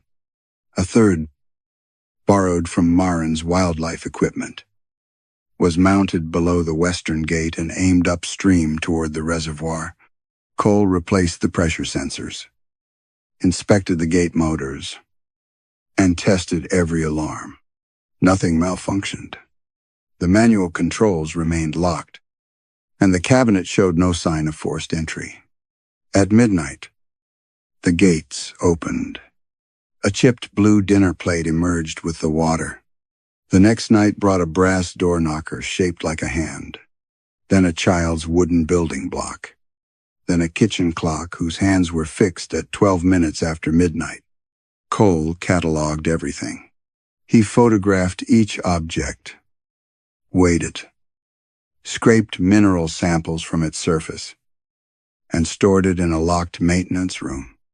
The objects carried mud, wood fibers, coal dust, and pale sediment consistent with the drowned valley floor. The lake level never fell. Cole stopped sleeping in the quarters. He slept at the control desk in 20-minute intervals, waking whenever the old wall clock ticked too loudly. He called the regional authority and requested historical calibration records. The response arrived the following morning. The records, before the dam's modernization, had been destroyed in a basement flood. Cole almost laughed when he read that. Water had become an excuse for everything. At midday, Everett called. "You've been asking questions. I'm checking the instruments. You're checking things that were settled before you were born. Did you know my father visited Vale Hollow before the flooding?" Everett breathed slowly into the receiver. Everyone on the project visited the valley. Was he photographed there? Cole. Leave the old work where it is. The line went dead. That night, Cole positioned himself beside the lower camera before midnight. He wanted to see where the objects entered the spillway. The gates opened with their usual metallic groan. Water exploded through the channel, forcing him behind the safety barrier. Within the white turbulence, something dark turned end over end, a leather suitcase with brass clasps. It struck the grate and remained there after the gates closed. Cole retrieved it and carried it inside. The suitcase contained neatly folded clothing that was still warm. A man's shirt, a woman's green dress, 2 children's coats. All of them were dry. Cole stared at the damp exterior and tried to imagine an airtight compartment. Trapped air, chemical preservation, anything governed by ordinary physical law. Then he remembered the cameras. The control room footage showed the indicators turning green without anyone touching the board. The spillway camera showed the suitcase arriving with the surge. Cole opened the recording from the camera mounted below the western gate. For several seconds, nothing moved. The reservoir pressed black and heavy against the concrete opening. Then the water began flowing backward. It climbed the spillway in a shining sheet, pulling spray and fallen leaves uphill toward the closed gate. Shapes rose inside it, plates, shoes, photographs, pieces of furniture, all ascending against gravity. The gate opened only after the objects reached it. The water carried most of them back into the lake. Only the suitcase fell through. Before the recording ended, a human figure appeared beneath the rising current. A man in a white hard hat stood upright on the vertical spillway wall.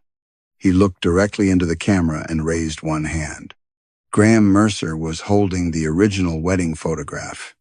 Cole watched the recording until the image began to break apart. Each replay ended the same way. Graham Mercer stood against the vertical spillway wall while water climbed around his boots. His hard hat was clean. His face looked younger than it had in Cole's earliest memories. In one hand, he held the wedding photograph. With the other, he tapped something against his thigh. A thin wooden ruler. Cole recognized it immediately. His father had used the ruler at the drafting table in their basement, striking it against the table whenever a calculation displeased him. 2 quick taps. A pause. Then one harder strike. Correction. Graham had called the rhythm a reminder to begin again. Cole closed the recording and locked the control room. He needed distance from the dam, the objects, and the wall clock that now ticked even after he removed its battery. He packed the wedding photograph, the red shoe, and a copy of the video into his truck, intending to drive to the regional office before sunrise. Fog swallowed the access road. The headlights revealed only wet asphalt, guardrails, and black trees leaning over the shoulder. Cole drove slowly around the first switchback. Beyond it, the road descended. He braked. The access road had never descended there. It climbed continuously from the dam until it crossed the northern ridge. Cole checked his navigation screen. The map showed his truck moving uphill along the correct route, but through the windshield. The road sloped toward the reservoir. He continued. The trees thinned after several hundred yards. A row of houses appeared below him. Their roofs broke through dark water. Chimneys rose beside drowned power lines. Porches floated beneath the surface, distorted by ripples that moved without wind. The road passed directly between them, its center line disappearing beneath 6 inches of water. Cole stopped the truck. The headlights illuminated a white house with a deep porch and flowering apple trees. Water filled its lower windows, yet warm light glowed behind the curtains upstairs. The number beside the door was 214. A child stood on the porch. She wore one red shoe. Cole shifted into reverse. The child raised her empty foot. The truck rolled backward. But the house did not recede. Instead, more homes emerged from the fog behind it, dozens of them lining streets that should have been beneath the center of the reservoir. Cole accelerated. The road curved, the houses vanished, and the concrete face of Black Ridge Dam appeared ahead. He had returned to where he started. He turned around and tried again. The second route carried him past the drowned church. Its bell hung motionless beneath the water, though Cole heard it toll inside the truck. The third route passed a schoolhouse with children's drawings pressed against the windows. The fourth ended beside an orchard where apples floated between the trees like pale faces. Every road folded back toward the dam. Cole stopped fighting it shortly before dawn. He parked on the crest road and watched the drowned houses fade as the sky lightened. Roofs sank first, then chimneys, telephone poles, and finally the upper window of number 214. The child remained visible longest. When she disappeared, Cole heard tapping beneath the truck. 2 quick knocks, a pause, 1 hard strike. He stepped outside. The sound moved through the crest road into the dam's concrete body. Tap, tap, pause, strike. It came again, louder. Cole followed it into the inspection gallery. Carrying a flashlight and his father's old survey notebook, the passages smelled different now, not of mineral seepage, but wet plaster, coal smoke, and cooking fat. Domestic smells. The knocking traveled ahead of him.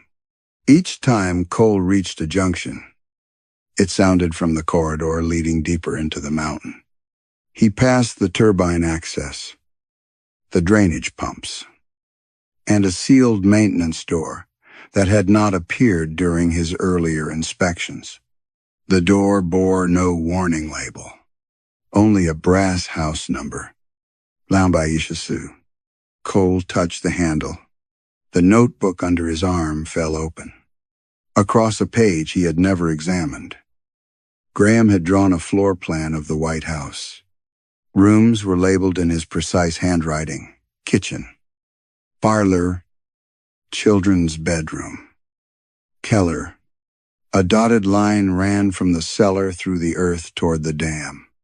At its end, beneath the concrete inspection gallery, Graham had written, "Original River Tunnel, permanently sealed."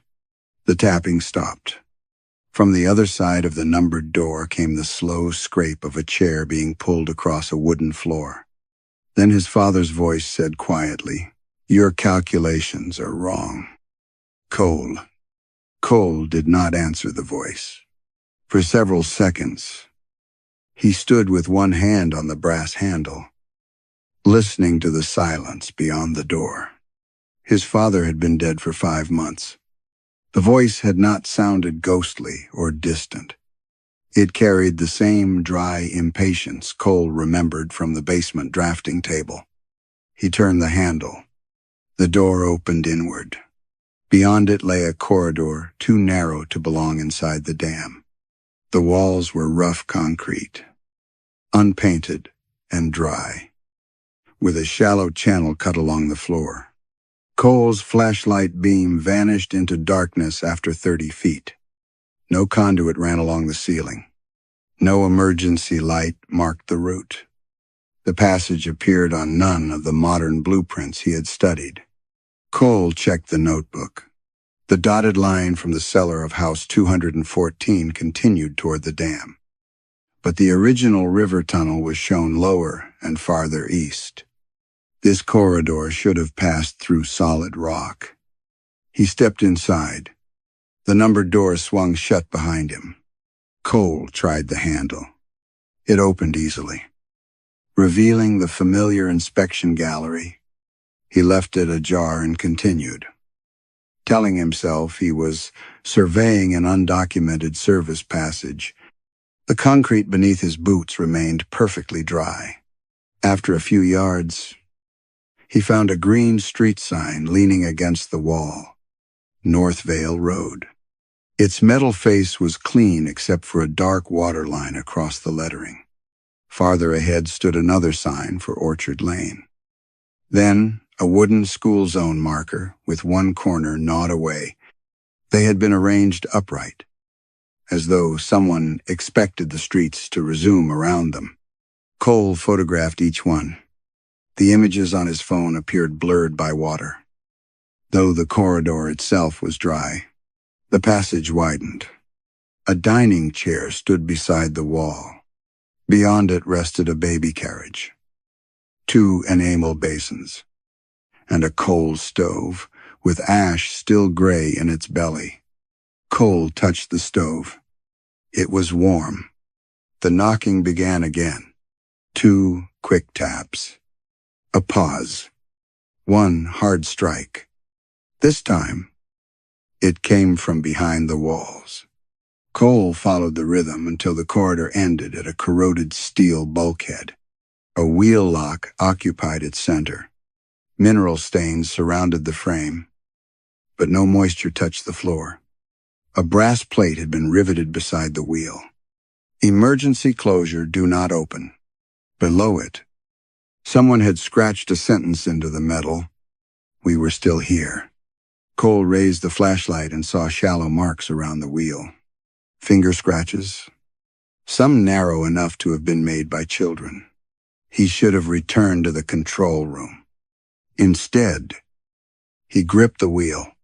The metal resisted, then shifted with a groan that traveled through the tunnel. Cold air escaped around the seal, carrying the smell of apples, damp wool, and wood smoke. The bulkhead opened toward him. There was no water behind it. There was a porch. A complete white-painted front porch stood inside a chamber of dry concrete. 4 wooden steps led to fitted planks. A rocking chair rested beneath a porch roof supported by 2 square columns. Apple blossoms lay scattered across the boards, fresh and pale. Behind the porch should have been the front wall of House 214. Instead, the doorway and windows had been filled with smooth concrete. Cole stepped into the chamber. Even the brass hook beside the sealed doorway matched the one in the wedding photograph. A child's paper windmill turned slowly on the railing, although no air moved. At the base of the steps sat a white hard hat. Inside, beneath dried mud, Graham Mercer's name had been written in black marker. A sound came from the concrete-filled doorway. Breathing, Cole pressed his palm against the wall. The concrete was warm. Something on the other side placed its hand against his. 5 finger-shaped patches of moisture appeared beneath Cole's palm. Then the sealed doorway flexed inward, as if the concrete were only a thin skin stretched over a room. From within the house, a woman whispered, "Graham said your son would come back for us." Cole stepped away. The rocking chair began moving by itself. Under its runners, carved into the porch boards, was a list of names. The first was Lena Vale. The last was Cole Mercer. Cole stared at his own name until the letters lost their shape. The carving looked old. Dirt had settled into the grooves, and the final line had been cut more deeply than the others. A date followed his name. It was tomorrow's date. The rocking chair stopped. Cole backed away and nearly stepped on the white hard hat. Inside it, beneath Graham Mercer's name, lay a folded strip of oilskin paper. The paper contained an obsolete maintenance code and a hand-drawn arrow pointing deeper into the chamber. Cole had seen the code prefix in his father's notebooks beside emergency revisions. He aimed his flashlight beyond the porch. A narrow gap separated the preserved structure from the concrete wall. Cole squeezed through sideways. At the rear of the chamber stood a steel filing cabinet half buried in poured concrete. Its top drawer carried the same code. Cole used the pry bar from his belt. The metal shrieked when the drawer opened. Inside were construction logs wrapped in tarred cloth.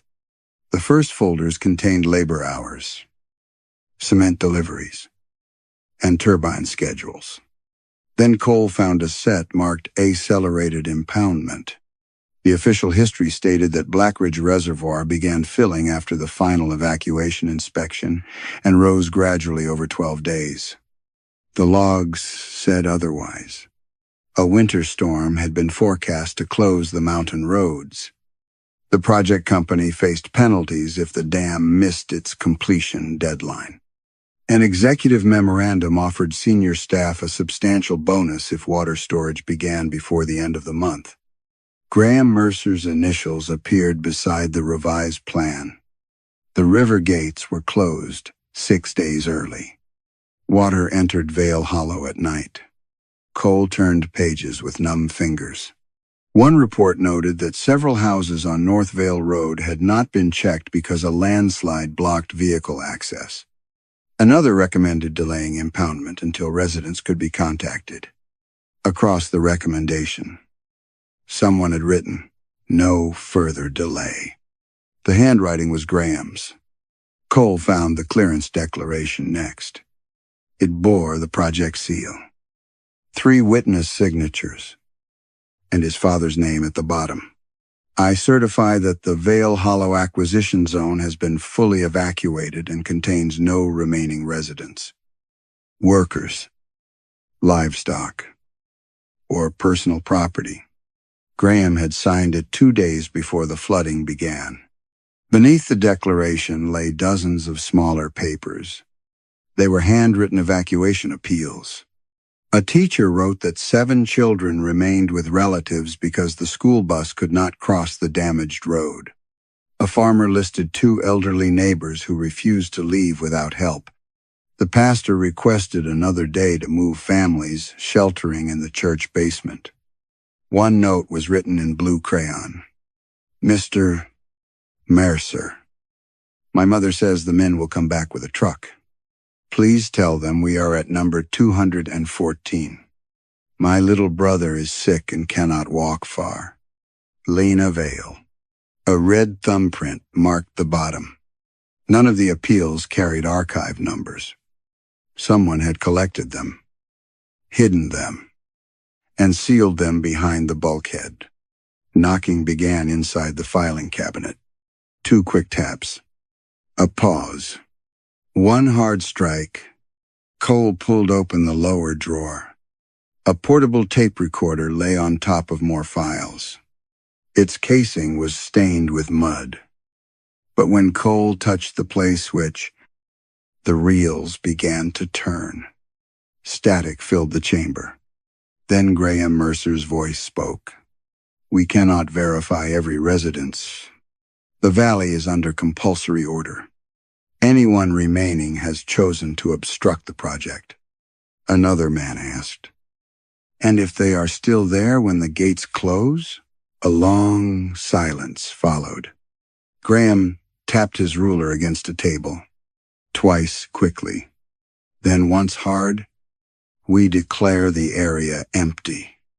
Water roared in the background. People shouted. A woman cried that children were trapped on North Vale Road. Then Graham spoke again, closer to the microphone. "If this is ever found, my son will understand. He knows the difference between responsibility and inheritance." The tape clicked off. Behind Cole, the concrete doorway split from top to bottom. Black water began seeping across the porch. Cole looked down at the clearance declaration in his hands. A new signature was appearing beneath his father's. His own. Cole dropped the declaration. His signature continued forming after the paper struck the porch boards. Ink spread through the fibers in careful strokes, reproducing the hand he used on inspection reports, safety approvals, and maintenance orders. The black water reached the toes of his boots. It was warm. Within it moved fragments of another place, lamplight, fallen apples, strips of wallpaper. The blurred reflection of a woman carrying a child. None of the images remained long enough to become solid. They appeared, broke apart, and formed again. The crack in the concrete doorway widened. Beyond it was not the interior of House 214. It was Vale Hollow. Cole saw the town on the night it drowned. Rain fell across the valley, though none reached the porch. Families moved between houses carrying blankets and suitcases. Lanterns swung in the darkness. A truck stood trapped behind fallen rock on North Vale Road. At the church, people dragged pews against the doors as water pushed through the street. The scene repeated in fragments. A man lifted an elderly woman onto a wagon. A mother tied a red shoe onto her daughter's foot. The river rose. Then everything returned to the beginning. Lanterns relit. Suitcases were repacked. Doors opened again. The people of Vale Hollow had not been preserved as ghosts. Their final hours had been preserved as time. Cole understood why the reservoir level never changed. The water released at midnight was not coming from the lake above the dam. It came from the moment beneath it, the same flood entering the same streets, filling the same houses, carrying away the same possessions. Every night, the town drowned again. Every night, the dam caught that ending and forced it back into place. The objects appearing below the spillway were pieces the repetition failed to contain. The red shoe, the wedding photograph, the dinner plate, the suitcase packed by a family still waiting for the promised truck. They were not warnings sent from the dead. They were attempts to leave. Cole stepped through the cracked doorway. The porch remained behind him, but the dry chamber disappeared. He stood ankle-deep on North Vale Road beneath a sky without stars. The dam towered at the far end of the valley. It did not resemble a structure built to hold water. Its concrete face curved inward toward the town, like a wall designed to keep something from escaping. The knocking came from every house, not hands striking doors. Clocks, hundreds of household clocks ticked behind submerged windows, all approaching midnight and being pulled backward before they could pass it. A girl stood beside the road. Lena Vale wore the red shoe on one foot. In her arms, she held the matching shoe Cole had locked inside the control station. "You kept it," she said. Cole's throat tightened. "I didn't know." You knew there was a name. I didn't know what it meant. You came because of the name. Cole could not deny it. He had accepted the position because of those notes in his father's notebook. He had told himself he wanted answers. But he had brought no investigator, contacted no historian, and copied no records for anyone else.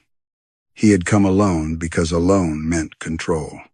If the truth threatened his career or his father's reputation, he could decide how much of it survived. Behind Leanh, Graham Mercer appeared in the rain. He held the wooden ruler. The dam requires a responsible engineer, Graham said. Someone must certify the valley is empty.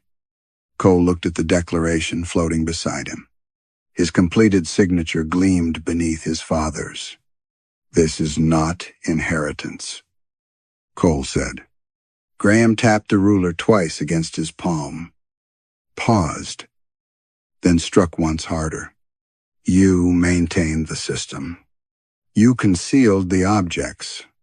You asked for silence. Every time the town tried to return, you put it in a locked room. Cole saw the truth of it. The dam had not chosen him because he was Graham Mercer's son. It had chosen him because he had repeated Graham's first act in smaller forms. He had found evidence, renamed it malfunction, and hidden it until it became manageable. That was how Vale Hollow had been drowned, not by one monstrous decision, but by professionals reducing human voices to inconvenient data. The clocks inside the houses began ticking faster. Leanh extended her hand. Behind her, every door in Vale Hollow opened at once. The residents stood inside their homes, holding the objects the spillway had failed to return. Cole understood what the town wanted. Not revenge. Release. To free them. He would have to open every gate and allow the final flood to finish moving forward. But the dam had been containing more than water. It had been containing the moment of its own guilt. Leanh looked toward the concrete wall above the valley. When the gates open, she said, the water will remember which way it was supposed to go. High above them, the dam groaned. Then the reservoir began climbing the mountain. The water climbed the mountain in silence. It moved above the reservoir, a black wall bending upward along the slopes. Trees disappeared inside it without breaking. Roads and rocks became visible beneath the rising surface as though the mountain had turned transparent. Cole stood on North Vale Road with Lena's hand in his. The residents gathered around them. Each person held something prepared for escape: a coat, a suitcase, a child, a cage containing a silent bird. They looked toward the dam with the exhausted patience of people who had already heard every promise. Graham Mercer remained beneath the rain. He held out the clearance declaration. Read it, he said. The paper was dry despite the flood around Cole's knees. His signature remained beneath his father's. Declare the valley empty, and the gates will close. Graham said, the road will return. You can take the evidence out carefully. Carefully. Cole knew the word. It meant delayed until outrage cooled. Reviewed until responsibility blurred. Preserved where no one had to hear the voices behind the pages. And if I refuse? Leanh answered. We reach morning. The clocks inside Vale Hollow ticked toward midnight. Cole tore the declaration across both signatures. The sound cracked through the valley. Graham's face tightened. The road beneath Cole dropped away. He fell through freezing water and struck the control room floor. Alarms screamed around him. Every spillway indicator flashed red. The reservoir gauge spun beyond its highest marking. then returned to the same unchanged level. On the camera screens, houses were rising beneath the lake, roofs pressed through the surface. Chimneys emerged beside intake towers. The White House from North Vale Road rose directly in front of the dam, its porch lights burning. Cole dragged himself to the communications console. The regional emergency channel was already open. A voice demanded his authorization code and asked whether the dam was failing. "Yes," Cole said, "but not tonight." He connected the microphone to the public warning transmitters. Maintenance network, and emergency frequency used by every town downstream. Then he began to read. He read the accelerated impoundment order, the completion bonus, the blocked evacuation route, and the ignored appeals. He read Lena's note aloud without changing a word. When he reached his father's declaration, the lights failed. The old wall clock continued ticking in the dark. Cole switched to emergency power. "My father signed this statement knowing Vale Hollow was occupied," he said. "I found evidence before I accepted this position. I concealed what came through the spillway because I wanted to control what the truth would cost me." The knocking filled the building. Not 3 taps now. Hundreds. Every clock in the drowned town striking the walls of its house. Cole held each hidden page beneath the emergency camera, while upload confirmations appeared from stations and offices throughout the region. The truth was no longer inside the dam. He crossed to the manual override cabinet. The padlock opened before the key touched it. Inside were 3 steel levers and a 4th control absent from every blueprint. Its brass handle bore no gate number. Beneath it, a plate read, "Final Impoundment." Graham's reflection appeared in the cabinet glass. "Open them," he said, "and you destroy everything I built." Cole gripped the first lever. "No," he said. "I stopped making other people live inside it." He released Gate 1. The dam shuddered. Gate 2 opened with a roar that bent the windows inward. When Gate 3 opened, the reservoir did not drain. Vale Hollow rose faster. Streets lifting through the lake as water streamed from windows and roofs. Only the final lever remained. Outside, the town stood almost level with the crest road. Its residents waited in their doorways. Cole pulled the brass handle down. For one heartbeat, every alarm stopped. Then the entire reservoir turned uphill. Water climbed over the dam, carrying houses, trees, and roads toward the summit. Concrete split beneath Cole's feet. Through the observation window, he saw the White House advancing across the crest, its front door open. Inside stood Lena. Behind her, the rooms were filled with black water. She raised the second red shoe. The control room tore loose from the dam and began sliding toward the house.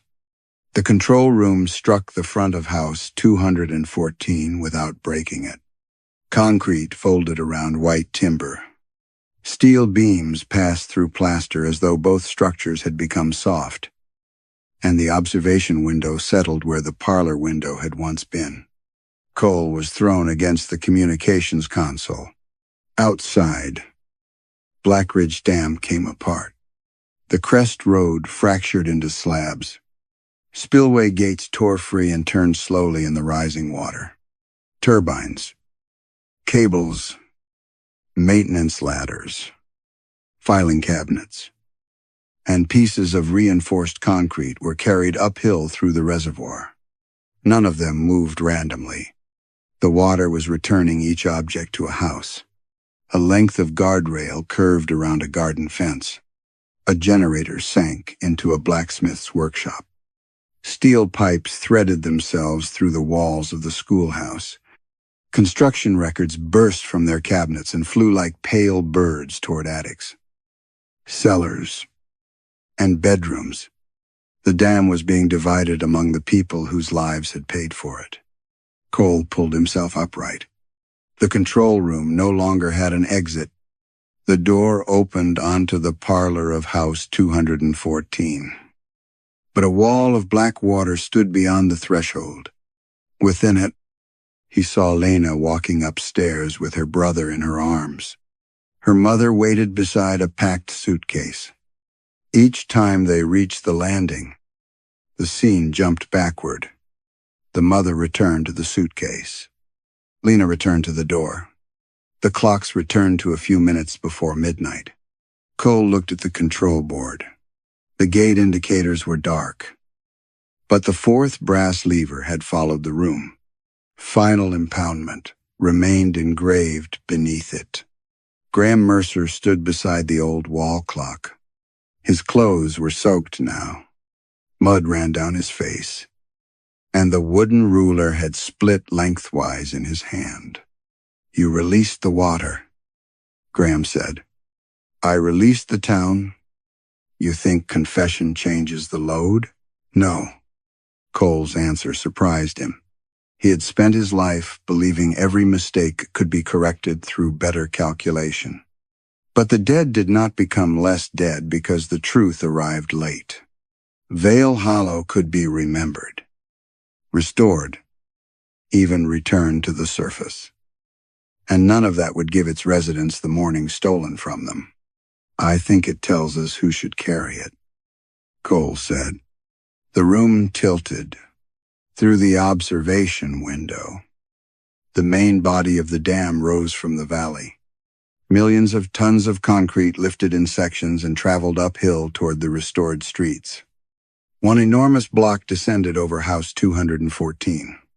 Cole braced himself. The concrete passed through the roof without damaging it. It continued downward through the bedrooms and parlor until it surrounded the control room. The house rose above him. Graham began to fade. "What happens to me?" Cole asked. His father looked toward the clock. What happened to everyone who waited for an engineer to tell the truth? Then he was gone. The final pieces of Black Ridge Dam disappeared beneath Vale Hollow. At dawn, the reservoir no longer existed. Search crews arriving from the regional office found a green valley between the mountains. Roads, orchards, and 86 houses stood where the lake had been. Water streamed from their roofs, but their interiors were dry. Personal belongings rested inside them exactly where families had left them decades earlier. In the town square, the church bell rang once. No residents were found. Neither was Cole. The emergency transmission had reached every station downstream.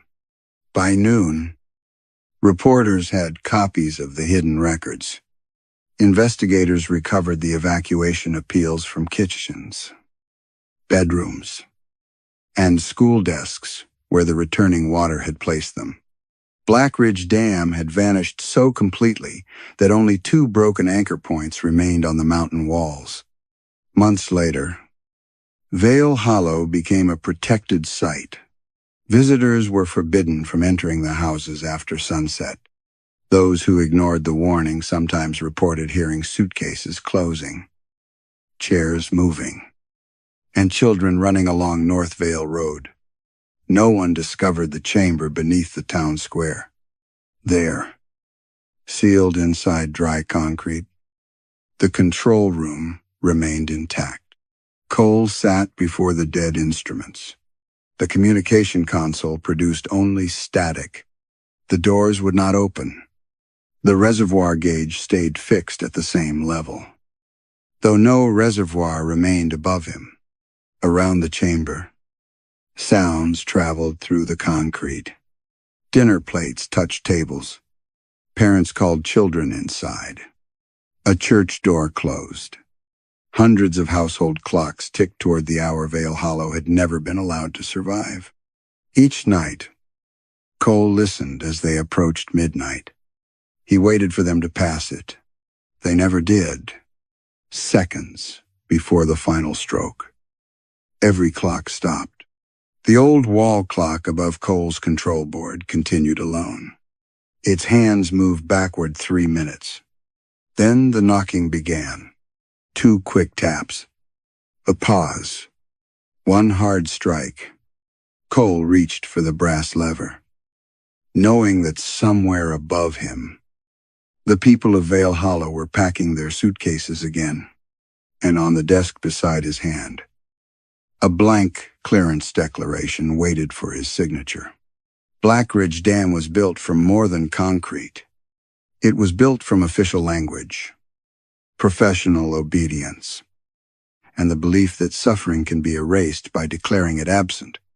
Cole exposes the truth, but truth cannot restore the years taken from Vale Hollow. His punishment is not simply imprisonment. He must witness the moment his father reduced human lives to an inconvenience, repeating forever, while knowing that his own silence helped preserve it. Perhaps some places are haunted not because the dead cannot leave, but because the living refuse to admit they were ever there. What truth would you risk everything to release? Story 6. The first thing Naomi Vance learned about the Lost Property Office was that nothing down there ever became cold. The office lay 3 levels beneath Wexler Central Station. Below the maintenance corridors. Below the disused platform where old signal lamps had been stacked like blind red eyes.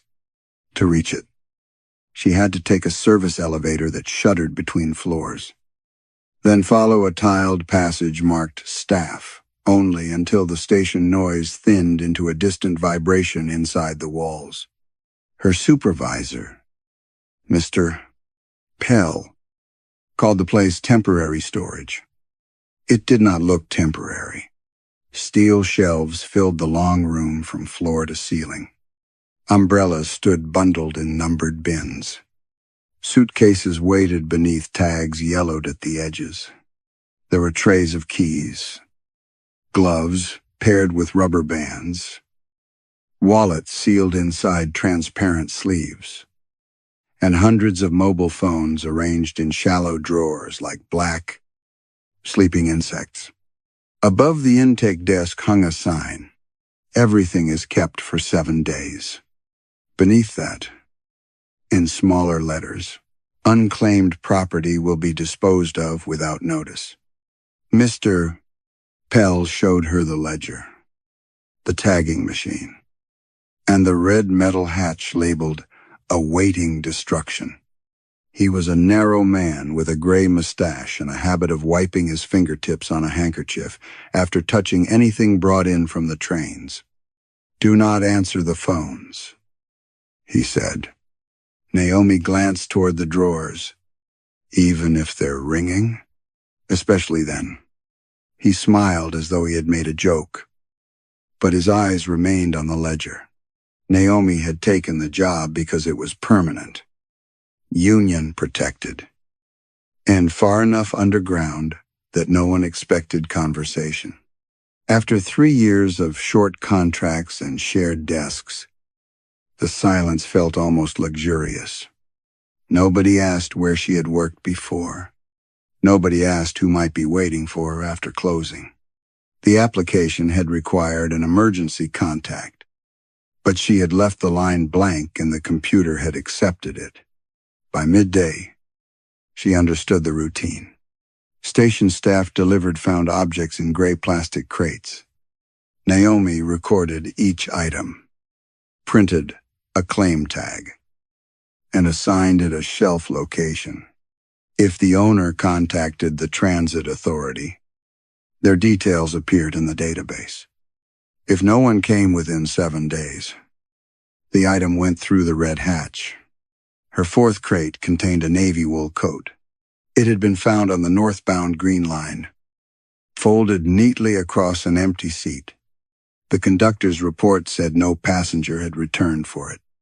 Naomi lifted it from the crate and felt warmth against her palms. Not trapped warmth from a heated carriage. This was different.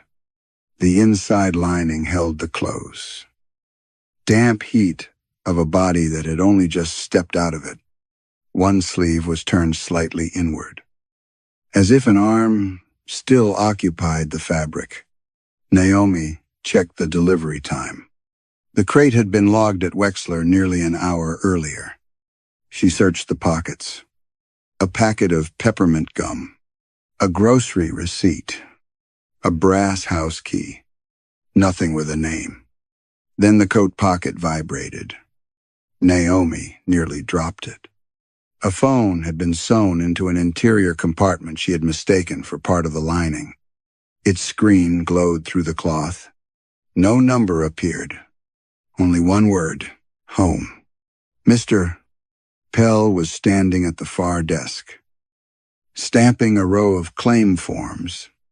Naomi looked toward him, but he did not raise his head. The phone continued vibrating. "Should I record this separately?" she asked. Mr. Pell's stamp came down once, twice, 3 times. "No. It's part of the coat? It arrived with the coat." The distinction made no sense. But Naomi had already learned that questions slowed him more than mistakes did. She entered the coat as a single item and printed the tag. The machine clicked. A strip of yellow paper slid out bearing the shelf code, disposal date, and owner field. Naomi expected the last line to be blank. Instead, it read, owner, Elliot Vale. She searched the database. No lost item report had been filed under that name. No passenger had called. No identification had been found. Yet the system had already supplied him. Behind her, the phone stopped vibrating. For a moment, the office was silent, except for the soft electrical hum in the ceiling. Then, from inside the warm coat hanging over Naomi's arms, a man whispered very clearly, "Please don't let them keep me." Naomi stood motionless with the coat across her arms. The voice had not come from the phone's speaker. It had seemed to pass through the wool itself, faint and breathless, as though Elliot Vale were somewhere inside the lining with his mouth pressed against the fabric. "Did you hear that?" she asked. Mr. Pell turned another page in the ledger. "Hear what?"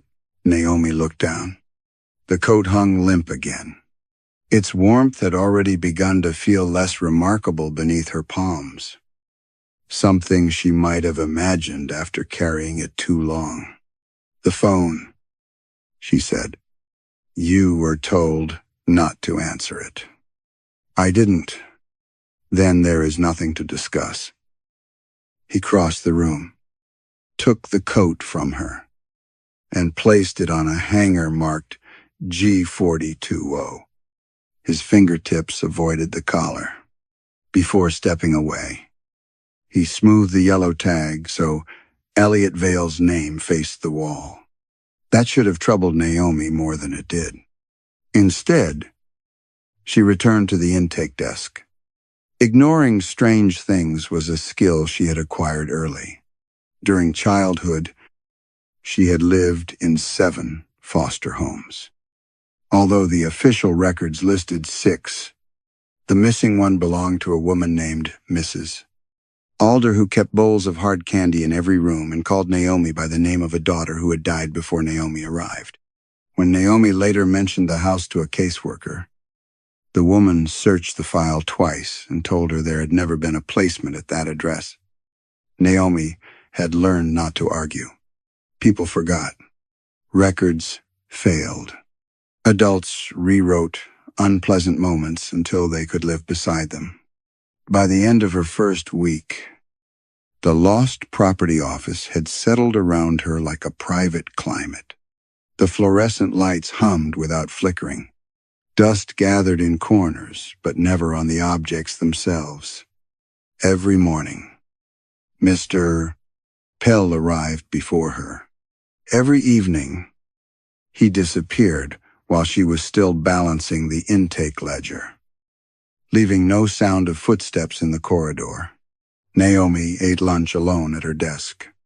She preferred it that way. In previous jobs, co-workers had asked harmless questions that always felt like attempts to locate a weak point. Did she have siblings? Was she seeing anyone? Where did she spend Christmas? Did someone expect her home? She had developed answers that ended conversations without becoming lies.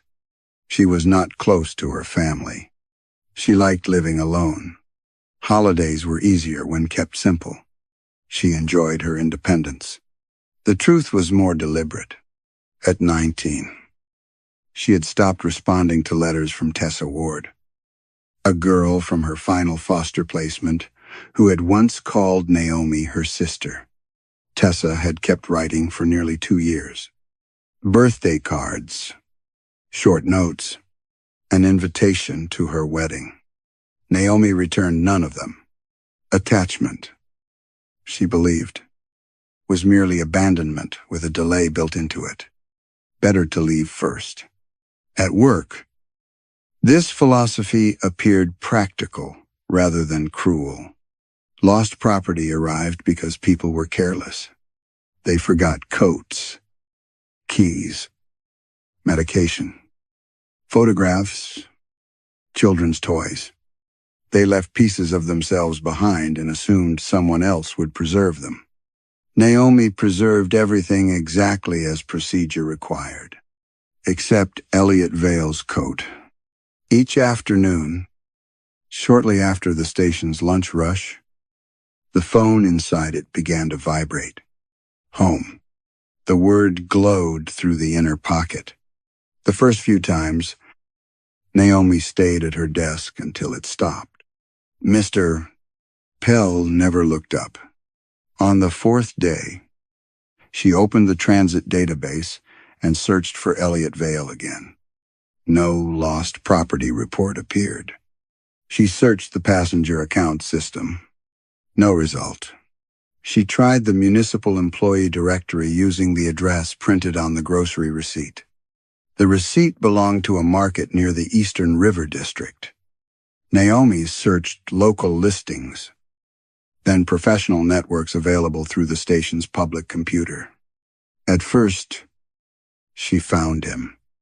Elliot Vale, 46. Electrical systems technician at Harrowell Building Services. His profile photograph showed a tired-looking man with thinning brown hair and a cautious smile. Naomi copied the company number onto a claim form. Before she could dial, the page refreshed. The photograph disappeared. The name vanished next. A message replaced the profile. This user does not exist. Naomi stared at the screen. She searched Harrowell Building Services directly. Their staff directory listed technicians by department. Between Evelyn Porter and Faisal Wells was a blank space where one entry appeared to have been removed without closing the gap. Behind her, the coat began to vibrate. This time Naomi lifted the phone from its hidden pocket. The screen still read home. She did not answer.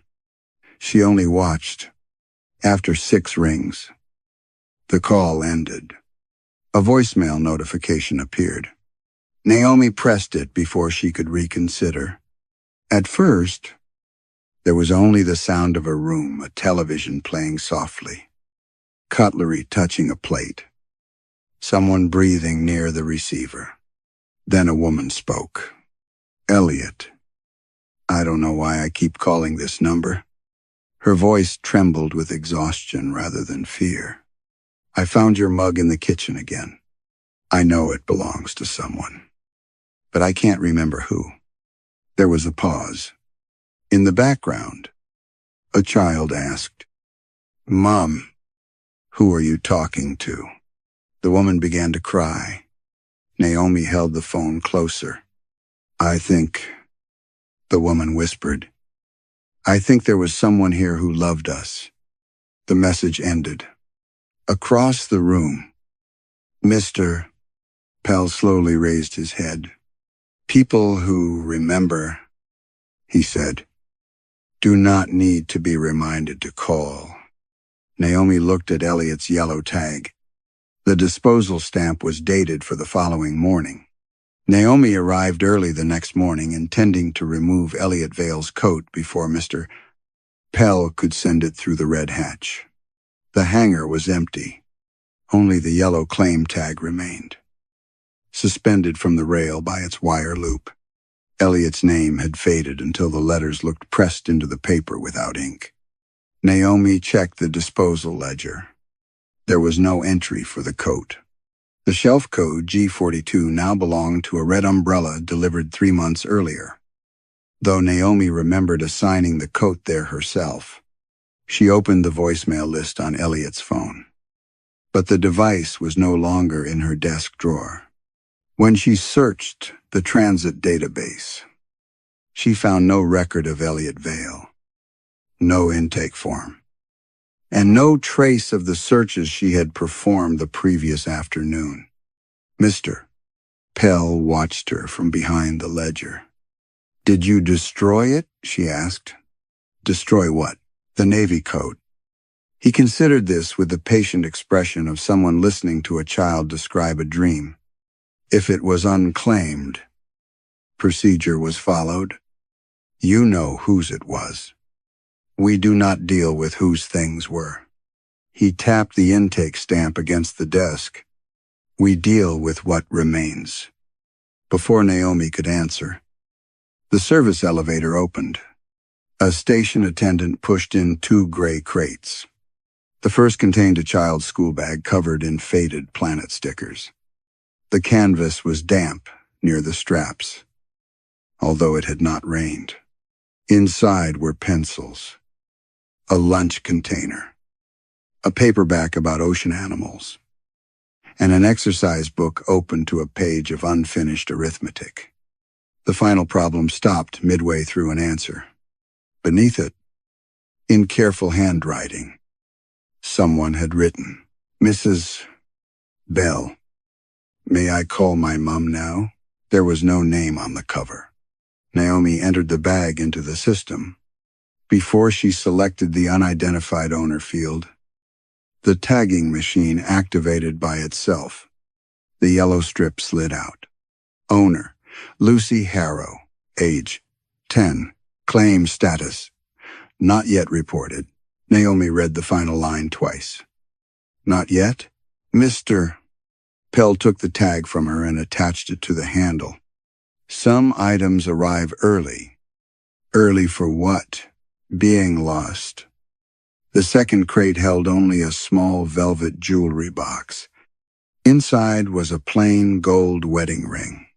When Naomi lifted it, the metal was warm, not warmed by the room or by sunlight, but with the intimate heat of something removed from living skin. A pale band of moisture clung to its inner surface. The inscription read, "To Graham. Always E." The machine printed another tag before Naomi touched the keyboard. Owner, Graham Selby. Claim status, unaware. Naomi searched the passenger system. Graham Selby's transport account was active. He had tapped through the Green Line gates less than 20 minutes earlier. The account included an emergency contact, Eleanor Selby. A telephone number appeared beside her name. Mr. Pell had gone into the rear storeroom. Naomi picked up the office phone before she could talk herself out of it. A woman answered after several rings. "Mrs. Selby?" "Yes. My name is Naomi Vance. I'm calling from the Wexler Transit Lost Property Office. We have recovered your husband's wedding ring." Silence followed. Naomi glanced at the warm ring beside the receiver. "Mrs. Selby? I think you have the wrong number." "Is this Eleanor Selby?" "Yes." "And Graham Selby is your husband?" "No." The reply was immediate. Almost offended, Naomi lowered her voice. He listed you as his emergency contact. I don't know anyone named Graham. Your initials are engraved inside the ring. Another pause. This one lasted longer. When Eleanor spoke again, her voice had changed. The irritation was gone. Something uncertain moved beneath it. I'm not married. Naomi looked back at the account on the screen. Graham's photograph showed a broad-faced man in a railway maintenance jacket, smiling against a bright outdoor background.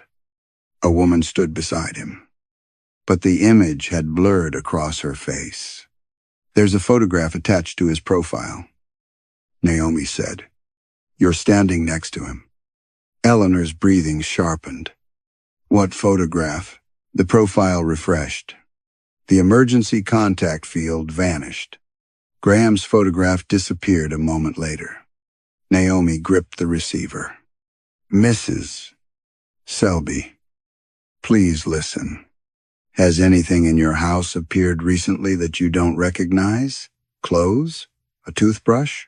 A second coffee cup? From the other end came the quiet sound of movement. Then Eleanor whispered, There are men's shoes by my door. Naomi sat forward. I thought my brother had left them. But I don't have a brother. Behind her, the tagging machine began printing. It produced one yellow label after another.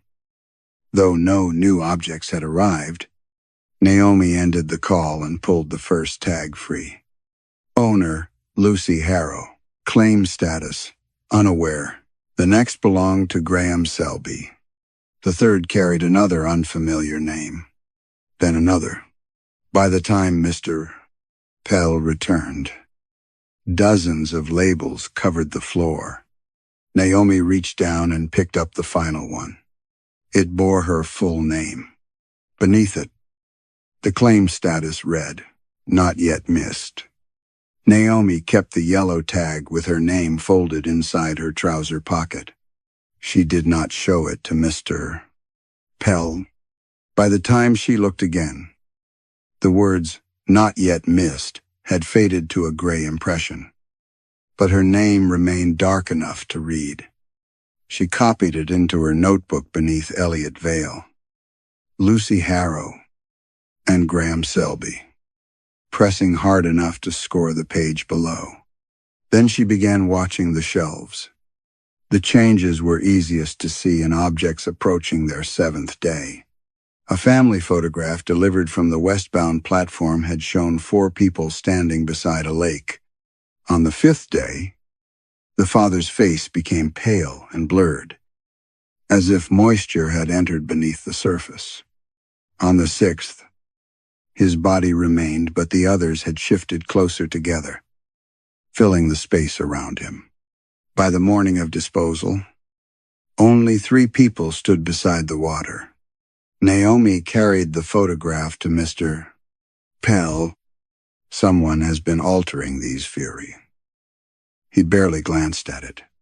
Property deteriorates. People do not disappear from pictures because of damp.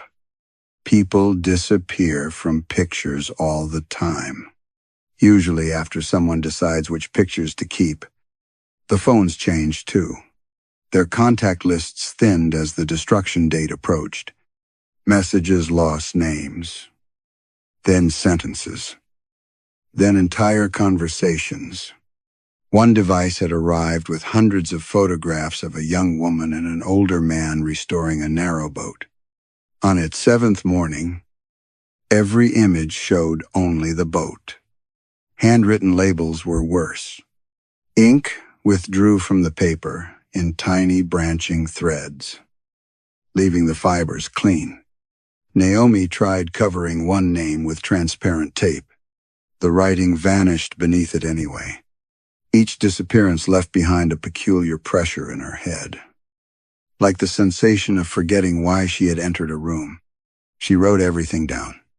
Elliot Vale, navy coat, green line, phone labeled home, Lucy Harrow, school bag, 10 years old, Graham Selby. Wedding ring. Eleanor.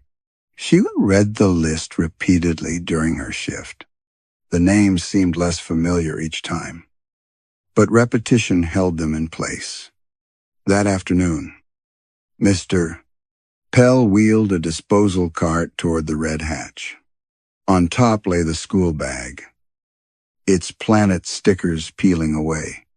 Beneath it were the ring, 3 phones, 2 wallets, and a framed photograph whose glass now reflected an empty room. The navy coat hung from the side of the cart. Naomi stopped breathing. It had not been there that morning. She had searched every rail. Where did you find that? Mr. Pell unlocked the hatch.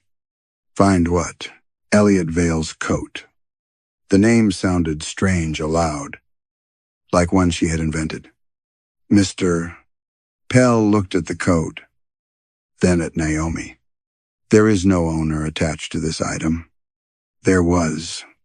His wife called him. She remembered his mug and his shoes. Then she should have claimed him. You mean the coat?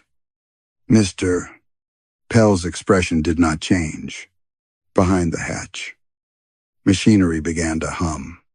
Warm air moved across Naomi's face, carrying the smell of dust, hot metal, and peppermint. The coat's hidden phone vibrated. Home glowed through the lining. Naomi seized the sleeve. But Mr. Pell caught her wrist. His grip was dry and surprisingly strong. Unclaimed property does not belong to the employee who pities it.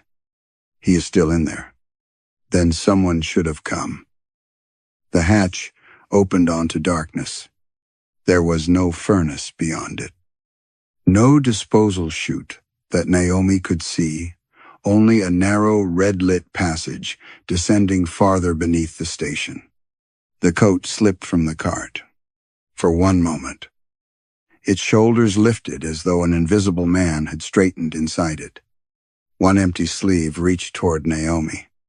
Then it fell through the opening. The phone rang once. The hatch slammed shut. Naomi tore free and opened her notebook. The line beneath her own name was blank. She turned back through the pages. Lucy Harrow remained. Graham Selby remained. But the first entry was gone, leaving only 4 deep grooves where she had pressed her pen into the paper. She tried to say the missing name. Nothing came.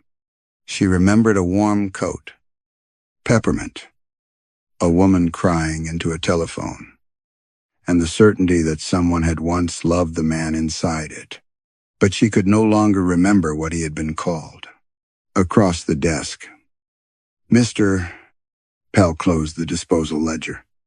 That, he said softly, is what the 7th day is for.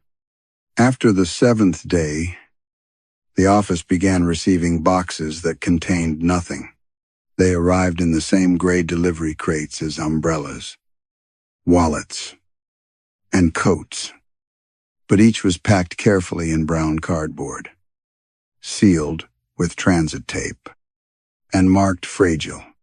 Some were light enough for Naomi to lift with 2 fingers. Others resisted her hands with a dead weight of something much larger than the box itself. When opened, they were empty.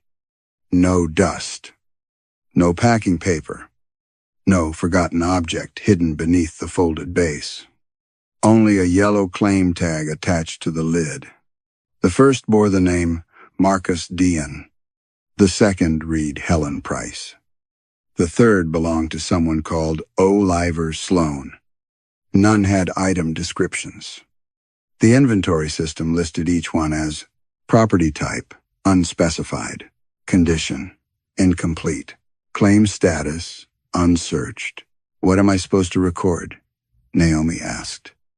Mr. Pell was polishing the face of the intake stamp with his handkerchief. The box. There's nothing inside. Then record what is absent. The station announcements had also changed.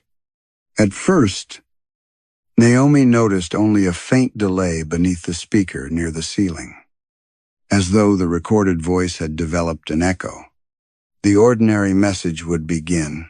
Passengers are reminded to keep personal belongings with them at all times.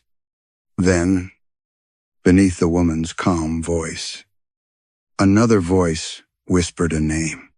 Marcus Dean. The next announcement carried Helen Price. Later, during a notice about maintenance on the Green Line, Naomi heard Oliver Sloane spoken slowly beneath the words replacement service. She checked the boxes after each announcement. The yellow tags grew paler. Naomi began writing the names on her arms. Ink on paper could disappear. Database entries could be rewritten. Even memory became unreliable after the red hatch opened. Skin, she hoped, might last longer. By the end of the week, her left forearm held 9 names in black pen. Some remained sharp, others blurred despite the fact that she had not washed them. One vanished while she was staring directly at it, the final letter thinning into her skin like spilled water being absorbed. She wrote it again before she forgot what had been there. Mr. Pell watched but did not interfere. You think remembering them is kindness, he said. It's better than pretending the boxes are empty. The boxes are empty. They have names. Sodagraphs. The words settled between them. Naomi looked toward the red hatch. The metal surface had begun to show faint marks around its edges, finger-shaped smudges on the inside. That afternoon, a station attendant delivered a crate without entering the office. He pushed it from the elevator, released the handle, and stepped back as though the wheels had carried something contagious. Found on the Green Line, he said. What station? Naomi asked. He glanced at the crate. Don't know. Who logged it? Wasn't me. His name badge read Caldwell. But when Naomi looked down to record it, the badge was gone. The attendant was already inside the elevator, pressing the button repeatedly. The doors closed before she could ask another question. Inside the crate was one empty cardboard box. It was smaller than the others, no larger than a shoebox. A blue ribbon had been tied around it, faded and flattened by age. Naomi recognized the knot before she saw the tag. Tessa had tied ribbons that way, looped twice on the left, once on the right, then pulled unevenly because she had broken her little finger as a child and it had healed crooked. Naomi's hands became cold. The yellow tag read, Owner Tessa Ward, Property Type, Personal Effect, Claim Status, Unsearched, Disposal, 7 days. For several seconds, Naomi could not breathe. She had not spoken Tessa's name aloud in 12 years. She had built a life around that silence, telling herself Tessa had married, moved away, made new connections. Tessa had been better at belonging, better at believing that promises made inside temporary homes could survive outside them. Naomi opened the box. The smell inside was faint but immediate. Strawberry shampoo, old paper, and the lavender detergent used by their final foster mother. A sound came from the station speaker. Passengers are advised that unattended property may be removed without warning. Beneath the announcement, a girl whispered Naomi's name. Not Tessa's. Naomi stepped closer to the speaker. The girl spoke again. Older now. Her voice strained and distant. Naomi, I kept calling because I thought you were still there.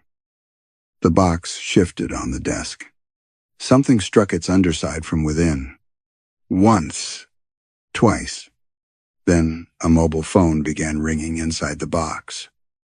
although Naomi could see perfectly well that it was empty. The phone rang a third time from inside Tessa Ward's empty box. Naomi reached into it.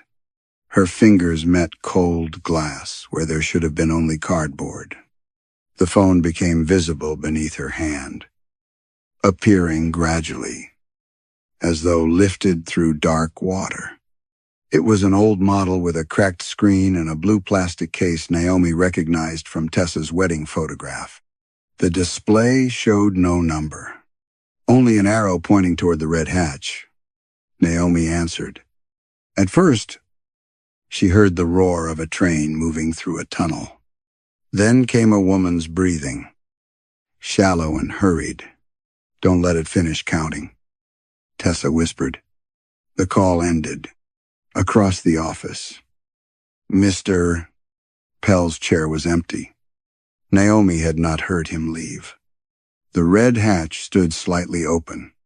Warm air leaked through the gap, carrying the smell of brake dust, damp concrete, and the peppermint scent Naomi could no longer connect to anyone. Beyond the opening, a red emergency lamp illuminated the descending passage she had seen when the coat was destroyed. She took Tessa's box and stepped through. The hatch closed behind her without a sound. The passage was too narrow for disposal machinery. Its walls were tiled in the same cream ceramic used throughout Wexler Central. Though the grout had darkened with age, pipes ran overhead, clicking softly as Naomi descended. At the bottom, a metal sign had been bolted above a security door. Retention level. Authorized inventory only. Naomi had reviewed the station plans during orientation. Beneath the lost property office were electrical conduits, drainage channels, and a foundation chamber sealed during construction. There was no retention level. Tessa's phone vibrated in Naomi's hand. The arrow now pointed through the security door. It opened when Naomi touched it. Warmth rolled over her. The room beyond was larger than the station above. Rows of metal compartments stretched into darkness, stacked from floor to ceiling along corridors too long for Naomi to see their ends. Each compartment resembled a narrow locker without a door. Thousands stood open and empty, yet none felt unoccupied. Warm air pressed from them in slow pulses. Some carried the smells of perfume, tobacco, hospital soap, wet wool, or recently cooked food. From one compartment came the faint rhythm of breathing. Another produced the dry movement of fingers turning newspaper pages. Yellow tags hung from every opening. Most names had faded completely. Naomi walked between the rows, holding Tessa's box against her chest. The phone's arrow changed whenever she reached a junction, directing her deeper into the impossible level. A child laughed somewhere behind the metal walls. A man coughed. From a dark compartment near Naomi's shoulder, someone whispered, "Have they called yet?" She did not answer. The corridors grew warmer as she continued. Condensation formed on the lockers, leaving marks like the outlines of palms. Every few steps, a station announcement drifted from speakers hidden overhead. But the messages were incomplete. Green Line passengers are advised. Unattended persons will be. Please remain where you have been left. Naomi reached a wider chamber containing shelves of empty cardboard boxes. Some were tied with ribbon. Others had railway tickets taped to their lids. The ink bleached white. At the far wall stood a sealed archive door. The phone stopped vibrating. Above the handle, a brass plate read, "Green Line service interruption. Permanently closed record." A chain passed through the door's locking wheel. The padlock attached to it was old, but its key was already inserted. Naomi turned it. The chain fell heavily to the floor. Inside, Metal filing cabinets surrounded a long table. Dust lay thick across everything except a single path leading toward a cabinet marked Incidents Unresolved. Naomi opened the first drawer. Folders had been arranged by passenger name. Each contained journey histories, employment records, school photographs, medical forms, and copies of letters sent by relatives asking the transit authority to investigate disappearances. Most letters had been stamped. No evidence passenger entered system. At the rear of the drawer, Naomi found a bound report concerning a Green Line train that had stopped inside the East Junction tunnel decades earlier. The official account described a signal failure lasting 11 minutes. A handwritten sheet beneath it listed 143 passengers who had entered the train but never left it. Naomi turned the page. Every name had been crossed out.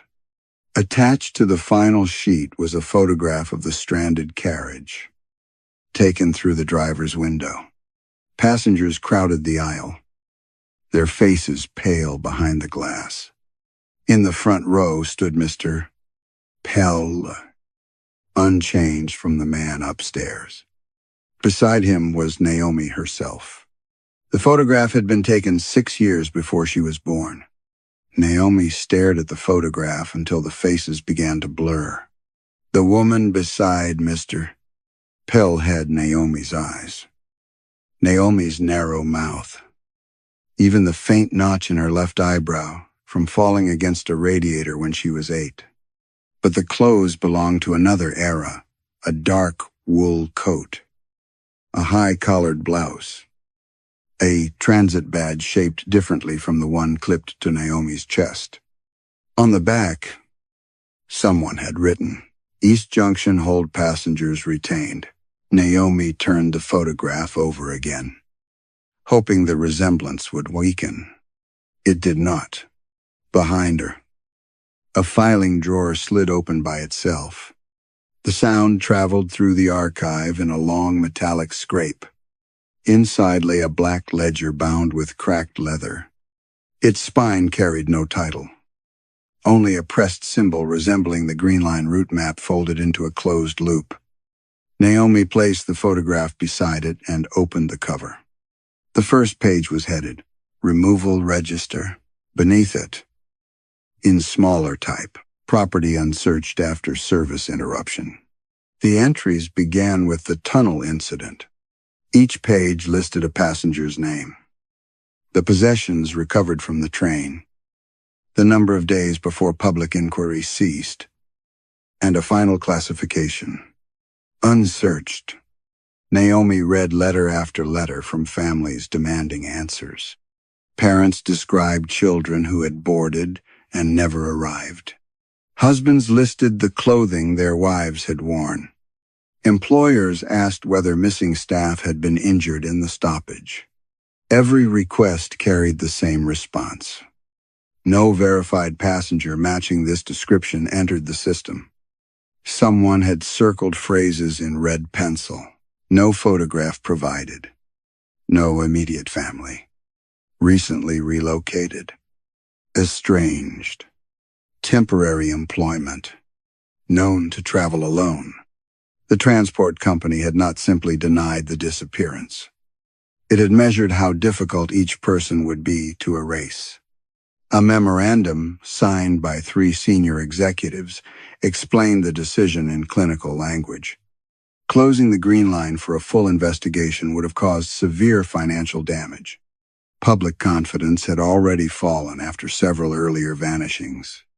The company therefore authorized a retention procedure to separate unverified passengers from official records. The Lost Property Office had been built the following year. Naomi turned another page. The first employees were described as custodians selected for low relational exposure. People with few dependents, few long-term contacts, incomplete family histories. Lives that could absorb administrative irregularities without drawing attention. Below that paragraph, Someone had written by hand, "The forgotten manage the forgotten best." Naomi felt the archive contract around her. The soft breathing from the compartments outside grew louder. She searched for Mr. Pell's name. Pell. Arthur appeared among the original passengers. His record contained no address, no next of kin, and no recovered property except a handkerchief. 7 days after the tunnel stoppage, his entry had been marked removed. Yet beneath the form was an employee appointment document dated 2 weeks later. Arthur Pell had become the office's first intake clerk. Naomi's hands trembled as she turned to the most recent section. There were the names she had written on her arm: Marcus Dean, Helen Price, Oliver Sloan, Lucy Harrow, Graham Selby. Beside each name was an intake form with a disposal date and a signature confirming transfer to retention. The signature was hers. Naomi Vance. She examined the first page closely. The handwriting matched hers, exactly the severe downward stroke of the V, the compressed curve in the final E. But the form had been signed 3 years before she began working for the Transit Authority. The next was dated 7 years earlier. Another came from the week Naomi turned 16. She searched the ledger faster. Her signature appeared throughout the archive, completing removals across decades. Sometimes the ink was blue, sometimes black, sometimes brown with age. The name never changed. On one form, the employee number matched the badge clipped to her chest. On another, the signature had been written before Wexler Central Station was built. Naomi stepped away from the table. "No," she said. A voice answered from the doorway. "You always say that when you reach the register." Mr. Pell stood beyond the fallen chain, holding his folded handkerchief. Naomi pointed at the photograph. "Why am I in this?"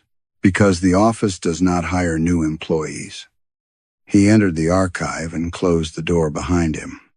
"It returns the ones who fail to remember they have worked here before." Naomi looked down at the open register. A final page had appeared where there had been none. Her name filled the owner field. Her employee number filled the item description. At the bottom waited a blank line labeled, "Removal completed by." The pen beside the ledger was still warm from her hand. Naomi did not touch the pen. Mr. Pell stood across the table, his hands folded over the handkerchief as though they were discussing an ordinary clerical error. "You said the office returns us," Naomi said. "Returns us from where? From being removed." "That doesn't answer anything." "It is the only answer the office permits." The compartments beyond the archive walls exhaled together. Warm air passed through the room, lifting the corners of the forms. Naomi saw names flicker across the pages and disappear before she could read them. Mr. Pell looked toward the sound. "People misunderstand what is lost," he said. "They think an object becomes lost when it leaves its owner. Usually, the owner is already loosening." He opened a drawer and removed a woman's leather glove. The fingers were curved as if a hand remained inside. "This did not fall from someone's pocket," he continued. "The office drew it away. A small test. A question sent into the world." What question? Will anyone notice what is missing? Naomi thought of the coat, the wedding ring, the child's school bag. Objects arriving before their owners understood they were gone. The system watches the response. Mr. Pell said, "A husband misses a ring. A mother notices a school bag. A household asks who owned the second cup. If people search with enough certainty, the connection holds. And if they don't, the office collects another piece. He placed the glove on the table. Its warmth faded beneath the fluorescent lights. A key, a photograph, a name in a contact list. Each removal makes the owner slightly harder to reach. Each failure to search tells the office that the person has already begun to leave. Naomi looked at the register. They are not forgotten because you take them. No. Mr. Pell said, we take them because they are becoming forgettable. The distinction chilled her more than any ghost could have. He turned to his own record and touched the faded description of a handkerchief. I boarded the Green Line with one suitcase and no one waiting at the other end. When the train stopped in East Junction, something entered the carriage through the dark between the doors. Not a creature. A vacancy. His voice remained calm, but his fingers tightened around the cloth. It moved from passenger to passenger, learning who was anchored and who was not. Some people had families who called before the train was overdue. Some had employers who raised alarms. Some were expected at dinner, and the others. We became property. The executives had discovered the process during the tunnel stoppage. Rather than expose what had happened, they gave the vacancy rules, ledgers, disposal schedules, and a department. Bureaucracy had not created the horror. It had taught the horror efficiency. You were erased, Naomi said. Why are you still here? Because someone must decide when the search has ended. Mr. Pell's smile was almost apologetic. The office keeps one unclaimed person working at all times. A custodian cannot be missed, because officially he has already ceased to exist. Naomi looked again at the old photograph. The woman beside him was not Naomi, though she carried Naomi's face. How many times have I worked here? Enough that the office remembers your shape. I was born decades after that picture. You were given a birth record, a school history, placements, short jobs, rooms you rented and left. The office rebuilds what it needs from incomplete lives. Mrs. Alder's impossible foster home returned to Naomi. The candy bowls, the dead daughter's name. The caseworker insisting the placement had never happened. You placed me there.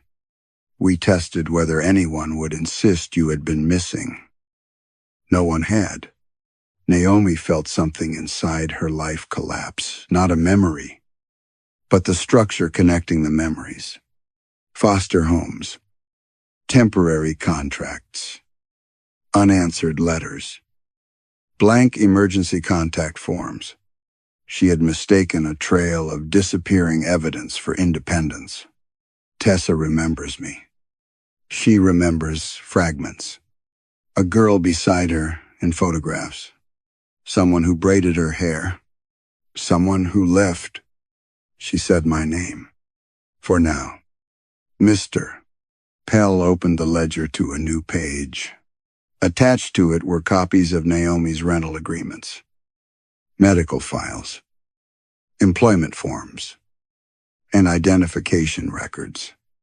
In every document, the words had begun to fade. No living person holds a complete memory of Naomi Vance, he said. That is why the office selected you. Not because you are alone, but because you spent your life teaching people how to live without you. From inside Tessa's empty box, the phone rang. The screen no longer displayed her name. It read, Last Claimant. Mr. Pell pushed the warm pen toward Naomi. The office does not want your signature this time, he said. It wants to know whether anyone will refuse to let you disappear. The employee identification card waited inside the red hatch. Naomi found it resting on the metal threshold, face upward. as though someone had placed it there for her. The photograph showed her seated against the transit authority's gray background, but her features had begun to blur around the eyes and mouth. Across the bottom, a red strip had replaced her job title, awaiting destruction. On the reverse, beneath her employee number, 7 empty boxes had been printed in a vertical line. The first already contained a black mark. Mr. Pell stood behind her. 7 days, he said. To do what? Become necessary. Naomi turned on him. You said someone had to remember me. Memory is not enough. People misremember strangers every day. The claimant must hold something the office cannot reproduce from records. What does that mean? It means they must know you without being shown who you were. Photographs would not help. Letters. Identification. Archived messages. And employment files belong to the same systems the office controlled. Naomi could not prove herself with evidence because evidence was exactly what the office removed. She had to leave a living mark. She took Tessa's phone and carried the removal register upstairs. Mr. Pell did not stop her. The first day, the station cameras failed to record Naomi leaving the office. At the public information desk, an attendant looked directly at her and asked whether someone else had been speaking. Naomi used the phone to call Tessa. A woman answered. Hello? Naomi's throat tightened. Tessa. Yes? It's Naomi. There was silence. Then Tessa said, politely, I'm sorry. Should I know you? Naomi closed her eyes. We lived with June and Malcolm Ward. You broke your little finger climbing the garden fence. You used to tie ribbons unevenly because it healed crooked. Tessa's breathing changed. How do you know that? Because I was there. Naomi told her about the bedroom they had shared. The glow-in-the-dark stars above Tessa's bed. And the night they promised to remain sisters after the placement ended. Tessa listened without interrupting. When Naomi finished, she whispered, I remember the room. Do you remember me? I remember someone. The second black mark appeared on Naomi's card. On the second day, Naomi copied the archived files onto every available terminal in Wexler Central. She sent the tunnel report to newspapers, transport regulators, missing person groups, and family history forums. The attachments arrived empty. She printed the documents and handed them to commuters. The pages became blank before they reached the station exits. Naomi began reading names aloud through an unattended platform microphone. Marcus Dean, Helen Price, Oliver Sloan, Lucy Harrow, Graham Selby. Passengers paused, confused, then continued walking. Within minutes, they had forgotten why they stopped. On the third day, station staff ceased, responding to Naomi entirely. On the fourth, automatic doors did not open for her. She wrote her name across the walls, but each letter vanished when she moved away. Her voice weakened until telephone microphones captured only static. Tessa continued answering the old phone. Each conversation began as if it were their first. Naomi stopped offering facts and began telling the truth. She admitted she had received every letter. She admitted she had kept the wedding invitation unopened for 3 weeks before throwing it away. I thought leaving you first meant you couldn't leave me, Naomi said. Tessa was quiet. That sounds lonely. It was. Why didn't you come back? Because every year made returning harder. Eventually, I told myself you were better without me. A soft sound came through the phone. Tessa was crying. I don't know who you are. she said. But I think I spent years being angry with you. The fifth mark appeared. By the sixth day, Naomi's reflection no longer formed in the office windows. Her clothes still moved, but the glass showed the room behind her. She released the archive one final time, not through the network, but through the station itself. Naomi opened every retention compartment. Warm air surged through the corridors. Voices flooded the speakers, reading their own names. Addresses, unfinished messages, and the descriptions of people who had once loved them. Above, trains stopped. Passengers began remembering missing cups, unexplained shoes, blank spaces in family photographs. The station filled with people asking whom they had forgotten. Naomi called Tessa. No sound came from her mouth. Still, Tessa answered. Naomi? Naomi pressed the phone to her ear. For the first time, Tessa had said the name without being told. I don't remember your face, Tessa said. I don't know where you are, but I remember waiting for you. The seventh box on Naomi's card began filling with ink. Then the red hatch opened behind her, and every empty compartment on the retention level spoke in Mr. Pell's voice. A claimant has been accepted. The ink stopped halfway across the final box. A claim, he continued, requires property to be surrendered. Inside Tessa's box, the phone displayed two names, Naomi Vance, Tessa Ward. Beneath them appeared a single instruction, select one to be remembered. Naomi did not touch either name on the screen. Behind her, the retention level breathed through thousands of empty compartments. Above, the station speakers carried the voices of people who had been removed from photographs, records, households, and grief. Tessa's voice trembled through the phone. Naomi? Are you still there? Naomi could no longer answer. The final box on her identification card continued filling slowly with black ink. She understood then that the office had offered a false choice. Tessa had not become endangered because Naomi contacted her. Tessa had been weakening for years, separated from the only person who remembered the frightened girl she had once been. The blue ribbon box had arrived because Tessa was already becoming unsearched. The office wanted Naomi to choose herself, proving that attachment was only another form of self-preservation. Naomi pressed Tessa Ward's name. The phone became hot in her hand. Every light on the retention level went out. For one breath, the underground chamber held absolute silence.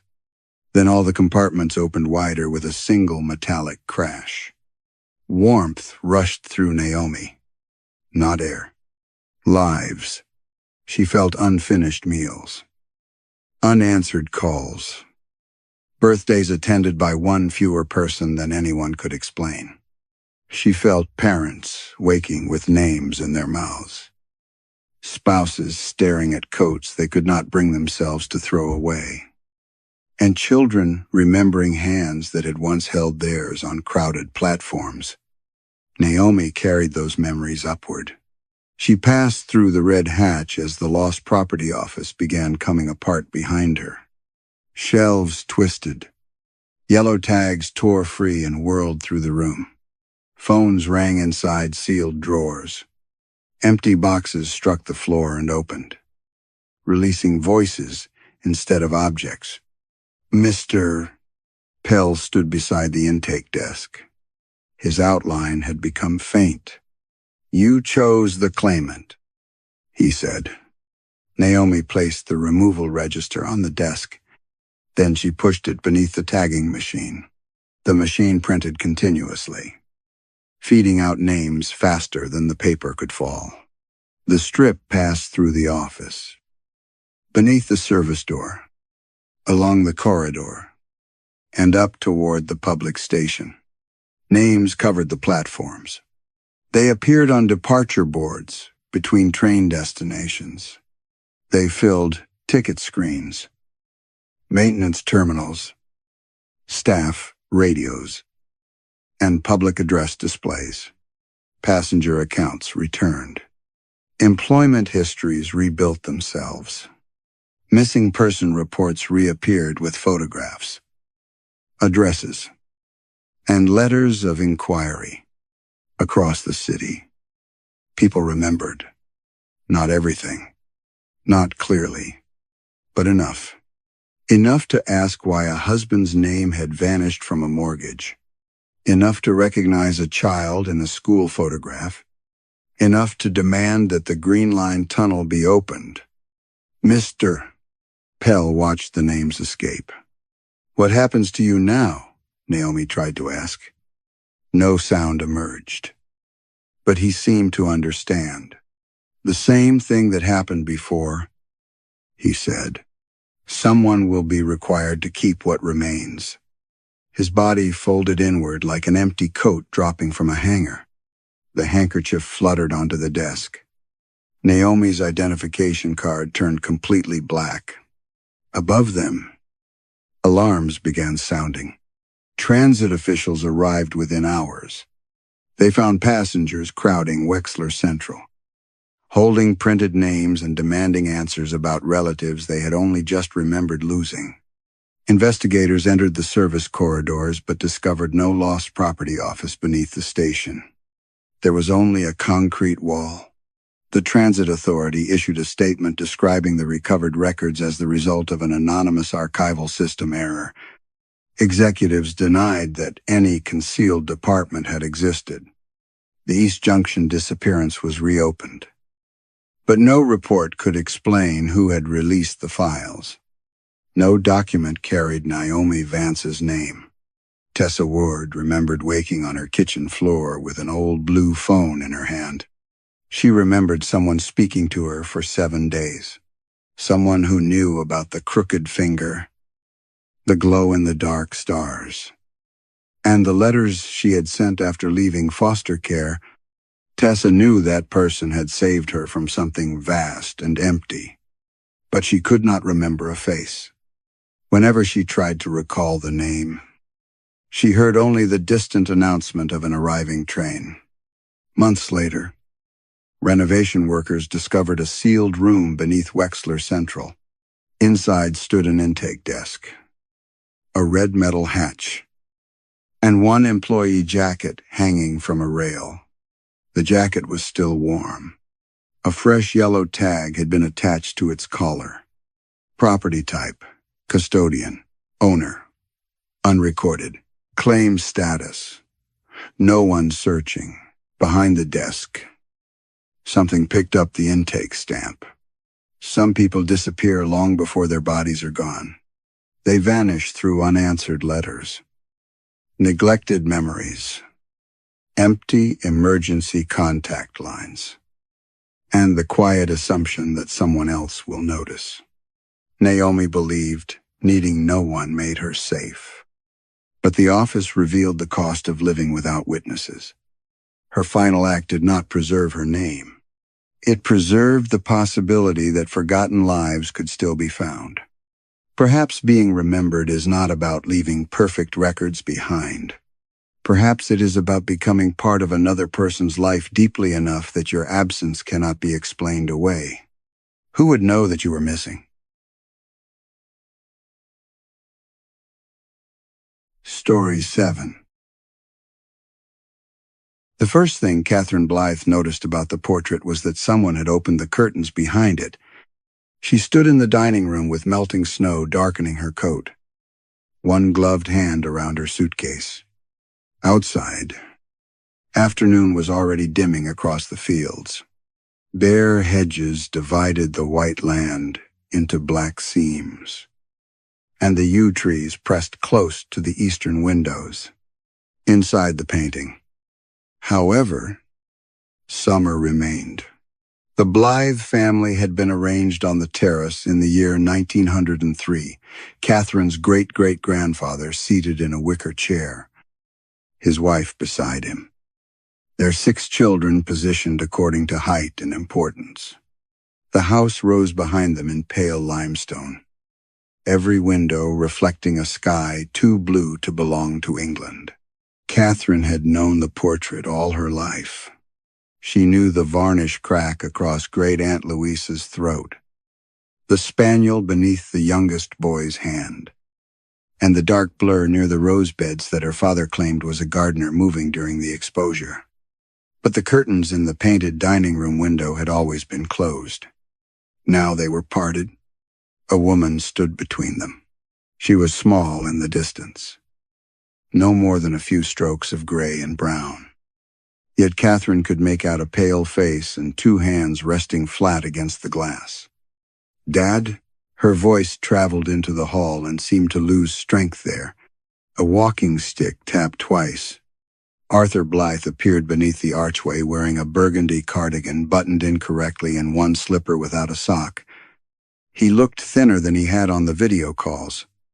Not ill, exactly, but reduced, as though some patient hand had been rubbing away his edges. For several seconds he studied Catherine with polite uncertainty. Then his face warmed. "Kit," he said. No one had called her that since childhood. She embraced him. He smelled of cedar drawers, shaving soap, and the medicinal sweetness of tablets arranged in plastic boxes on the kitchen table. His arms lifted slowly around her, then remained there too long. "You came in through the front door," he murmured. "Of course I did. I've asked them not to use it." Catherine drew back, asked who, but he had already turned toward the portrait. The uncertainty returned to his expression, now aimed at the painted family. His eyes moved from face to face, counting. "The light is wrong," he said. Catherine removed her gloves. "The curtains are open in the background. Did you have someone clean it?" "No one touches that. Restore it." Then Arthur's fingers tightened around the silver head of his cane. "No one touches that," he repeated. The solicitor had warned her about repetition, misplaced suspicion, sudden anger, and moments in which Arthur might speak as though the house were occupied by people long dead. Catherine had read the recommended leaflets during the train journey. Secure rugs, label cupboards, disconnect unused appliances, avoid argument. She told herself the woman was an old detail revealed by changing light. The weak winter sun could make familiar surfaces look newly damaged. Paintings changed under varnish. Pigments sank. Shadows emerged. Buildings did the same. Catherine restored structures whose owners insisted nothing had moved until a wall opened and showed them otherwise. She stepped closer. The painted woman wore a high-necked dress. Her hair was parted in the middle. One side of her face had been rendered more carefully than the other, and although the features were indistinct, something in the slope of the brow felt familiar. Behind Catherine, Arthur's cane tapped once. "Don't stand where she can see you," he said. A gust struck the real windows. The chandelier trembled above the table. Catherine turned, ready to reassure him. But her father was staring past her shoulder. His mouth had fallen slightly open. "Dad," he raised one shaking hand and pointed at the lower edge of the portrait. Fresh paint gleamed there, wet enough to catch the failing light. Someone had added a narrow strip of white along the terrace steps. It was not snow. It was the hem of a dress, extending downward from a figure that had not yet been painted. Catherine reached toward the wet paint before Arthur struck the floor with his cane. The sharp crack stopped her hand inches from the canvas. "Don't," he said. His fear was so sudden and lucid that Catherine obeyed. The white stroke along the terrace steps shone beneath the chandelier, thicker than the surrounding paint, carrying the faint chemical smell of linseed oil. Someone had worked on it recently. That explanation should have comforted her. Instead, she found herself looking toward the painted window, where the woman's pale hands remained pressed against the glass. Arthur left the dining room without another word. Over the next 3 days, Catherine learned the shape of his decline. He woke before dawn and wandered through the upper corridor, testing every door handle. He placed teaspoons in his coat pockets, folded newspapers into neat quarters, and accused the boiler of breathing beneath the floorboards. At breakfast, he remembered the names of architects Catherine had studied 20 years earlier, but could not recall whether she took milk in her tea. Sometimes he called her Kit. Sometimes Miss Blythe. Once, while she helped him fasten his cuff, he thanked her and asked when his daughter would arrive. Catherine responded as the memory specialist had advised. She did not correct him sharply. She redirected his attention, kept her voice calm, and wrote instructions in large letters beside the kettle. Yet each forgotten detail felt personal. Arthur had always treated memory as a moral duty. As a child, Catherine had been required to learn the names of ancestors whose portraits filled the stairwell. Family history was recited at dinner as though it were scripture. Marriages, estates, military commissions, respectable deaths. There had been no place in those stories for Marianne Blythe. Catherine's mother had disappeared when Catherine was 9. Arthur said she had left willingly after months of unhappiness. No goodbye note had been found, although he insisted she had telephoned from London and asked not to be contacted. For years, Catherine imagined Marianne beginning a second life in some bright apartment, relieved to be free of both Calder House and the daughter she had abandoned inside it. That belief had hardened into something useful. People left. Houses remained. It was one reason Catherine restored buildings rather than relationships. On the 4th evening, she found Arthur setting the dining table for 7. Only 2 people lived in Calder House. He had arranged the silverware with ceremonial care. A plate stood at each chair, accompanied by a folded linen napkin and a glass polished clear of fingerprints. The places continued around the long table and stopped directly beneath the portrait. "Are we expecting someone?" Catherine asked. Arthur glanced toward the doorway behind her. "They're already here." The hall was empty. Catherine began collecting the unused plates. Arthur watched her remove the first without protest. When she lifted the second, his hand closed around her wrist. "Not that one." His grip was unexpectedly strong. "Whose place is it?" Arthur looked at the chair. Confusion softened his expression. "I don't remember." He released her. The following night, there were 4 places. The night after that, 9. Each time, Arthur insisted the guests had arrived, although he could not name them. Catherine searched the kitchen for signs that someone else had entered the house. Nothing was missing except food Arthur might have eaten and forgotten. The doors remained locked. Snow lay unbroken beneath every ground-floor window. She telephoned the care agency and arranged for an assessment. The earliest appointment was the following week. Until then, she would manage. On Sunday evening, the snow thickened until the windows became pale rectangles. Catherine prepared soup and found Arthur in the dining room again. This time, the table had only 3 settings. Arthur sat at one end. Catherine's place waited opposite him. Between them, beside the eastern window, stood a third chair. The napkin there had been folded into a narrow white flower. Catherine sat without removing the extra setting. She was too tired to begin another argument. Arthur lifted his spoon, then paused. His attention shifted to the empty chair. For several moments, he seemed to listen.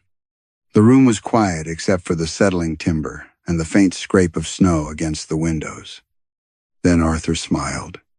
It was a private, wounded smile Catherine had not seen since childhood.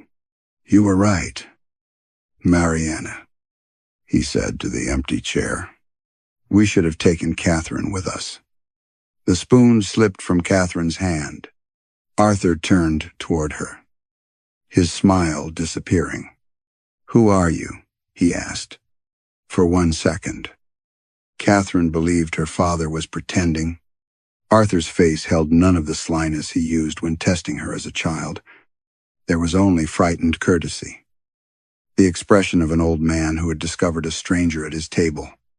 "It's Catherine," she said. He looked toward the empty chair beside the window. Then something in him loosened. Recognition gathered slowly, like light behind thick curtains. "Kit," he whispered. "Of course."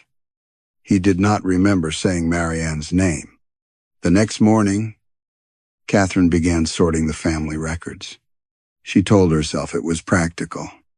The care assessment would require legal documents, medical histories, proof of ownership. Arthur's papers had been kept for decades in the morning room, inside walnut cabinets, smelling of dust and dried lavender. But practicality was not why she searched. "We should have taken Catherine with us." The sentence followed her from room to room. Arthur slept in the library after breakfast. Catherine carried boxes to the long table beneath the east windows and arranged their contents by date. Birth certificates, probate notices, school reports, letters tied with faded ribbon, photographs mounted on black card. The Blythes had preserved everything. At least, that was what Catherine had believed. The first photograph showed Arthur as a boy beside his parents on the south lawn. His father rested one hand on his shoulder. His mother held the lead of a white terrier. Between Arthur and the dog was a narrow vertical absence where the image had been removed. Not cut out. The lawn continued through the missing shape. Grass, hedge, and distant wall remained intact, but their tones were flatter there, as though someone had painted the background over a person. Catherine tilted the photograph toward the window. Beneath the altered grass, she could just see the outline of a shoe. She found the same wrongness in 7 other photographs. A gap beside Arthur at a seaside hotel. An empty patch on a picnic blanket, dented as though someone still sat there. A Christmas photograph with one stocking above the fireplace, but no child beneath it.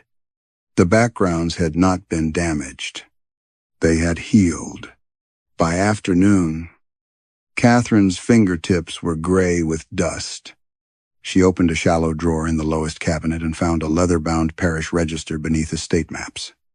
The first page bore the Blythe crest. The entries were handwritten in iron-brown ink. Arthur Julian Blythe, born in winter. Above his name was another. Eleanor Grace Blythe, born 4 years earlier. No death was recorded. No marriage. No burial. Arthur had been an only child. He had said so throughout her childhood.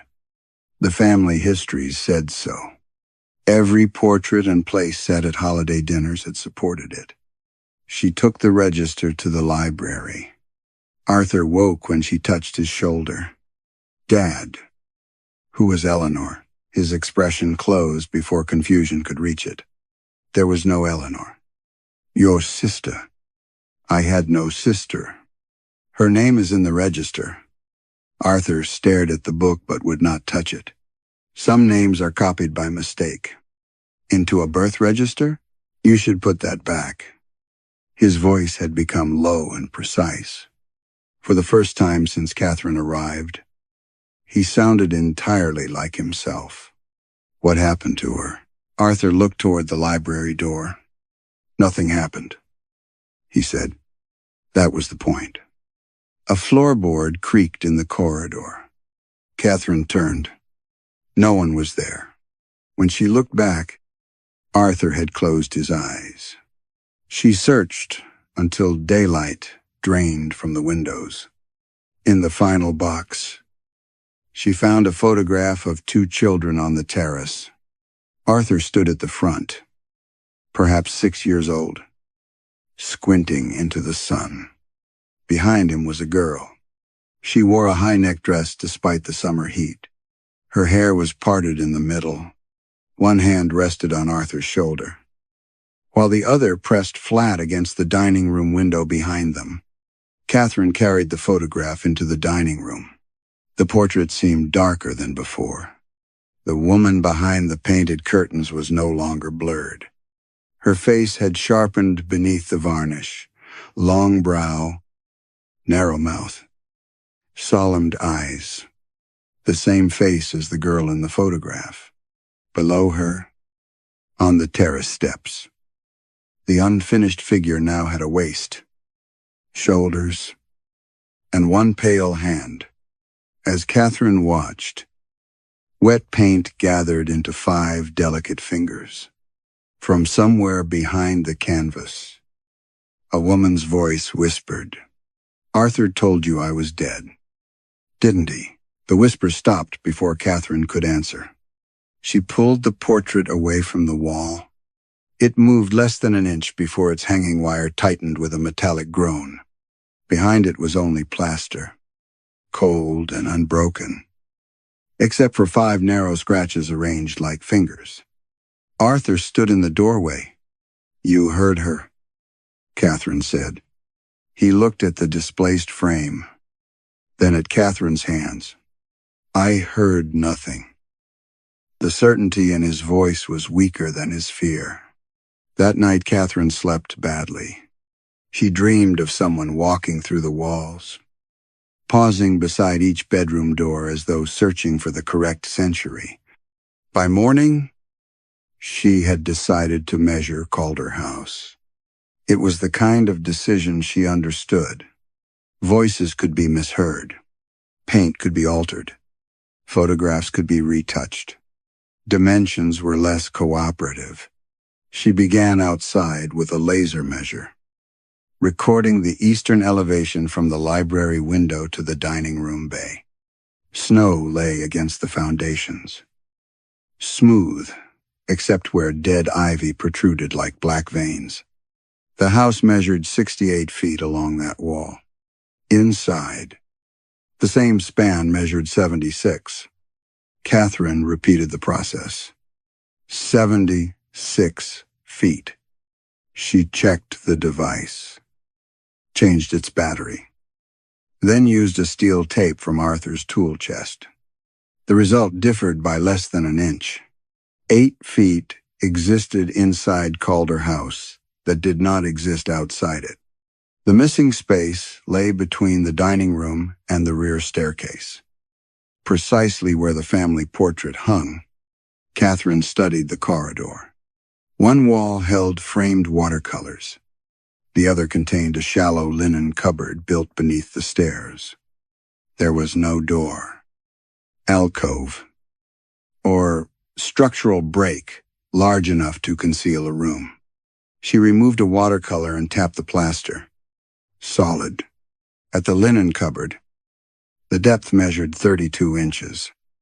Yet according to the exterior wall, it should have been less than 12. Arthur watched from the stairs.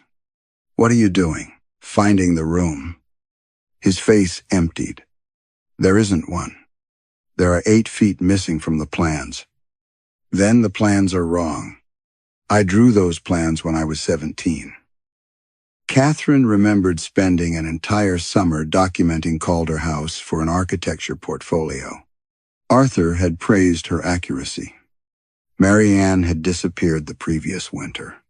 She found the old drawings in the estate office. The paper had yellowed, but her pencil lines remained exact. The linen cupboard was absent. In its place, she had drawn a blank rectangle and written, in her younger hand, "Wall too thick. Ask mother." Catherine stared until the words blurred. That evening, she questioned Arthur again. He refused dinner and locked himself in the library. Snow pressed against the windows, erasing the grounds and leaving the house suspended in whiteness. Sometime after midnight, Catherine woke to the sound of a latch lifting. She followed it into the corridor. The linen cupboard stood open. Folded sheets and towels were gone. Beyond the narrow frame stretched a bedroom lit by candles. The room could not fit beneath the staircase. It extended at least 20 feet, with faded green wallpaper, a coal fire, and frost clouding tall windows that faced a moonlit garden. The air smelled of beeswax, damp wool, and roses long past bloom. A girl sat at a writing desk. She looked 16. Her dark hair was parted in the middle, and she wore the high-neck dress from the photograph. Eleanor Blythe turned. For several seconds, neither spoke. Then Eleanor smiled with exhausted relief. "You found the right door this time." Catherine gripped the cupboard frame. "You're Eleanor, and you're Catherine. That's impossible." It was impossible the first time, too. Catherine looked behind her. The corridor remained there, dim and empty. "When did I come here?" Eleanor's smile faded. "You were small. Your mother brought you because she thought a child could pass through without the house noticing."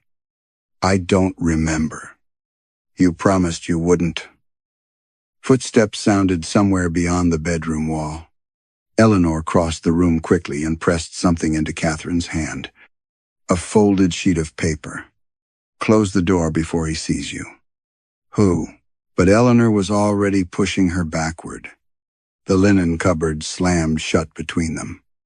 Catherine unfolded the paper beneath the corridor light. It was a child's drawing of Calder House.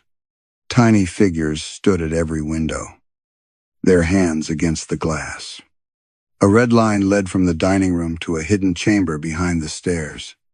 At the bottom, written in purple crayon, were 4 words: "Kit came to get us."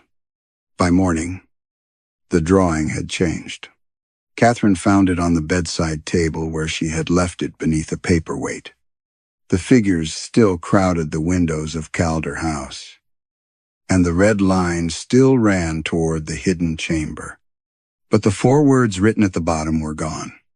In their place, purple crayon formed a blank, waxy smear. She photographed the page with her phone. The image appeared sharp for half a second. Then the screen flickered, and the drawing blurred until the house looked drowned beneath gray water. Catherine took another photograph. The same thing happened. She placed the drawing inside a clear document sleeve and carried it downstairs. The linen cupboard was ordinary again. Sheets filled its shelves. Its rear panel measured 32 inches deep. When Catherine opened it, cold air did not spill from another century. There was only the scent of laundry soap and old wood. She marked the cupboard's outline on the corridor wall with blue survey tape. An hour later, the tape lay on the floor in a neat coil. Catherine returned to the estate office and spread her architectural plans across the desk. The blank rectangle she had labeled as a teenager remained visible. She made copies, photographed every page, and wrote the current measurements in permanent ink. When she checked them after lunch, the corridor dimensions matched the exterior perfectly. The linen cupboard had appeared on the drawing in Catherine's own drafting style. Even the ink looked old. She called the conservation firm where she worked and asked her assistant, Priya, to open the digital survey Catherine had completed during a previous estate assessment. What survey? Priya asked. Courthouse. I uploaded it 3 years ago. There was a pause filled with keyboard clicks. I don't have a Courthouse project. Search under my name. I did. Catherine gripped the telephone harder, then searched the address. Another pause. Are you sure you carried out the survey through us? I signed the report. You weren't with us 3 years ago. Catherine laughed once, without humor. I've worked there for 9 years. Priya said nothing. When she spoke again, her tone had changed into the patient caution people used with the confused. Catherine, your staff profile says you joined last spring. The line crackled. For a moment, Catherine heard distant breathing beneath Priya's voice.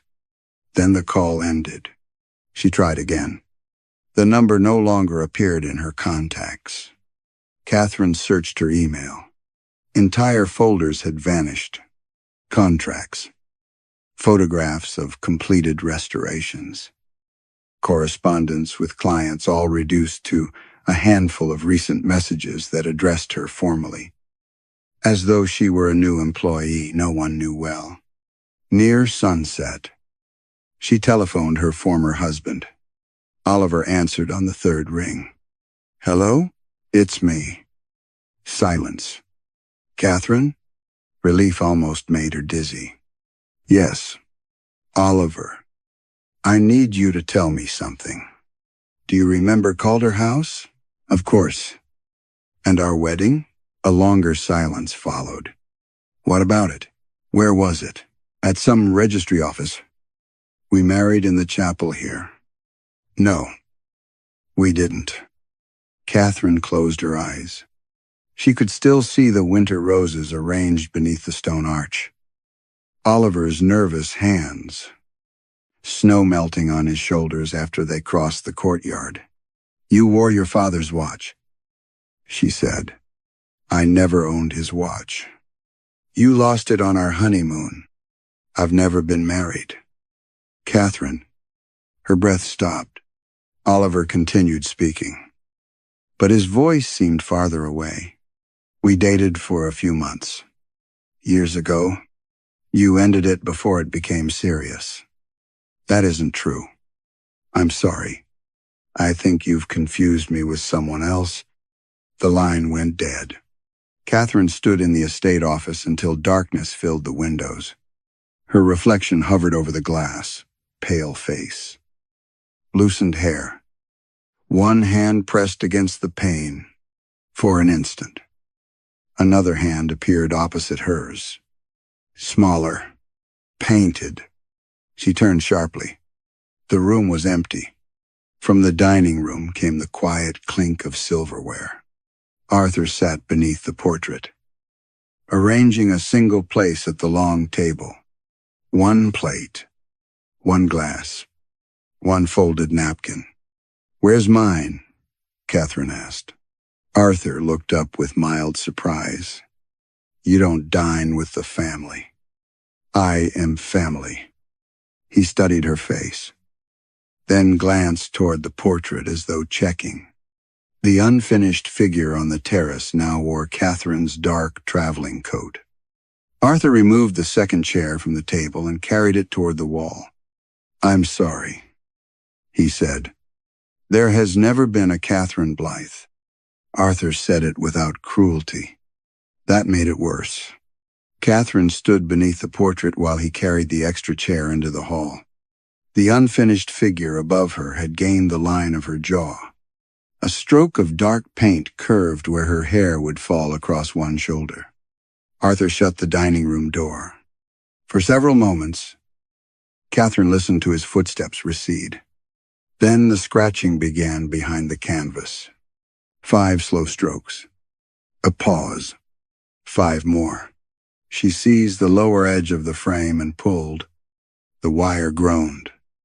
But this time something inside the wall released with a dull metallic click. The portrait swung outward like a door. Behind it lay a narrow stone opening. Cold air moved over Catherine's face, carrying coal smoke, wet earth, and the sweet decay of old flowers. A staircase descended steeply between walls too close for her shoulders. No timber frame supported the opening. No alteration seam marked the plaster. Architecturally, the passage had not been concealed. It had been refused. Catherine switched on her phone's torch. The battery display showed full, then dropped to nearly empty as she stepped inside. The portrait swung shut behind her. She descended. The staircase changed material beneath her feet. Stone became oak. Oak became tile. And tile became board soft with age. The handrail shifted from iron to polished mahogany beneath her palm. Each turn should have carried her below the foundations. Yet the air grew warmer, and somewhere ahead a clock chimed from within the walls. At the bottom waited a corridor lined with doors. None matched. One was medieval oak studded with black nails. Another was painted the pale green used in post-war hospitals. Farther along stood a nursery door covered in faded rabbits. Then a modern fire door with a glowing emergency bar. Catherine opened the nearest. A man in an 18th century military coat sat at a writing desk, copying the same sentence across hundreds of pages. I did not see what my father did. He looked up. Are you the new one? Catherine closed the door. In the next room, an elderly woman dressed in mourning black cut faces from a stack of family photographs. Each time her scissors closed, the paper repaired itself, leaving a smooth background. They said I invented my husband's cruelty, she murmured. So they made certain no one could remember I had a husband. Another room contained a young man asleep beside boxes of accounting ledgers. Coins covered his closed eyes. On the wall, someone had written embezzler in red paint, then crossed it out and replaced it with whistleblower. The corridor continued beyond what Calder House could contain. Some prisoners begged Catherine to open their doors. Others retreated when they saw her. A woman wearing a dress from the 1920s pressed one finger to her lips and pointed upward, warning that the house was listening. What did you do? Catherine asked. I told the newspapers where the servants' children were buried. And they put you here? The woman gave a tired smile. They put the graves here too. Behind her. Small mounds disturbed the carpet. Catherine backed into the corridor. She began to understand. These were not mad relatives, criminals, or embarrassments preserved out of shame. They were people who had threatened the version of the Blythes that the family presented to the world. A doctor who recorded an illegal confinement. A son who refused to inherit money earned from evicted tenants. A cousin who tried to prove that a celebrated judge had purchased witnesses. Each had been renamed, disgraced, then removed. The house did not imprison wrongdoing. It imprisoned contradiction. At the corridor's far end stood a door without a handle. Fresh plaster sealed its edges. But something on the other side scratched in groups of 5. Catherine touched the surface. The wall was warm. Beneath several layers of whitewash, she found shallow lettering cut into the wood. She scraped until a name emerged. Marianne Blythe. Below it was a second inscription in purple crayon, written by a child. I showed Daddy where she hid. From behind the sealed door, Catherine's mother began to scream her name. Catherine threw her shoulder against the sealed door. The plaster cracked, but held.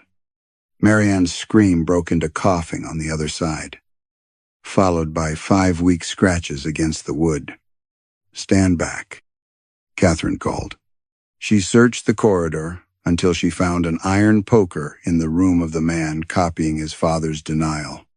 He did not look up when she took it. He only turned another page and began the sentence again. Catherine drove the poker into the plaster around the frame. The white surface broke away in damp slabs. Beneath it, the door had been bound with wire and covered in strips of wallpaper from several different periods, each layer printed with faded flowers. Letters had been trapped between them. Some were still sealed. Others had been torn open and pressed flat against the wood like insulation. Catherine pulled one free. The handwriting belonged to Marianne. "Arthur, the rooms are not empty. They were never empty." Another had been addressed to a solicitor in London. "I have found evidence that members of the Blythe family were confined inside Calder House under false claims of illness, criminality, and moral corruption. The architectural alterations do not correspond to any approved plans. If anything happens to me, my husband knows what I discovered." Catherine tore down more paper. Behind the letters were architectural drawings on tracing cloth.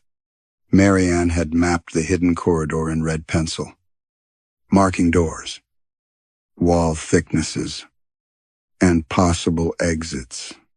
At the center, she had drawn the dining room portrait and written, "Not a picture, a lock." The final plan was unfinished. A red route led from the sealed rooms toward the east garden, then stopped beside a child's handprint in purple crayon. Catherine remembered the crayon before she remembered the night. The memory arrived as a smell: wet wool, candle smoke, her mother's rose soap.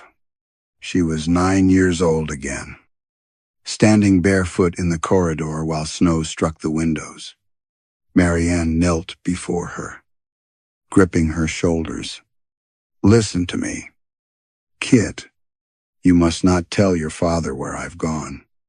Catherine had been crying. "You're leaving.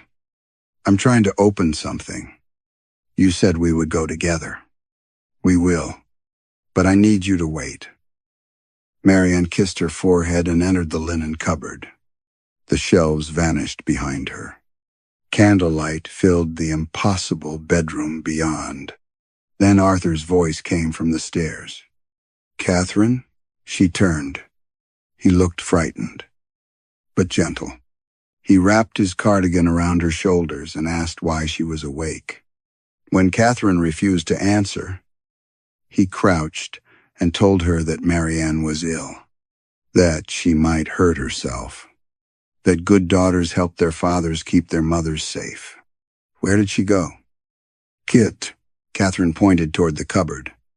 The memory sharpened. Arthur did not enter alone. 2 men came from the dining room carrying wire, plaster, and a wooden panel.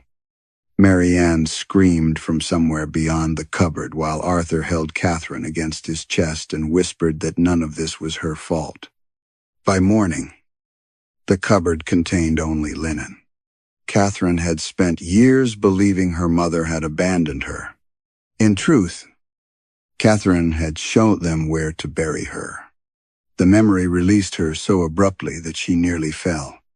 She wrapped the wire around the poker and twisted until it snapped. The door opened inward. The room beyond was small and candlelit.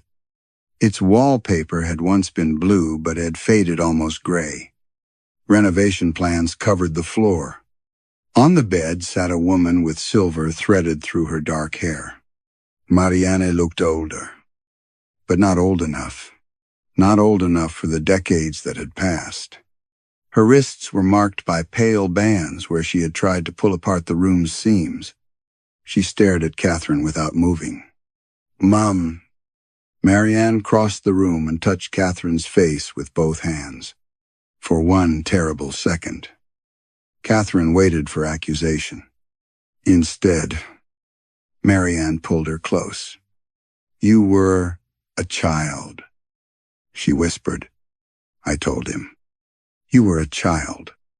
I helped him find you. You came back." Behind them, the corridor doors began slamming one after another. Marianne drew away. "He knows you opened this." "Arthur, no." Marianne looked toward the ceiling as dust sifted down around them. "Arthur has never controlled the house. He only served it." A deep sound traveled through the walls, like a frame settling around a canvas. Marianne seized the unfinished plans. "The portrait is almost finished." "Isn't it?" Catherine could not answer. From somewhere far above, in the dining room, glass shattered. Then Arthur's voice echoed through the passage. "Mariana," he called softly. "You've brought her back to the door." Arthur's voice faded into the walls. Marianne extinguished 3 candles with her fingers, moving quickly despite the tremor in her hands. "We cannot stay in this room," she said. Catherine stared at her. "What does he mean? I brought you back to the door?" "He means the house can finish what it began." The corridor outside had changed. Several doors were gone. Others had moved closer together, their frames overlapping as though the passage were being compressed. From behind them came whispers, prayers, and the soft repetition of names spoken by people afraid of forgetting themselves. Marianne led Catherine toward the staircase. The portrait was commissioned after Silas Blythe's eldest son accused him of killing a tenant during an eviction, she said.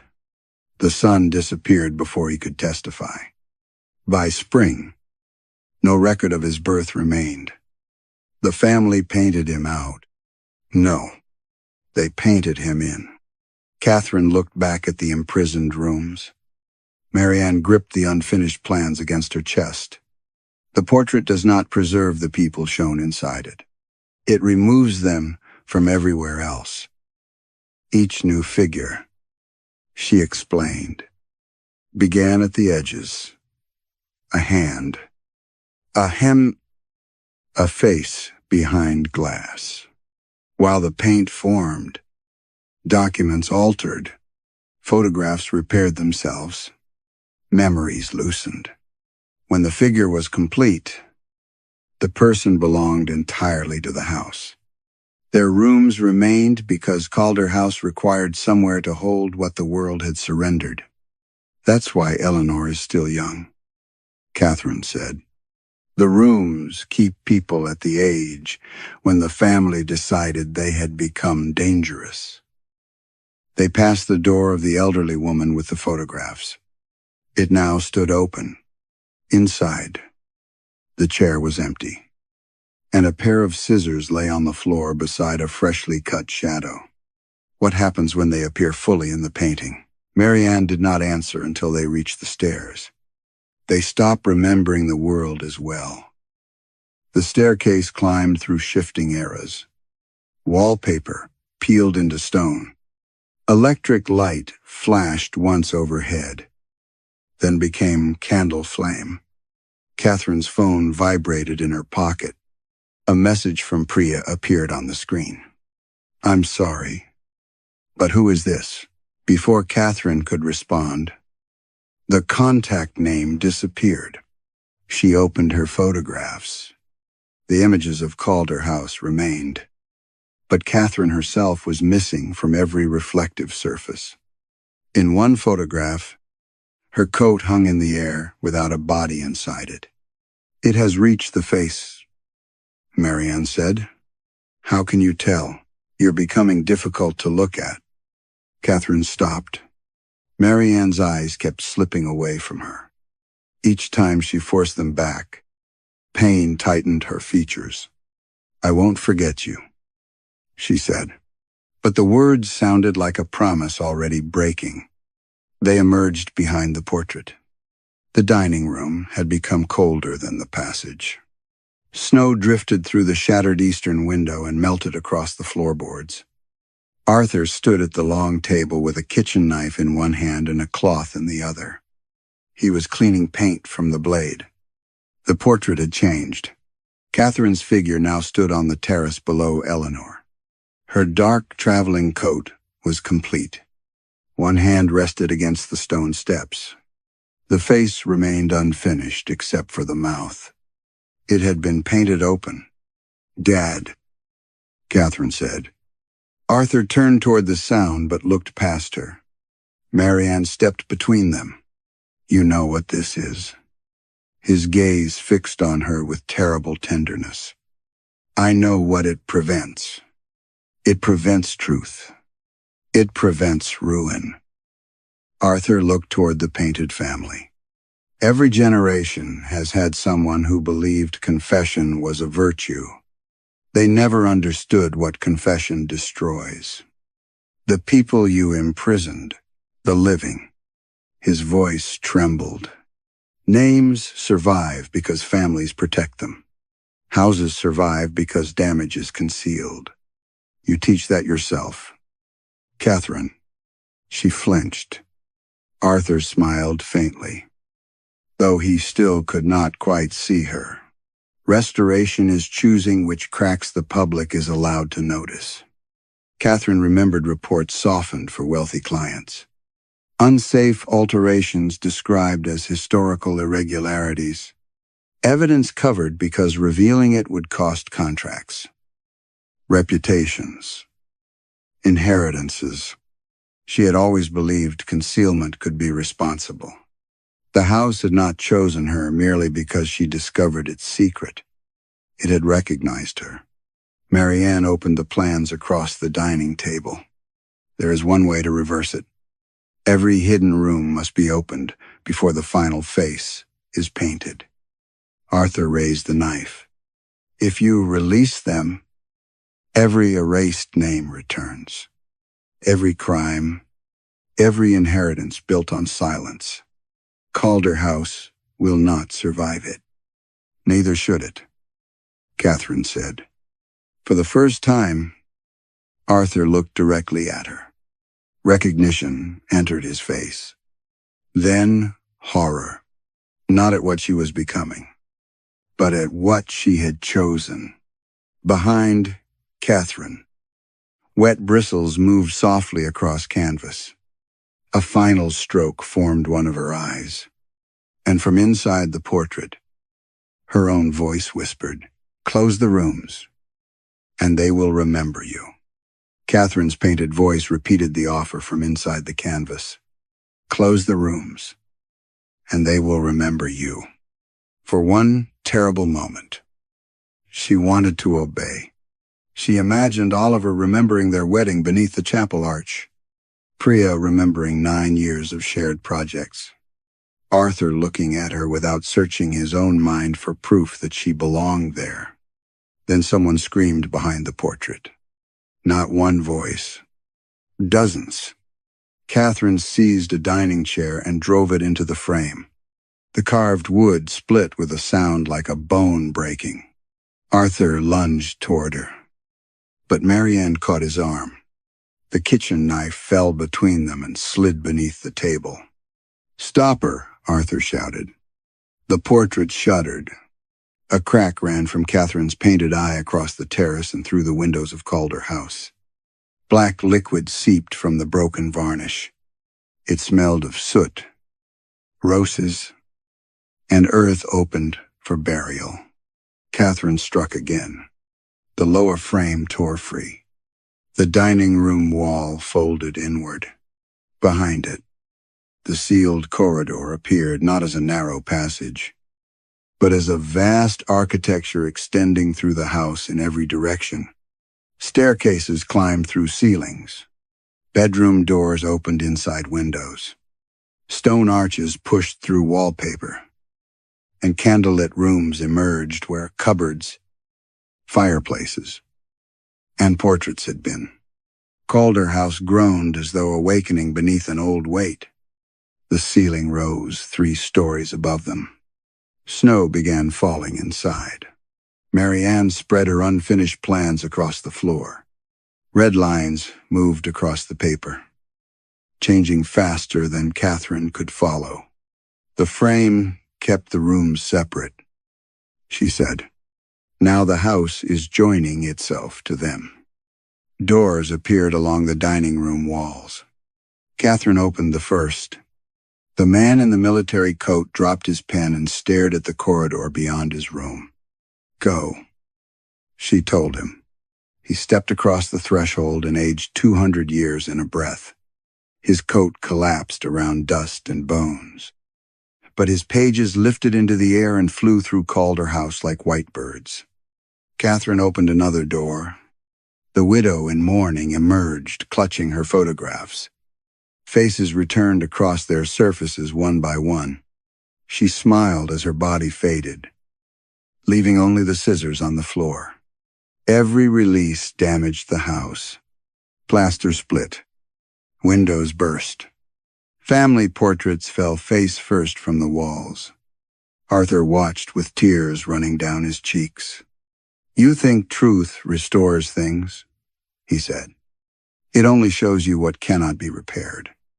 "No," Catherine answered. "It shows where the damage was hidden." She moved through the merging corridors, opening every door she found. The whistleblower woke beneath the coins and carried his ledgers toward the library.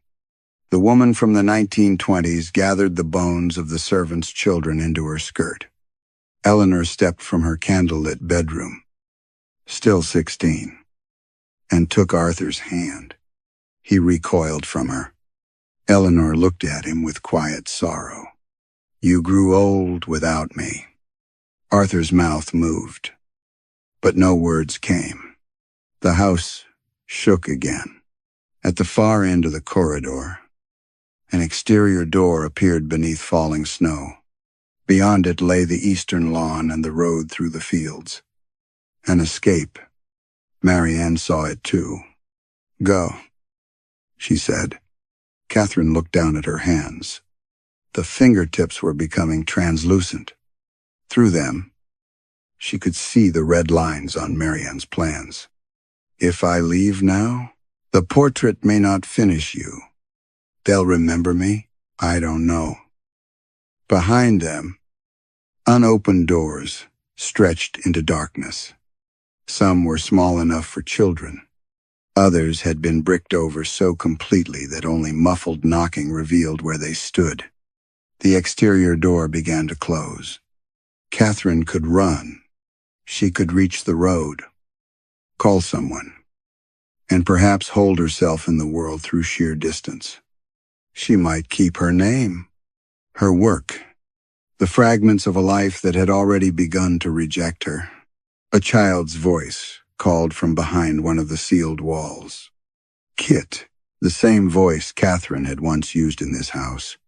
She turned away from the snow. Marianne closed her eyes briefly, understanding. Together they followed the knocking. They tore wallpaper, broke locks, pulled nails from doors, and smashed through plaster with pieces of the ruined portrait frame. Each opened room released another truth into the house. Confessions appeared in ledgers. Names returned to letters. Faces bloomed across photographs. Outside, the blithe crest split down the center of the stone facade. At last, only one door remained. It stood inside the portrait itself, painted behind Catherine's unfinished figure. Her face now lacked only the second eye. Marianne reached for her hand, but her fingers passed through it. "Once you open that," she whispered, "there may be nothing left of you outside this house." Catherine looked at the painted door. From behind it came hundreds of hands. Scratching in groups of 5, she placed her translucent palm against the canvas. Then she pushed. The final painted eye opened. The painted eye opened, and the last door gave way.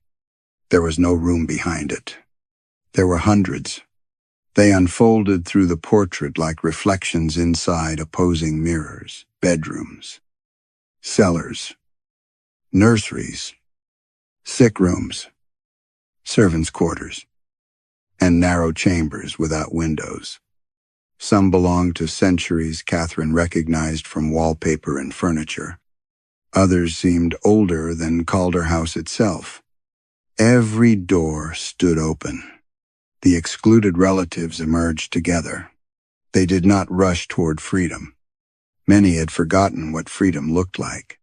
They stepped cautiously across thresholds, shielding their eyes from the dining room light, carrying the few objects the house had allowed them to keep: a letter, a shoe, a broken watch, a child's ribbon.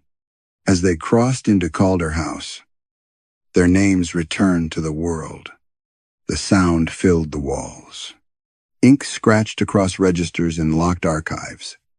Letters rewrote themselves in distant drawers. Gravestones pushed forgotten words through moss.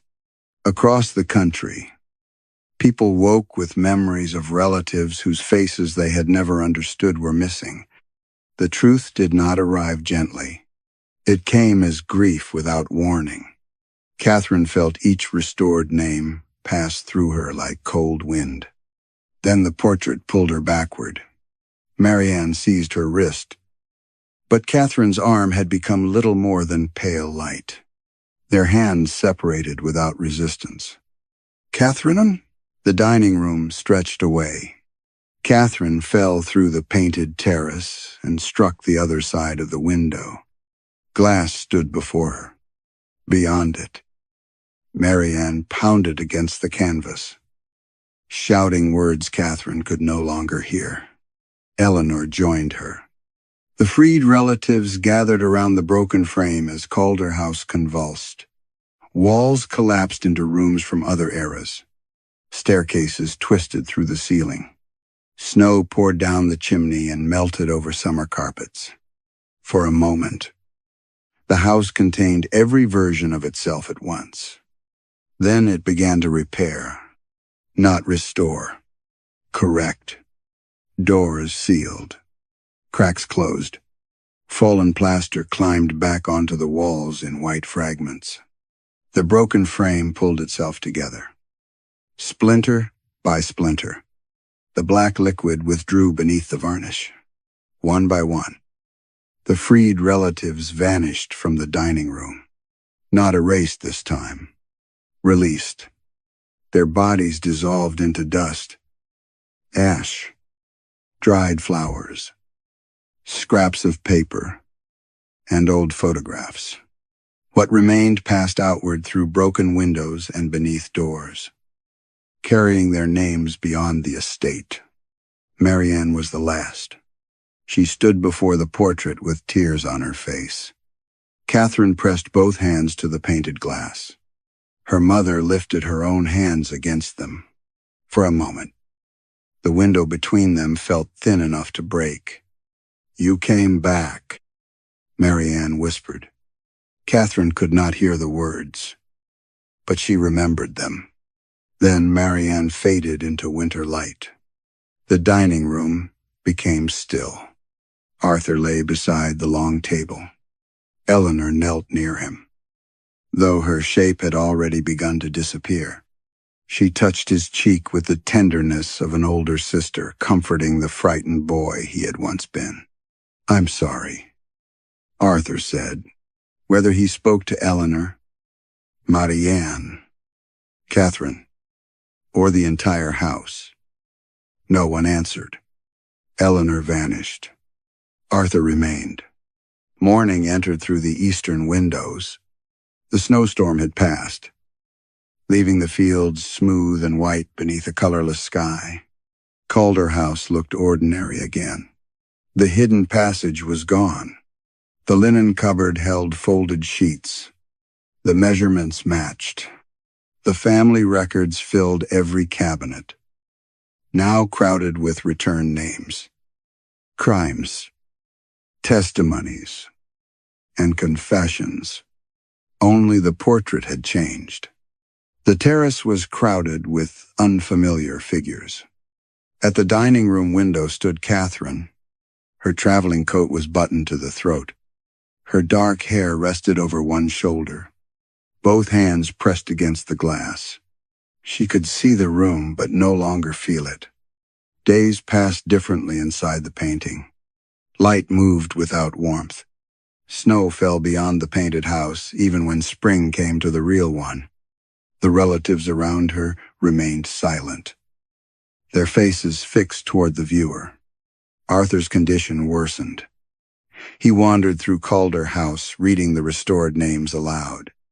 Sometimes he wept without knowing why. Sometimes he set the table for dozens, placing food before chairs occupied only by sunlight. He never set a place for Catherine. One winter afternoon, he entered the dining room, carrying a cloth, and stood before the portrait. Catherine pressed harder against the glass. Arthur leaned closer.